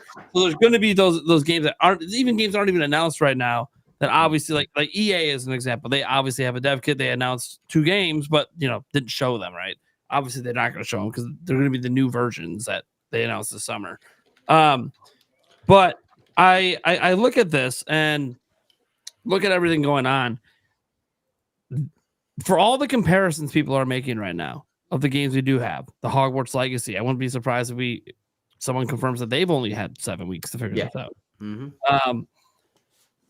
These are what the games are looking like on Switch 2 without having the actual time to properly develop for the platform. 100%. And also, these are ports. These aren't games developed from the ground up for this system. These aren't which I think is also why Duskbloods is like the most impressive of all these, is presumably, and well, I mean, obviously that game is designed from the ground up for this hardware. And I think you're probably right that they've had a longer period of time to understand that system. And so, I think third-party games are only going to get better for the next, year or two in terms of being able to take advantage of the hardware. And for all these versions, the only of third-party games on Switch 2, the only one that I thought looked not very good was Split Fiction. I was not impressed by how that game looked. I also wonder if they literally only had 7 weeks. I think they did. And that's a really complicated game technically, so I understand why it's a little bit chunky. But I think it might be better. Optimization, there could be a lot more optimization right now, and we can play it. So I'm have not. You guys too seen worried those? about that. Sorry. Okay. I was gonna say, have you guys seen that Final Fantasy VII remake comparison? It just shows Cloud, but they don't show what console it's on, and people can't tell the difference. That's interesting. It's awesome. Those make me happy. It is the ultimate diminishing returns situation. Yeah, that's the thing. And the funny thing is, for like the console warriors out there that are like trying to be like, oh, it looks so much better on PlayStation or whatever. Here's the thing. This entire PlayStation 5 generation, almost every single third-party game also went to PS4. Yeah. And that's not to say that it doesn't look better on PS5 and PS5 Pro. But what it is to say is the reason they could do that is because even the developers feel like there's a little bit of diminishing returns going from PlayStation 4 to PlayStation 5.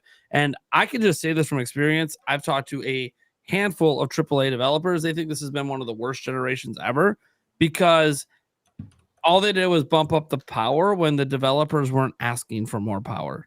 It like came at a time when they didn't feel limited by the power of the platform, which actually helps Switch 2 because the developers are still literally developing a PS4 in mind because they didn't really feel like they needed more power. What they needed is different. They needed more from the people running their companies, like allowing them to flesh out their ideas properly, giving them the time to do the things they want to do, get rid of some of the They wanted it to be like Nintendo where they say, hey, take as much time as you need to make the game you're trying to make. They don't always get that in the AAA industry. So I'm not saying, by the way, this generation is pointless and there's not absolutely gorgeous games. And first party always takes best advantage. Always, always, always. That's just the way it is. I mean, look at some of the PS5 now exclusives coming out of Sony. They look absolutely stunning and amazing. That's what first party does. They know the hardware best. And I'm not saying that there's not new things you can't do with this power, but I throw this out there, setting aside the fact that the controller for the DualSense feels amazing, right? From a pure gameplay perspective, has there really been any evolution from last gen to this gen? Kind of just feels like we're playing the same games. Donkey Kong. Yeah. But that's what I mean. Like, that's the diminishing return. They already looked really, really good on PS4, and the gameplay innovation, like there's nothing happening. I got another one. Power, you know? Metroid Prime 4 with the mouse controls. Sure, but evolution. But I know what you're talking about. You're talking about, like, you're not talking about Switch 2. I'm just being a little shit. Well, the reason I'm throwing that out there is just because, like, this is why I think all these graphic comparisons we're making, well, they don't really matter. The only thing you should take away from this is, yeah, it looks good enough. Most consumers aren't going to even know the difference unless you literally put it side by side on the same TVs, and then maybe they'll notice something here or there, a little lighting difference, but it looks so close that no one's really going to care. The biggest difference obviously right now be the frame rate. To me, I think that's the biggest thing, is like a lot of games that might be running at 30 or 40 on Switch 2 might be 60 on PS5. But we're talking right now when the developers haven't had time to really build the game for the system. So, like, when we get a brand new third-party game next year, just set aside Dustbloods, that's obviously they're making that exclusive. But like, look, I'm trying to think, like, okay, now Hogwarts Legacy, but maybe the next Harry Potter game that comes out after how successful that one is, they will have so much more time to optimize and properly have that build ready for Switch 2. What if it does come out running at 60 FPS? What if it is hitting 1440p? Because now they've actually had time to spend with it. Like the Hogwarts Legacy thing, because some people have been using that as like the comparison. Oh, it's not really, look how much worse it is. One, in the developer interviews, and you guys might have played it, so you can have more to say on what it looks like. But the developer interviews literally said we ported the Switch 1 version, and then we just tried adding to that, which is probably, you know, when you see like Final Fantasy VII Remake Integrate, that's the PS5 version they ported over, and that's why it looks so damn good. If they would have taught Hogwarts Legacy and chose to start over again and say, let's try porting the PS5 version, I bet you it would have looked way better on Switch 2, but because they already had the Switch 1 version, that's where they chose to start. So I feel like when we're making all these graphics comparisons, because it's one of the biggest things happening right now since reveal, lots of people comparing graphics, Digital Foundry's doing it. I think we just have to remember that I don't think you can determine anything about the power of the platform right now. And I think this has been true of every generation. How many times have we seen games get better on systems the further we're in as they learn it? So this every gen, like, oh, Cyberpunk's only running at 10. They did it in 7 weeks. Shut up. Like, I like how Digital Foundry's been lowballing Switch 2 to PS4 level, but they've done the caveat of it might be a little better. Yeah, because they don't know. But it Prime's right. It really doesn't matter. There was one thing going into this next generation that I personally feel that mattered. Switch 2 doesn't need to be as powerful as PS5. It doesn't need to be as powerful as Xbox Series X. What it needs to be is good enough to run third-party games without a package topology, without like that Vaseline look. It needs to be. I like that. Yeah, I like that. And it needs to be good enough to where third parties can release their games multi-platform day and date on the console. That's something that wasn't possible on Switch 1, and it's something that looks like it's definitely going to be possible on Switch 2, and that's all that matters. Last week when we had Paul Gale, he was talking about Street Fighter. He mentioned that he couldn't really tell a difference between the two without seeing them side by side. His impression there. And I was saying, like, that's a really great sign. If you need to see a side-by-side comparison of a third-party game to know how big the difference is or which version looks worse, then Nintendo nailed it with this hardware. Because unless you look at it without having seen the other game and you're just like, oh, this is way worse. If you're like, huh, is this worse? Like I can't really tell. The textures might not be as good, but I can't really tell. I need to look at a side by side. Nintendo nailed it. That's all you need. You need, like I said, you don't want the packaged apology. You don't want we're bringing it to this console, but it's going to be a year later. It's running at 15 frames per second, and it looks like there's Vaseline on the screen. That's all they needed to avoid. It just needs to look good enough, run well, and be able to be day and date. And I think they're going to do it. So, getting to your guys' hands-on experience, obviously, I know Thunderstash played like pretty much all the third-party games. When you're there for 5 hours, you're gonna do things. Even if that one lady really didn't want you to be there, I didn't care. The big man said, just keep playing, you're fine. You could play through 2.5 full sessions. People maybe didn't show up to the session that was. Anyways, and I know Tucker, didn't play quite as many.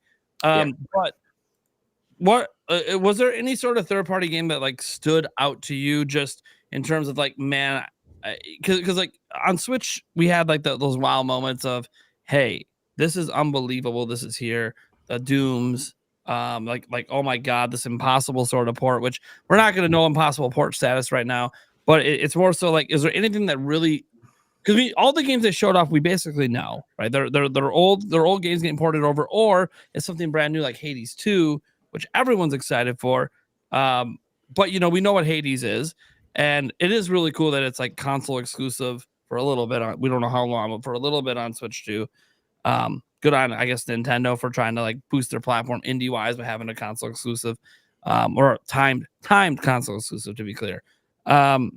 So was there anything that really like stood out to you guys from any of these that you were like, man, this just feels great to actually play this on this platform?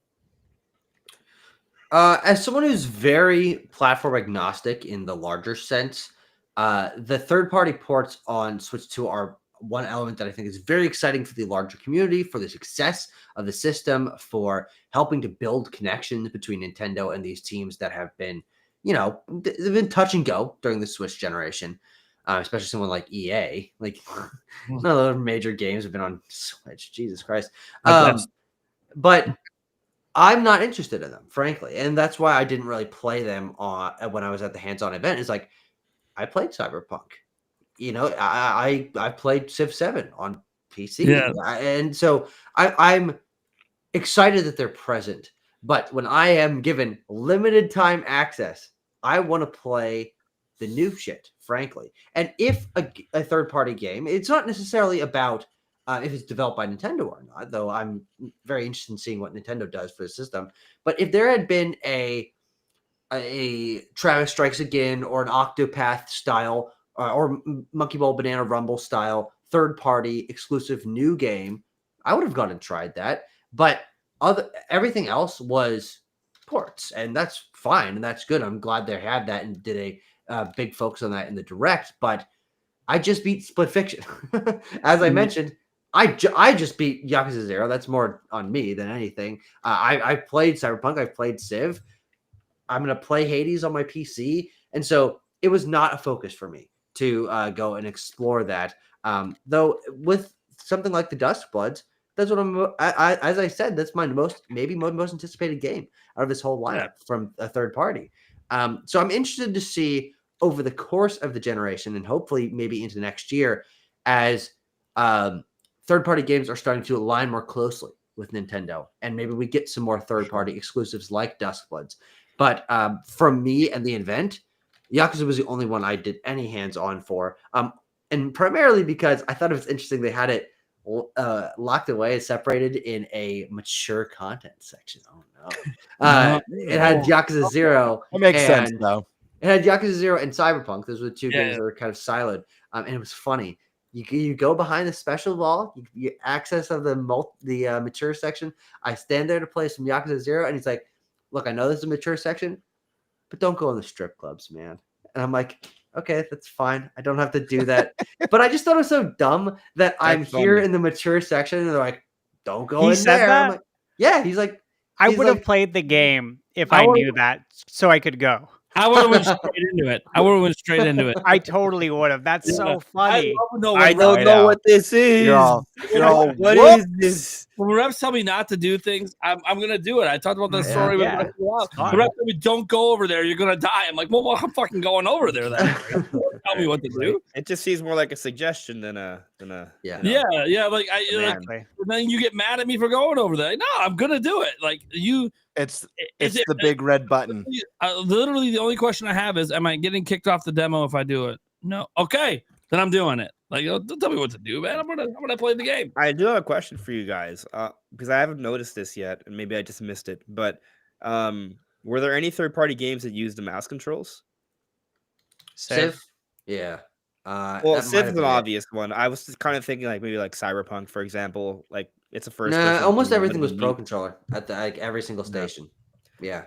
Because I was thinking like to try. If we do get to a point where games are day and date, like obviously they're not going to run and look as good as a PS5 version, right? But if they look close, right, and then they also have mouse controls, and then also you have the whole portability factor, then it's not necessarily like an objectively worse version. It's just a different version, right? And that to me is a very interesting situation. What'll be very interesting to see is how much of these games that are also available on PC, which is basically every third-party game, incorporate mouse controls. Because Civ, we get that, but like my brother played Split Fiction on PC, and that game you can aim, like there's some shooting segments where you can aim with a mouse. Is a Split Fiction on Switch 2 gonna have mouse controls? Do they even really care to implement it? It's gonna be really fascinating to see. I wouldn't be surprised to see those patched in at a later time. Listen, if we're finding out that Cyberpunk is 7 weeks into development for the Switch 2, like it's only been 7 weeks, that's something that we haven't gotten around to mouse controls, but like Cyberpunk might definitely support it at one point. I might buy it day one. See, I also feel like because of the mouse, and this is something I'm going to pay attention with third parties, we might start getting more like PC ports. Sure. Like the PC versions of the games get ported because they already have that mouse support built in. Are PC ports like in theory more scalable? We need in Diablo theory. so badly. ARPGs will rock on Switch 2 with mouse support. It's coming. You know it is. We have Diablo on Switch 1. That said, throw it to the stash, man. My original question: anything like kind of blow your mind away? Like, oh man, this is great for Switch 2. Yeah, Cyberpunk was impressive because I played it and I got to see how good it looked. The colors, again, the HDR is very apparent. I have the game on PS5. What's that? Was it a solid frame rate? Yeah. It was 30, right? I think I heard they want to shoot for a 40. No, it was 40. It was running at 40. It was 40. They have the performance mode there. Oh. I saw an article that they wanted to do a 40 FPS mode, but I didn't know that they actually had a 40 FPS mode already. Yeah, 40 FPS and 30 docked. Or not 30 docked, but 30 handheld. They didn't have handheld on display, but that's what I confirmed. Interesting. Okay. Yeah. It ran really good. That's one of the things that was really impressive to me, because we all know that like Cyberpunk in itself, the game's a technical achievement. When it first came out, that game was looked at as like the next gen game, right? Almost like Crysis back in the day, right? Or Watch Dogs, yeah. And so to see that, it should have been, but it came out like I know as a heaping dumpster fire. Yeah. In fact, I had Cyberpunk pre-ordered on PS4. I still have my Steelbook. I upgraded it to PS5 now. Yeah. Obviously. Oh my god. I played that game on PS4 too. Don't do that again. Never making that mistake. No, you tried to play it on PS4. Didn't work. Both. I bought it and my cousin, and I told my cousin, I was like, hey, I didn't even install it yet. Don't play it. Don't play it yet. It's got a lot of issues right now. Just hold off. And I remember him asking me like a year later. And he had asked me a couple times, but a year later, is it safe yet? I'm like, you might want to wait for a PS5 version.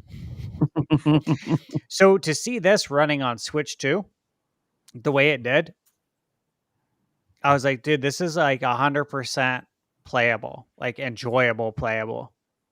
To the point that I walked away thinking, do I give him my money again? This would be really fun to play, like portably. I never played it, so like for me, I'm like, oh, this is Yeah, might be- all on the cart, which is also appealing for physical. Yeah. Yeah. Yeah. So in That my red impressions, cartridge. yeah. Mhm. Well, Course. it's this. No, it's this. Yeah, it's the 64 gig cart.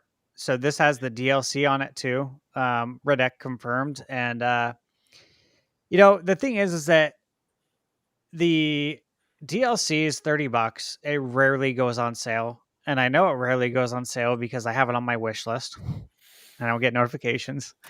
And so you're essentially paying $70 to be able to play this portably and get everything. You're paying $40 for the game. I think it's a really good deal. And again, like when you see this in person, the HDR doesn't come through in this video, but I think it looks fantastic. I have a question, and you might not have the answer to this. Maybe you guys just know because technical know-how. But the 40 FPS mode, if that only works in docked, if I'm not mistaken, wouldn't you need like a 120 hertz television to be able to like actually see the 40 FPS? Yeah, like Because VR, the TV would have to have a variable refresh rate. yeah, right? VR. Yeah. Yeah.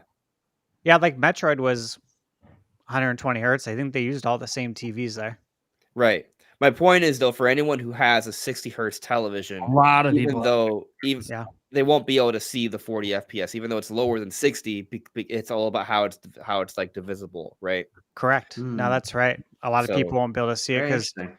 yeah, a lot of people don't have 120 hertz TVs. Like they are still fairly new. Like they came on the market. I had this talk with somebody on my YouTube comments.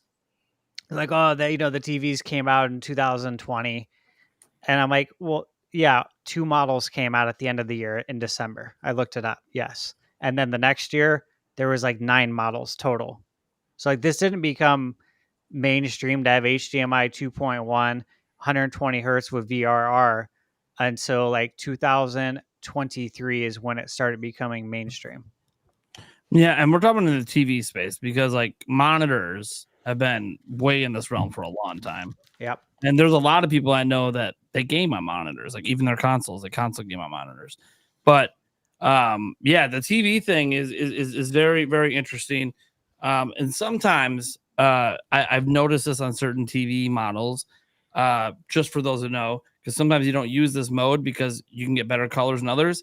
The game mode is often the mode that will have your 120 hertz because it's like literally the only piece of content that uses it is games. Right.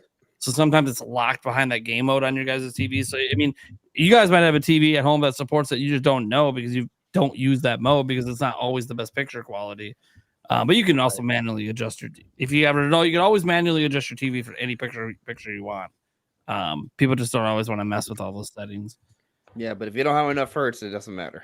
Yeah, yep. You gotta have the 120. I know this one behind me does 120. So yeah, I looked it up as soon as they announced 120. Right after I was like, okay, I gotta look this up. Yeah, okay, I have 120. It's funny because the TV I have, I think I got like maybe a year and a half ago, and I was like, I'll probably won't need 120.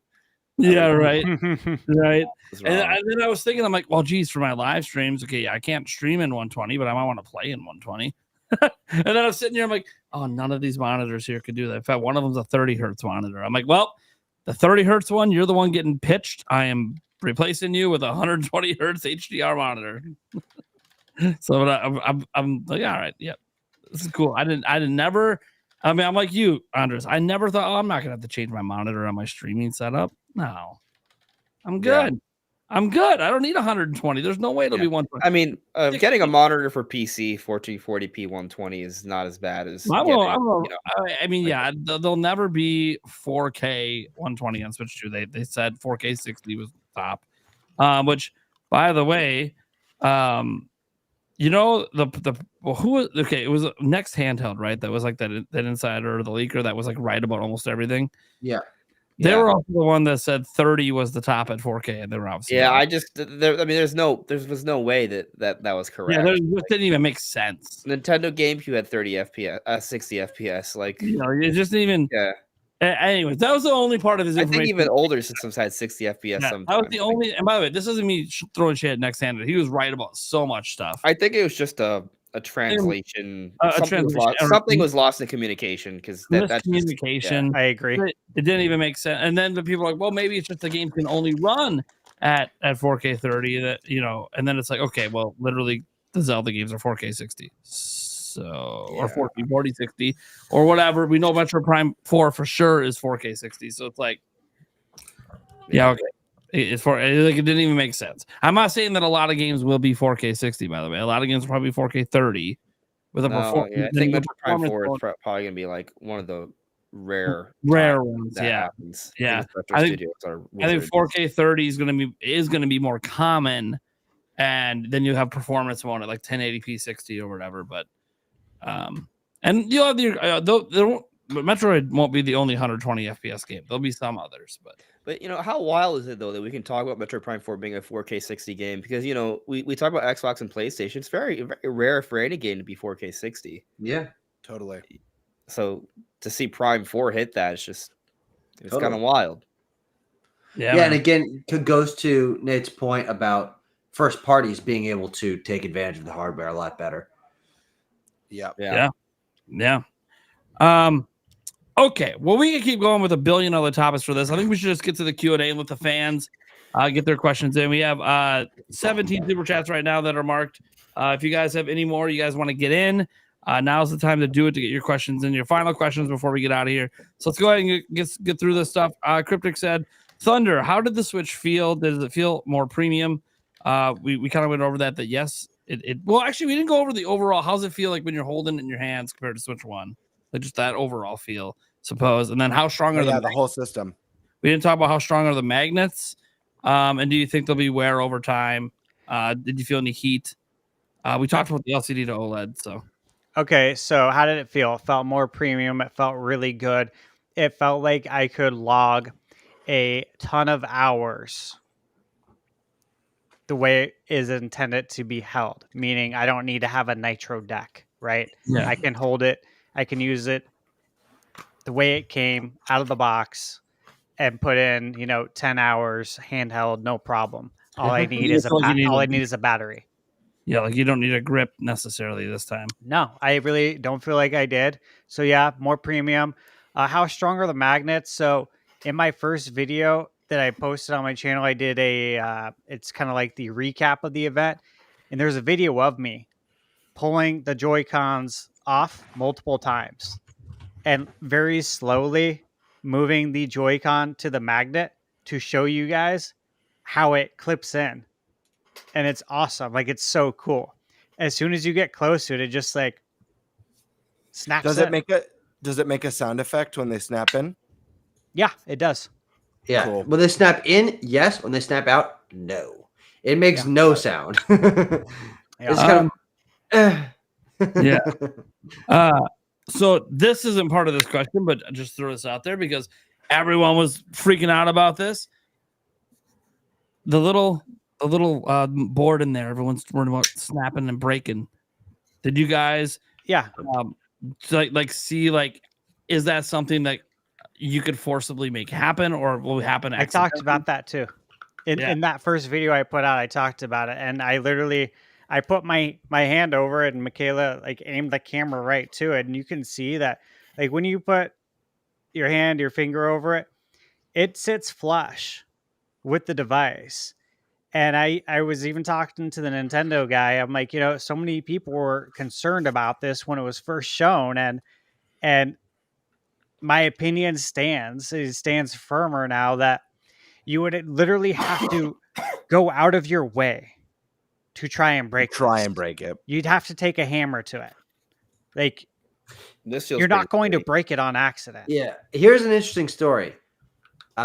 We are brought into the first room, which is more of the hardware area. We got to hold an inactive Switch 2, test the magnets, feel it in our hands, use the sticks a little bit. Should see the kickstand. Feels good. It doesn't to your mind feel too much more substantial because you're like, I'm just holding this in my hands, but it is just a better build quality. And then as they were like gearing everyone up for Mario Kart, who's excited? Yeah. I look over and one of the Nintendo employees cleaning the screen drops the Switch 2 straight onto the concrete from like shoulder height. And she looks down. She's like, discounted Switch 2, anybody? And she picked it up and she does the.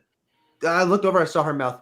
Oh my god! And then she looked at it. And she's like, okay, it's fine. And she put it back. But she dropped it from like shoulder height onto just a concrete floor. I mean, how much do you think they got paid for that day? Like probably less than $450. Yeah. It would have been funny if like Doug Bowser was just sitting there and he's looking over. Better know. Yeah, but the Joy-Con didn't come off, and now in this program. And considering that they just put it back into like, we do not need that on camera. God damn it! Yeah, not too surprised that it's durable. Even Switch, you could survive some drops. You know, the thing about Switch is that what would often, if you dropped it, would be the clip would break, and then your Joy-Con went. But this is all magnets, so like that's not how that works. You know.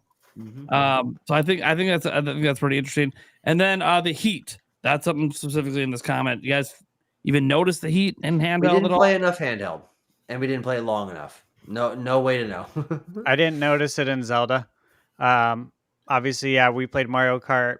Didn't notice anything, but that'd be probably the only one you guys got to play both Zeldas, and But it feel ergonomic.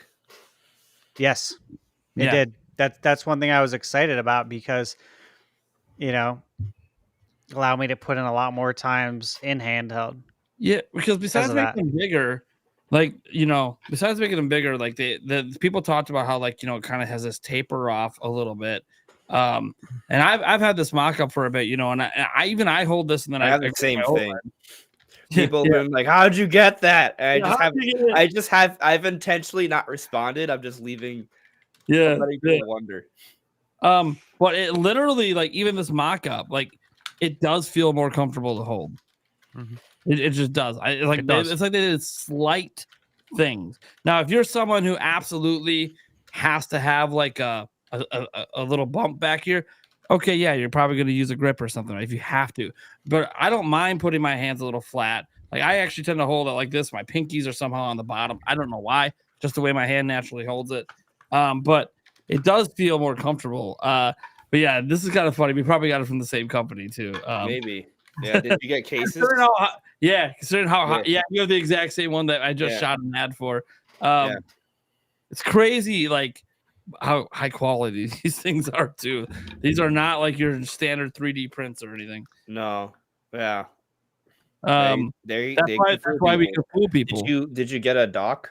Yeah. Oh yeah. I got the whole king caboodle, baby. Oh, yeah. Yeah, and they said, do I have to send it back? And they're like, we'll let you know. We only have so many.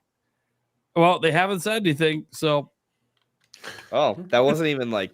I mean, I didn't even asked for it. They're just like, hey, we're gonna send you this too. Yeah, I know. I didn't even know it was coming. It just showed up in the box. I had no idea. The thing is, like that, like as actually like an opportunity to make a whole bunch more content.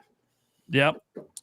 I'm just waiting for the ad to get approved, and then after that, I'll put more content into it. Warner Bros. Just wanted to shout out Butthead. I don't know who that's a reference to, but that's okay. Right there. Right there. Hey, he's gonna kick your ass. Yeah. There he is.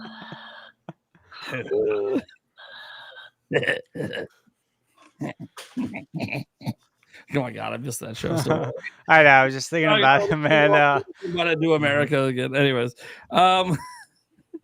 Karkun on the Japanese store page, they check out the requirements. You need to click a button to prove you have met the criteria for pre-order lottery. Wish me luck. Good luck. Good luck, friend.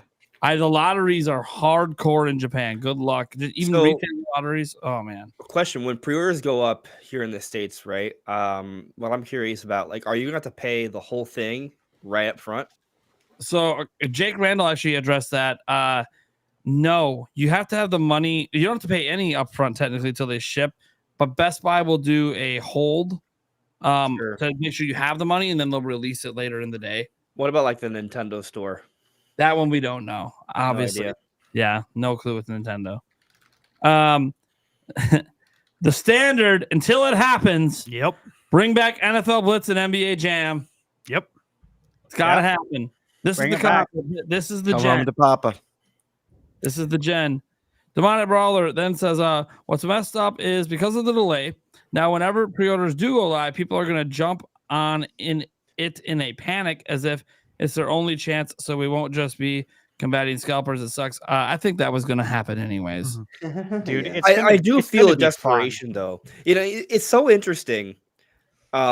This situation we're in, because if you listen to the vocal minority, which by the way, I think it's more than a minority. But a lot of people would have you believe that you should not buy this console. It's way too overpriced. No one's going to buy it.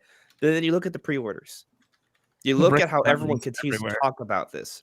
Yeah. I think what's going to happen is that there's more than enough excitement right now where they're going to sell out. And what's going to happen is that the lucky few, which will still be a several million, right, will have that Mario Kart World. And they'll invite the people who didn't want to buy it. This thing's going to take off word of mouth. Well, that's what I'm saying. Like, so I was talking about with my friends the other day. I got so upset because one of them was like, "Oh yeah, I don't think I'm gonna buy it. All the games are $90." I was like, "No, they're not. No, they're There's not a single $90 game. Yeah. No, Not a I single. literally got inspired because one of my friends, who's actually a very intelligent person, right? But like, I was just shocked.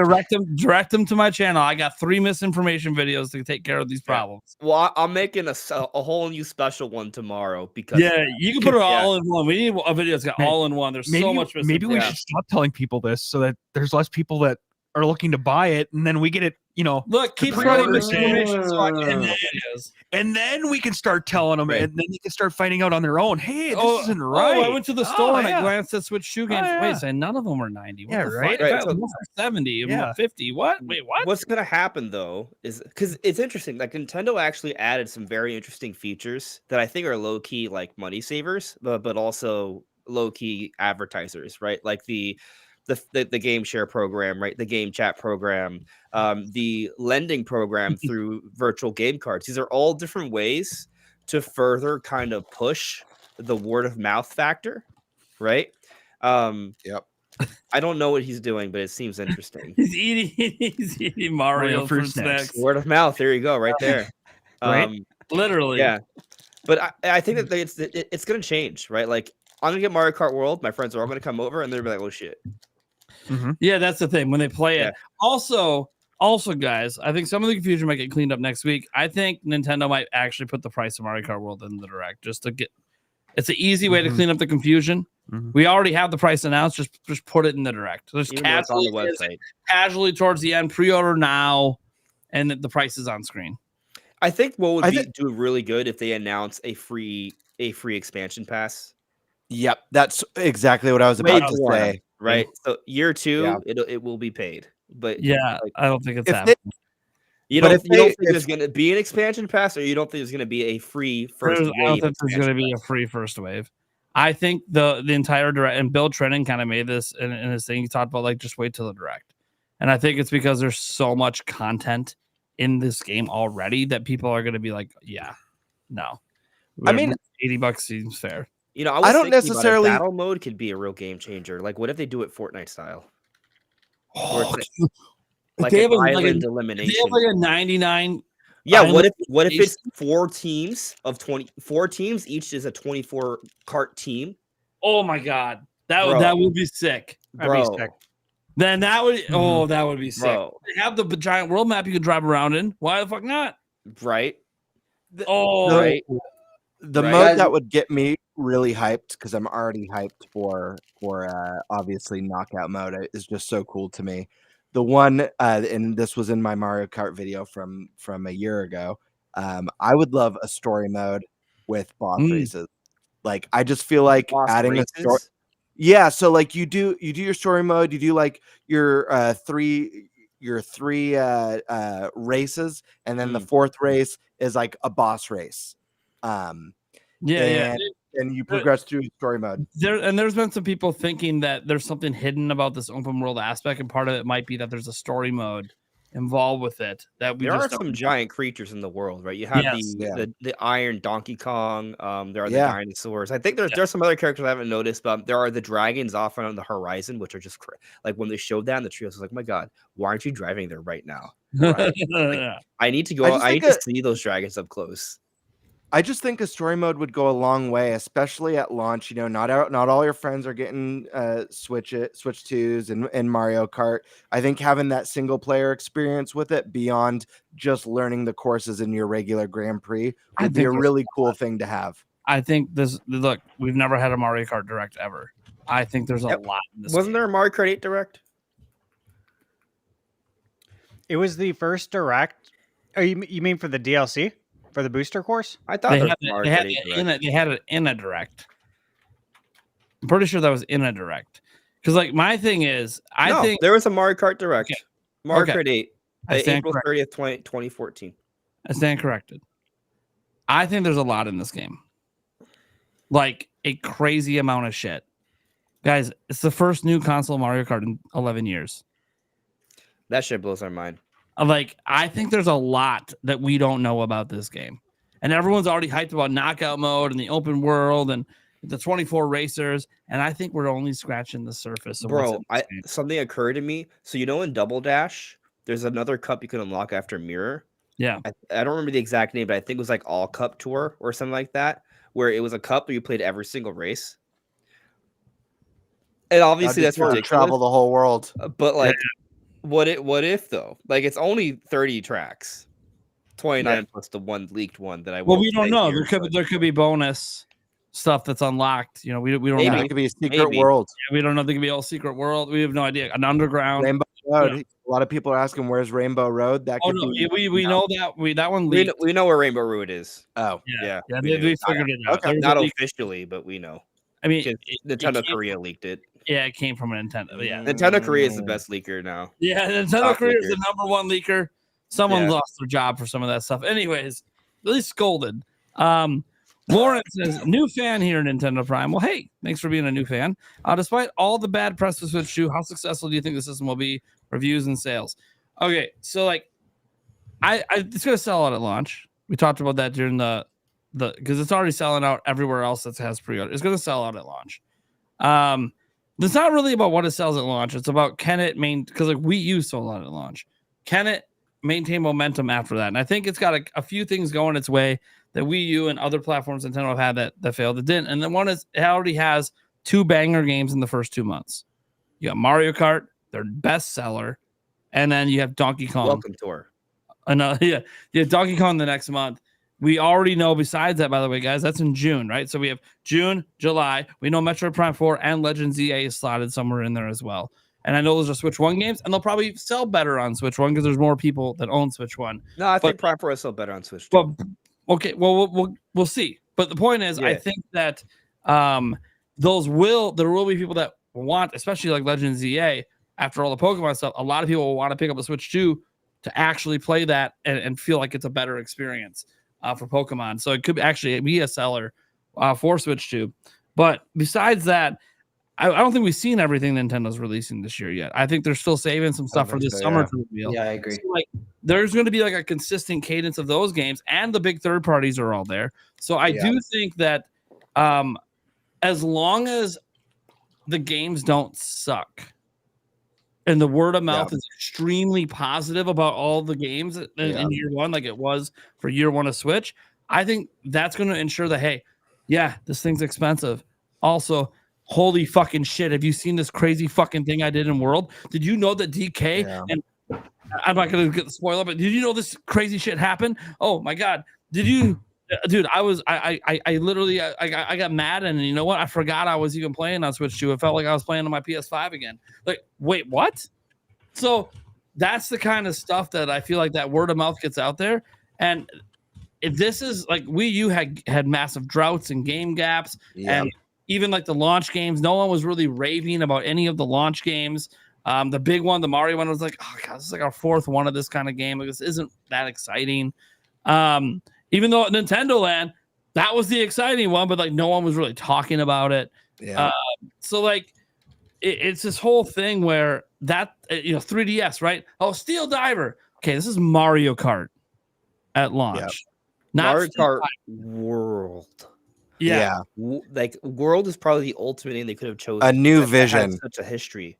Well, and this is the thing. Yeah. Coming out of this event, even though, yes, there were some criticisms, and there's always going to be some criticisms or some concerns. When is there not? It's in general very, very positive. Coming out of this event, everyone who's going to it, the overall impression is usually pretty positive. Would the two people here who played agree? Like the overall impression is positive coming out of this? Yeah, I think everything that we did hands on. I mean, I don't know. It's interesting. I think the only big surprise I really felt was how much I liked Knockout Tour or Knockout. Everyone's gonna be surprised. Exactly. Yeah, that's the biggest takeaway. I think. Everything else, it was like, yeah, okay, this feels good. This looks good. This is premium. These games are going to be a lot of fun. And so, yeah, I don't think that almost anything I did hands-on wise decreased my excitement at all. And I think that's kind of the general sentiment of like, this is just it's a very solid confirmation of, all right. They know what they're doing this time. This is no longer theoretical. This is no longer hypothetical. We've gone hands-on. We've played hours of it. Some of us went back for extra time. And it's everything you want from it, frankly. Yeah.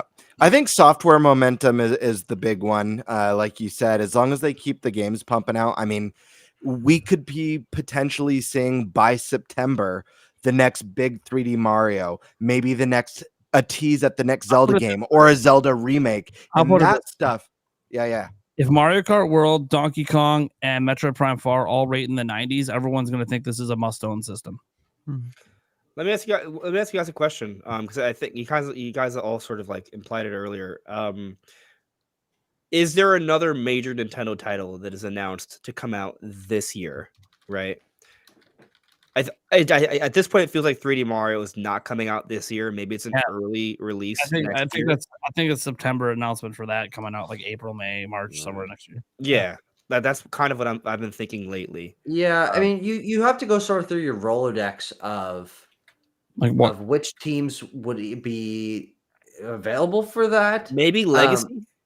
Monolith Soft could have a new IP possibly. The thing they've been working on like throughout the entire Switch era, like that's the only thing that I'm like, okay, that could. I mean, maybe Splatoon, but I just don't feel like they would do Splatoon in the holiday. I don't think Splatoon's going to be a holiday game. I think we could see the next big Fire Emblem by the end of this year. I would not that wouldn't shock me. Fire Emblem exploded with 3 houses. Yeah, if they're critically in popularity. If their holiday is like the next 3 houses style Fire Emblem, then you have Legends ZA, and then you end in December with Age of Calamity. I think that's actually a really, really strong. Well, Age of Calamity might not even come out this year. Well, I know it says winter 2025. It can go into next year, obviously, but if it is a December game, like that would be a really, really strong lineup. I for sure think there's something else we're getting at the end of this year. Yeah, that we're due for or heard yet. We're due for Paper Mario. Convinced. Are we due? No, I'm totally joking. Dude, if there's another Mario RPG, good God. I actually would be excited about that. I would buy it, but yeah, they should pump the brakes for a sec. Yeah, give us a little break. Give us at least a year or two before you give us another Mario RPG. I love it, but let's let it be a shocker again. Let us miss it for a while. But yeah, there's a lot of things that there could be. So I guess we'll just have to wait and see on any of that. Anyways, yeah. I'll say this: has any of our opinions changed on how much we think this system is going to sell lifetime? I know it's way too early to predict, but we've had these conversations before. Now we've seen it. Now we know the price. Now we know all this stuff. Has any of our minds changed on like how much we think it sells lifetime? I think it's going to sell at least 100. Yeah, I think it'll break 100 million still, as long as the cadence of games doesn't stop. Like I think there's a potential for more, to be clear, but it's just such a tough thing. Like I think in like maybe Switch 2 can surpass Switch 1, but you know, with it coming out and it being more expensive, and like it's gonna be hard to do that unless there's two things I sort of see they can maybe kind of change that from happen, allow it to surpass Switch 1 someday. One, it's just that Nintendo's brand continues to grow ever larger with the movies, the parks, and all, and it just kind of, Nintendo's brand just gets better and better. And two, it is because Switch 2 is appealing to another audience. It's that PC or kind of AAA third party game audience, like the people that are into like the Call of Duties, the FIFAs, the Civs, and things like that, where they're not necessarily going to buy a PS5 or an Xbox for every gen. They're always sort of not sure which one they're going to pick. Maybe by picking up a little bit more of that audience, plus just the overall expansion of Nintendo's brand, they might be able to approach Switch 1 sales numbers, but probably not. Probably they're going to get to like the 60-70% range of what Switch 1 sold. But they're also making more money per unit, right? So there's that to consider. Let's go around the rest of the room. Let's just fire a number rapid quick. Tucker, how much is Switch 2 selling overall lifetime? You know what? I'm gonna lowball a little bit. I'm gonna say about 90 million. All right, Eric. Rapid fire. 100. All right, Gamebird. I'm gonna say 103 million. This is gonna be fun to revisit. This is gonna be fun to revisit this, by the way, at the end of the game. We're not gonna. Oh, I'll revisit. Are you writing this down? Are you writing this down? Dude, we make clips of this now, so don't worry about it. Thunderstash. 123 million. Dang. All right, I'm gonna be the crazy one that's wrong. 160. Look at this man. I don't actually believe it's gonna happen, but you know what? Someone's got a highball. I'm going. So you high. think it's gonna? So all of us think it's gonna sell worse than Switch 1. Well, I mean, 160 is ahead of Switch 1 right now. No, he's saying that it'll still keep selling. Yeah. I mean, Switch 1's not done. I mean, it's going to depend on the software. Like that's that momentum. I think it's going to depend too on the movie universe, because if that explodes the way we think it can, that is going to bring in so many new consumers. It's going to be like a new version of the Blue Ocean strategy.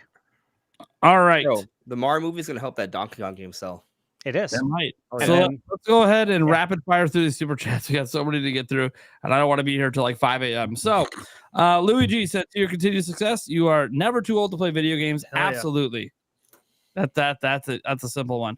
Karkut, insane. You play Switch 1 waiting, camping outside. Absolutely. Yeah, absolutely. Play Switch 100%. 1 right up to Switch 2 coming out, baby. That's how you do it. Switch 1 can only play Tetris now. Karkut, officially no Hall effect. But similar maybe. Officially no achievements, but similar maybe. It's not really officially. Like it's officially that they're not using the word, like the actual Hall effect name is not what they're using. As Stash described earlier, it's not. It's Hall effect or TMR, but they're gonna call it something else.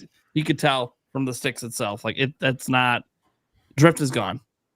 It's done. We're over it. Only drifting you'll be doing is in Mario Kart. Although now Nintendo lost a lawsuit over drift, so it's not really actually shocking that they would actually rework it and to not have that problem. That being said, obviously no achievements, but the whole idea is they're not calling it these things that are already like claimed by other companies. They'll have new names, but it's the same thing. Demonic Brawler.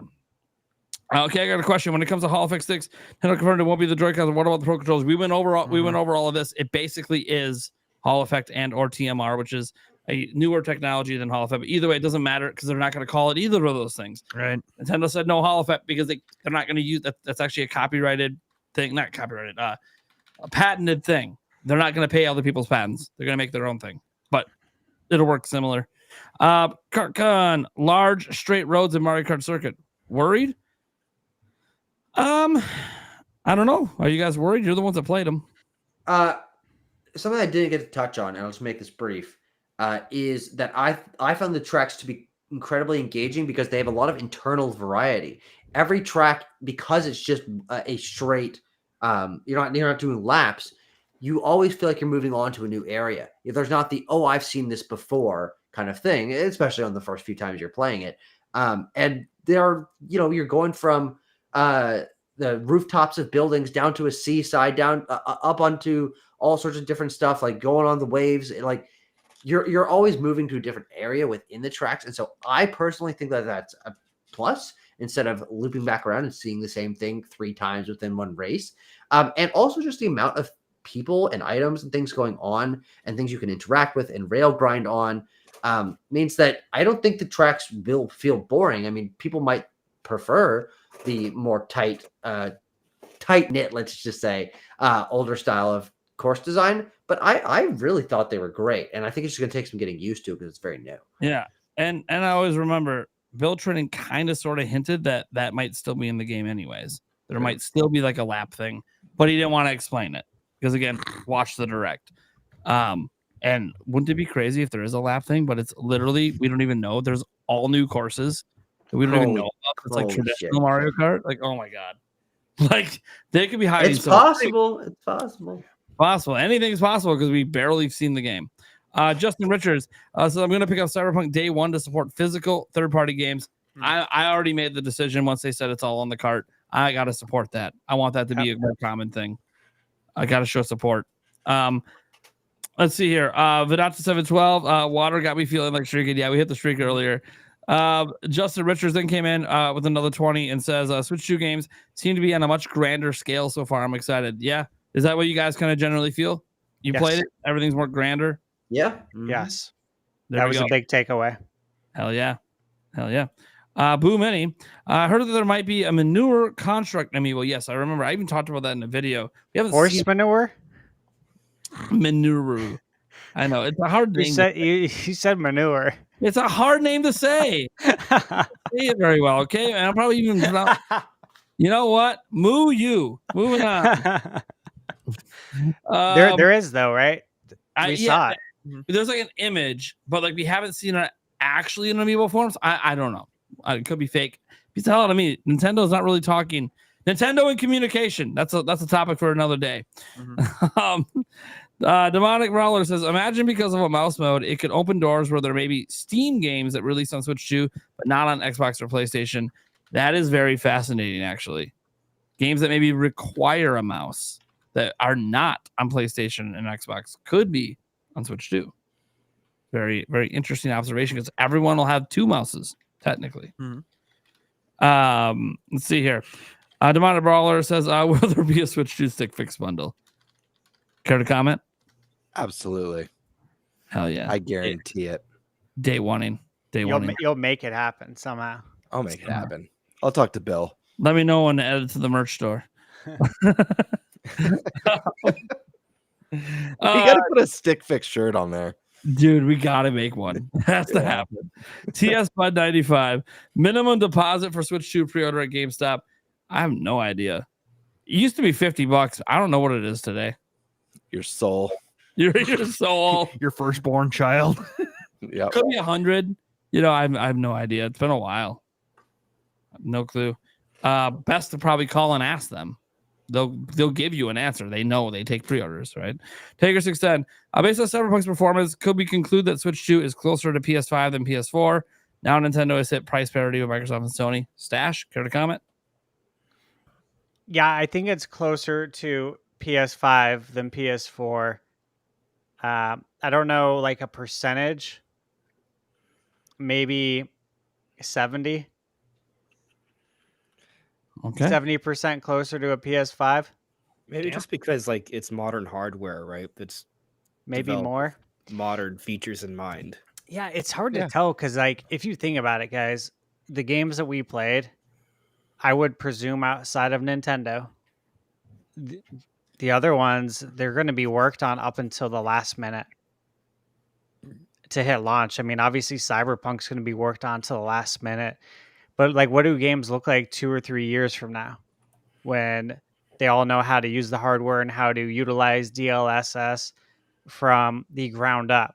Yep. As they're using it right now for porting, which that's what DLSS was originally used for, was to help port games. So it'll be interesting to see what third parties do from the ground up in a couple of years. All right, Steven comes in. Do you think each retailer like GameStop will have a specific amount of stock pre-orders set for in-store locations? I don't know. I mean, there'll be a specific amount for pre-orders. Yeah, you're talking about pre-orders set for. Yeah, that's usually how it goes. Each store they'll base the GameStop will base because GameStop will be told how much they're going to get from Nintendo, and then they'll allocate those pre-orders for online. They'll have a huge amount for online, and then they'll have a set amount for in-store for each store, and they'll be allocated based on how many people buy. I think the popularity of the stores for buying like Nintendo systems and games. Yeah, it'll be different at each store. Each store will have a different amount because it's going to be based on what they sell. Like, what's the thing like there's stores that, hey, they really are popular selling Xbox stuff. They don't sell much else. They will have Switch 2, but they're not going to have as many as a store that, like, if you walk, and I don't know if you guys have done this, if you travel around the country and go to different GameStops, it's wild. You go to a GameStop where it's like 50% of the store is nothing but Switch. Then you go to another one and it's like 75% PlayStation because it's all based on what's selling in their area. But all stores will have it, but some stores will have a lot more. So, and let's see. Then Taker comes in and says Mario Kart of the Wild. Guys, one thing I did not think they were going to do is Breath of the Wild Mario Kart. Didn't have that on my bingo card. Yeah. I mean, I don't know. Like, I feel like Donkey Kong took some Breath of the Wild and Tears mechanics, and then Mario Kart took the rest. Sure. We'll see. We'll see. All right. That's going to do it for the Nintenbyte Podcast episode 13. Go around the room. Let us know what we got going on, where we could find the content and things happening.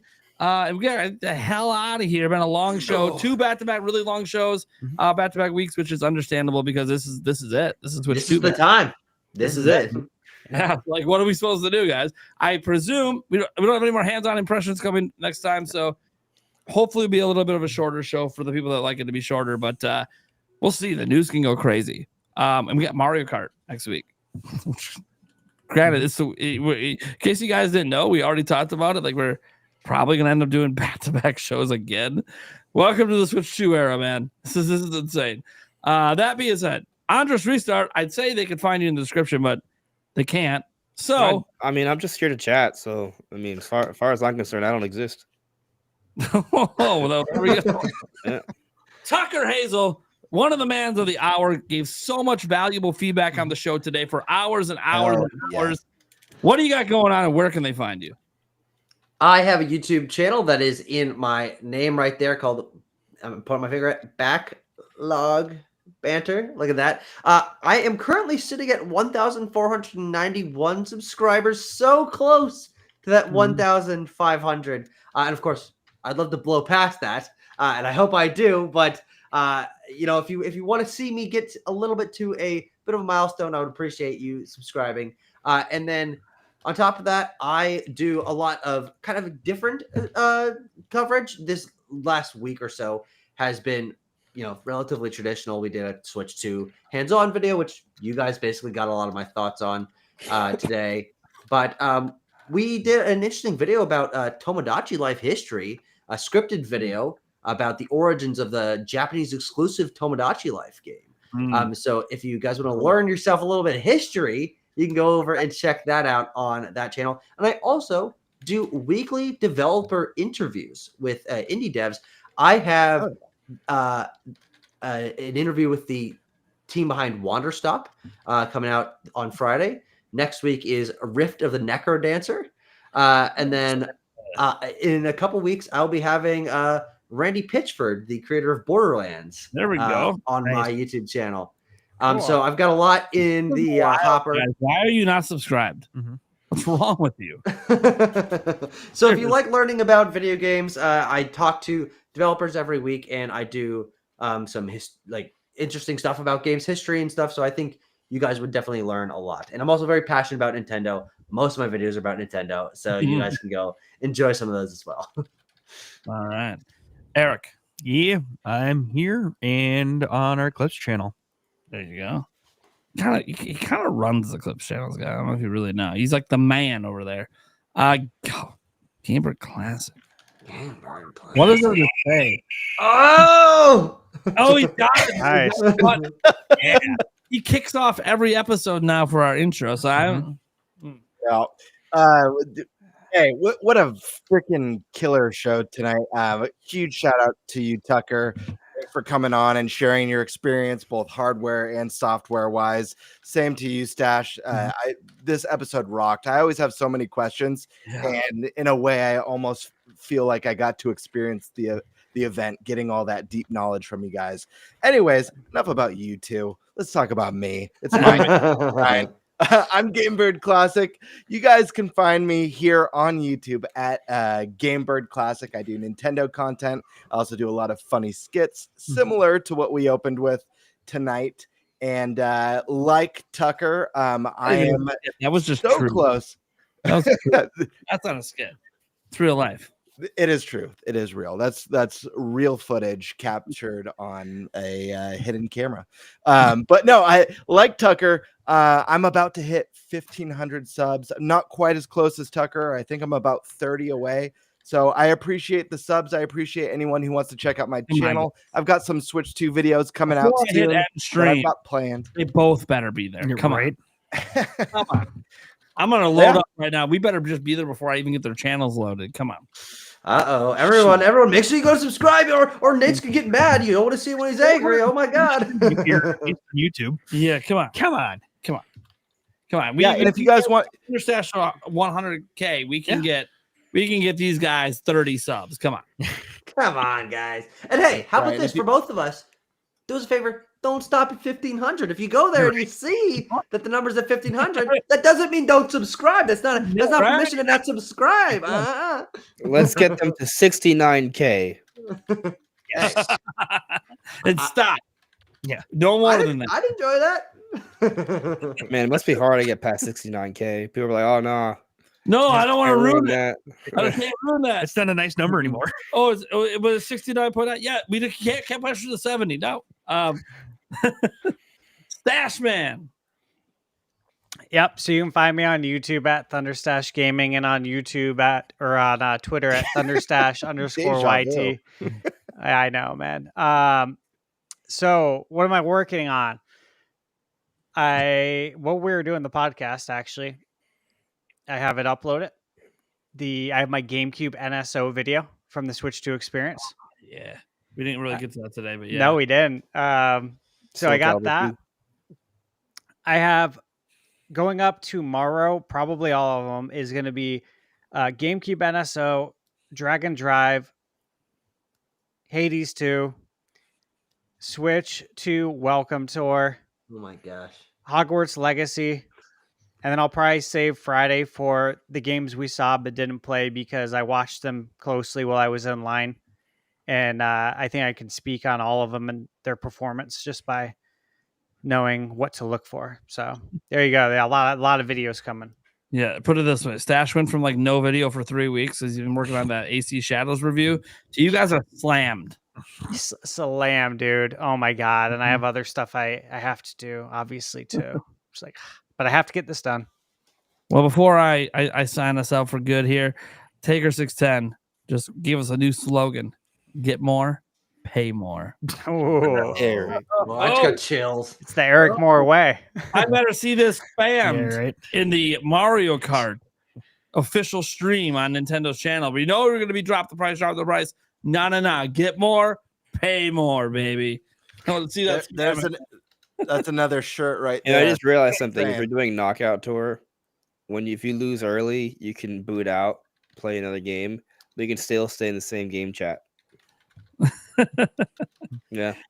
By the way, if you guys about Eric needs a channel too, it's the Clips channel. Yeah. I literally said it. He has the login. He literally is the Clips channel. Yeah. It's basically his channel. The only thing I'm not doing is sending him live. Yeah, I just throw a thumbnail on basically. And that. Yeah. That's pretty much all I do. I throw a thumbnail and I hit publish.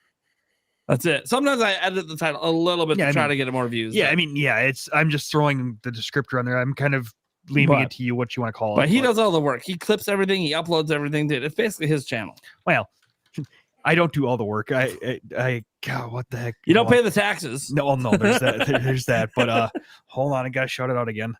Hold on, I'm holding. Yep. My butt cheeks are clenched. Give me 2 seconds here. Oh no! Gotta go back. It's starting to squeeze out, buddy. You better. I know. I can't keep it clenched forever. Shout out to Raven again because I don't do all the work. Raven Well, the just hard work. timestamps. The timestamps that Right. Raven puts up. Yeah. That's the real. That's You're the real lifesaver. MVP. Yeah. I just go I'm like, do. Yeah, okay, yep. Listen. Yep. Okay, good. Cut it. Yep. Anyways, guys, I'm Nintendo Prime. If you don't know who the hell I am, apparently I'm the clickbaiter. Yes. I'm also the Mr. P. God damn it! The whole episode. I'm also not saying that.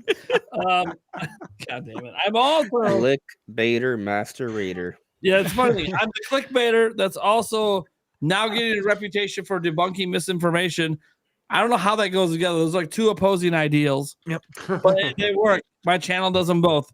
I clickbait and I get rid of misinformation. That's just what happens at my channel. You bait clicks. You don't click bait. There we go. There we go. That's it.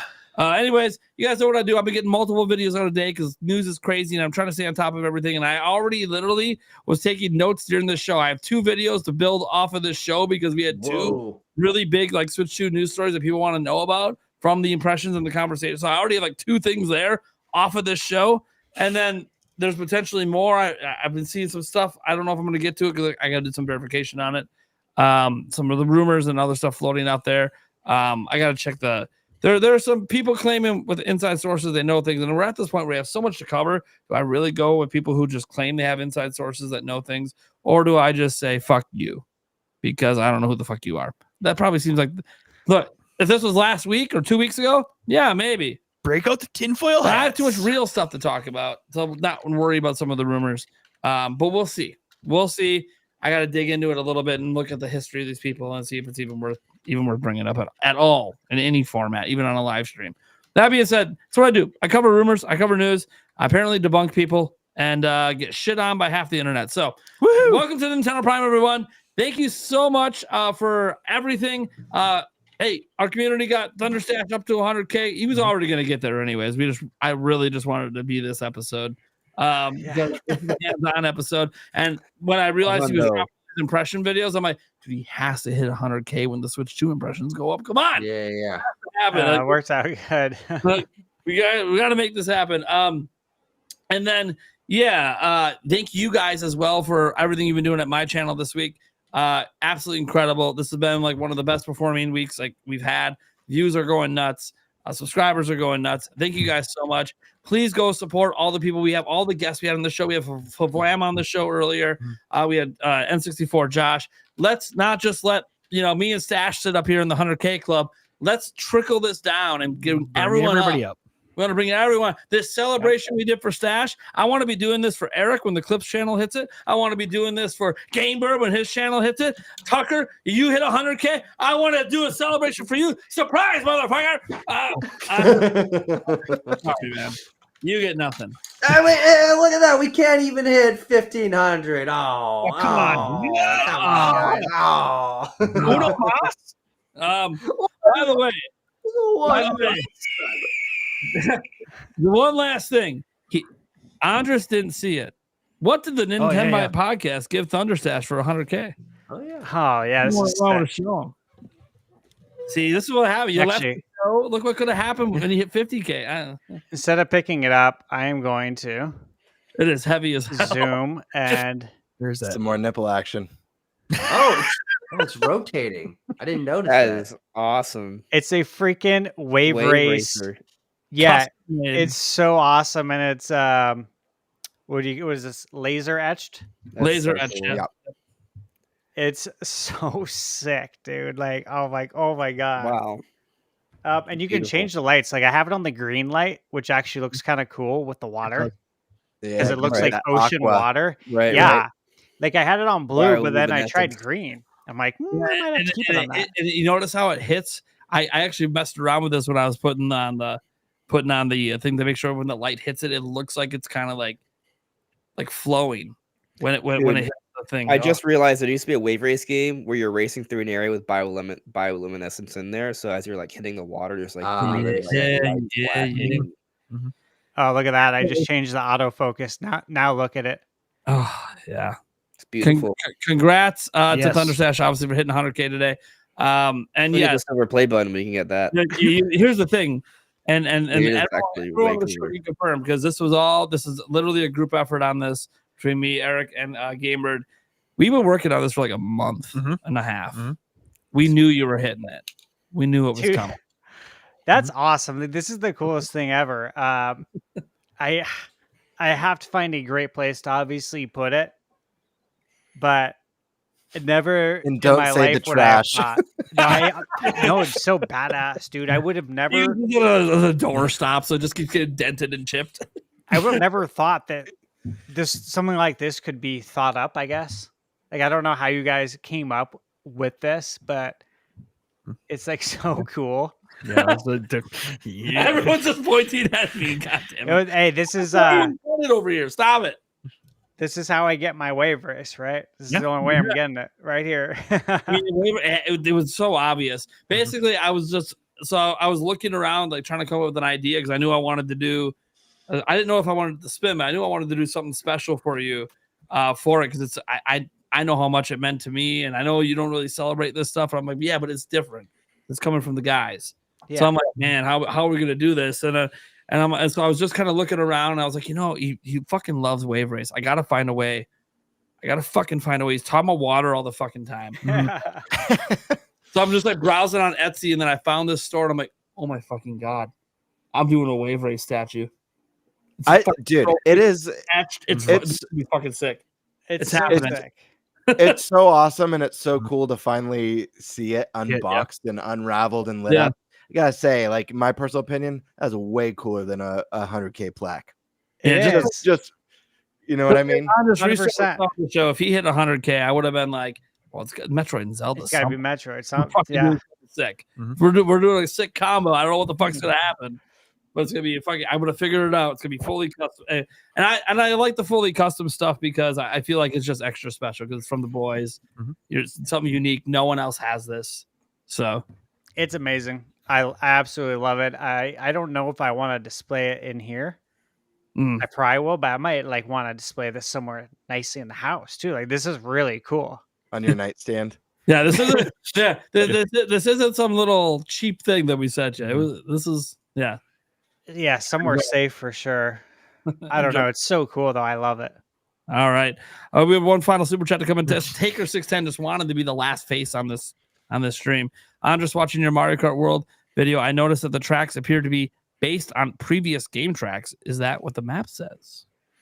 I'm not sure what the names of the tracks are, but it is intentional that a lot of the tracks are remixes of prior Mario Kart tracks. That is by design. There are some totally original tracks that have no sort of reference to any prior tracks, but there's also I haven't counted, but like a lot of them, maybe more than half, are a remix of a prior track. They still feel very different, but they're also like, that's it. That's a thing. It's there. So that is the case.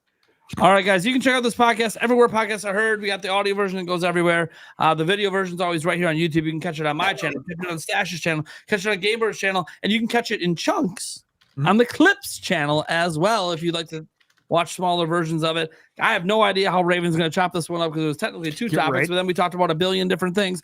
So hopefully he chops it up by game, by thing. I don't know, Raven. By the time you get here, this isn't usually part of the cut. So anyways, thank you guys so much. We'll be back same time next week, probably on Wednesday and Thursday because we got a direct all about Mario Kart. So we have a Mario Kart only episode. So that's going to be fun. Yeah. Catch you guys later. Bye. Have a good night. Bye. Oh, wait. We have an outro. We have an outro. My bad. I look like an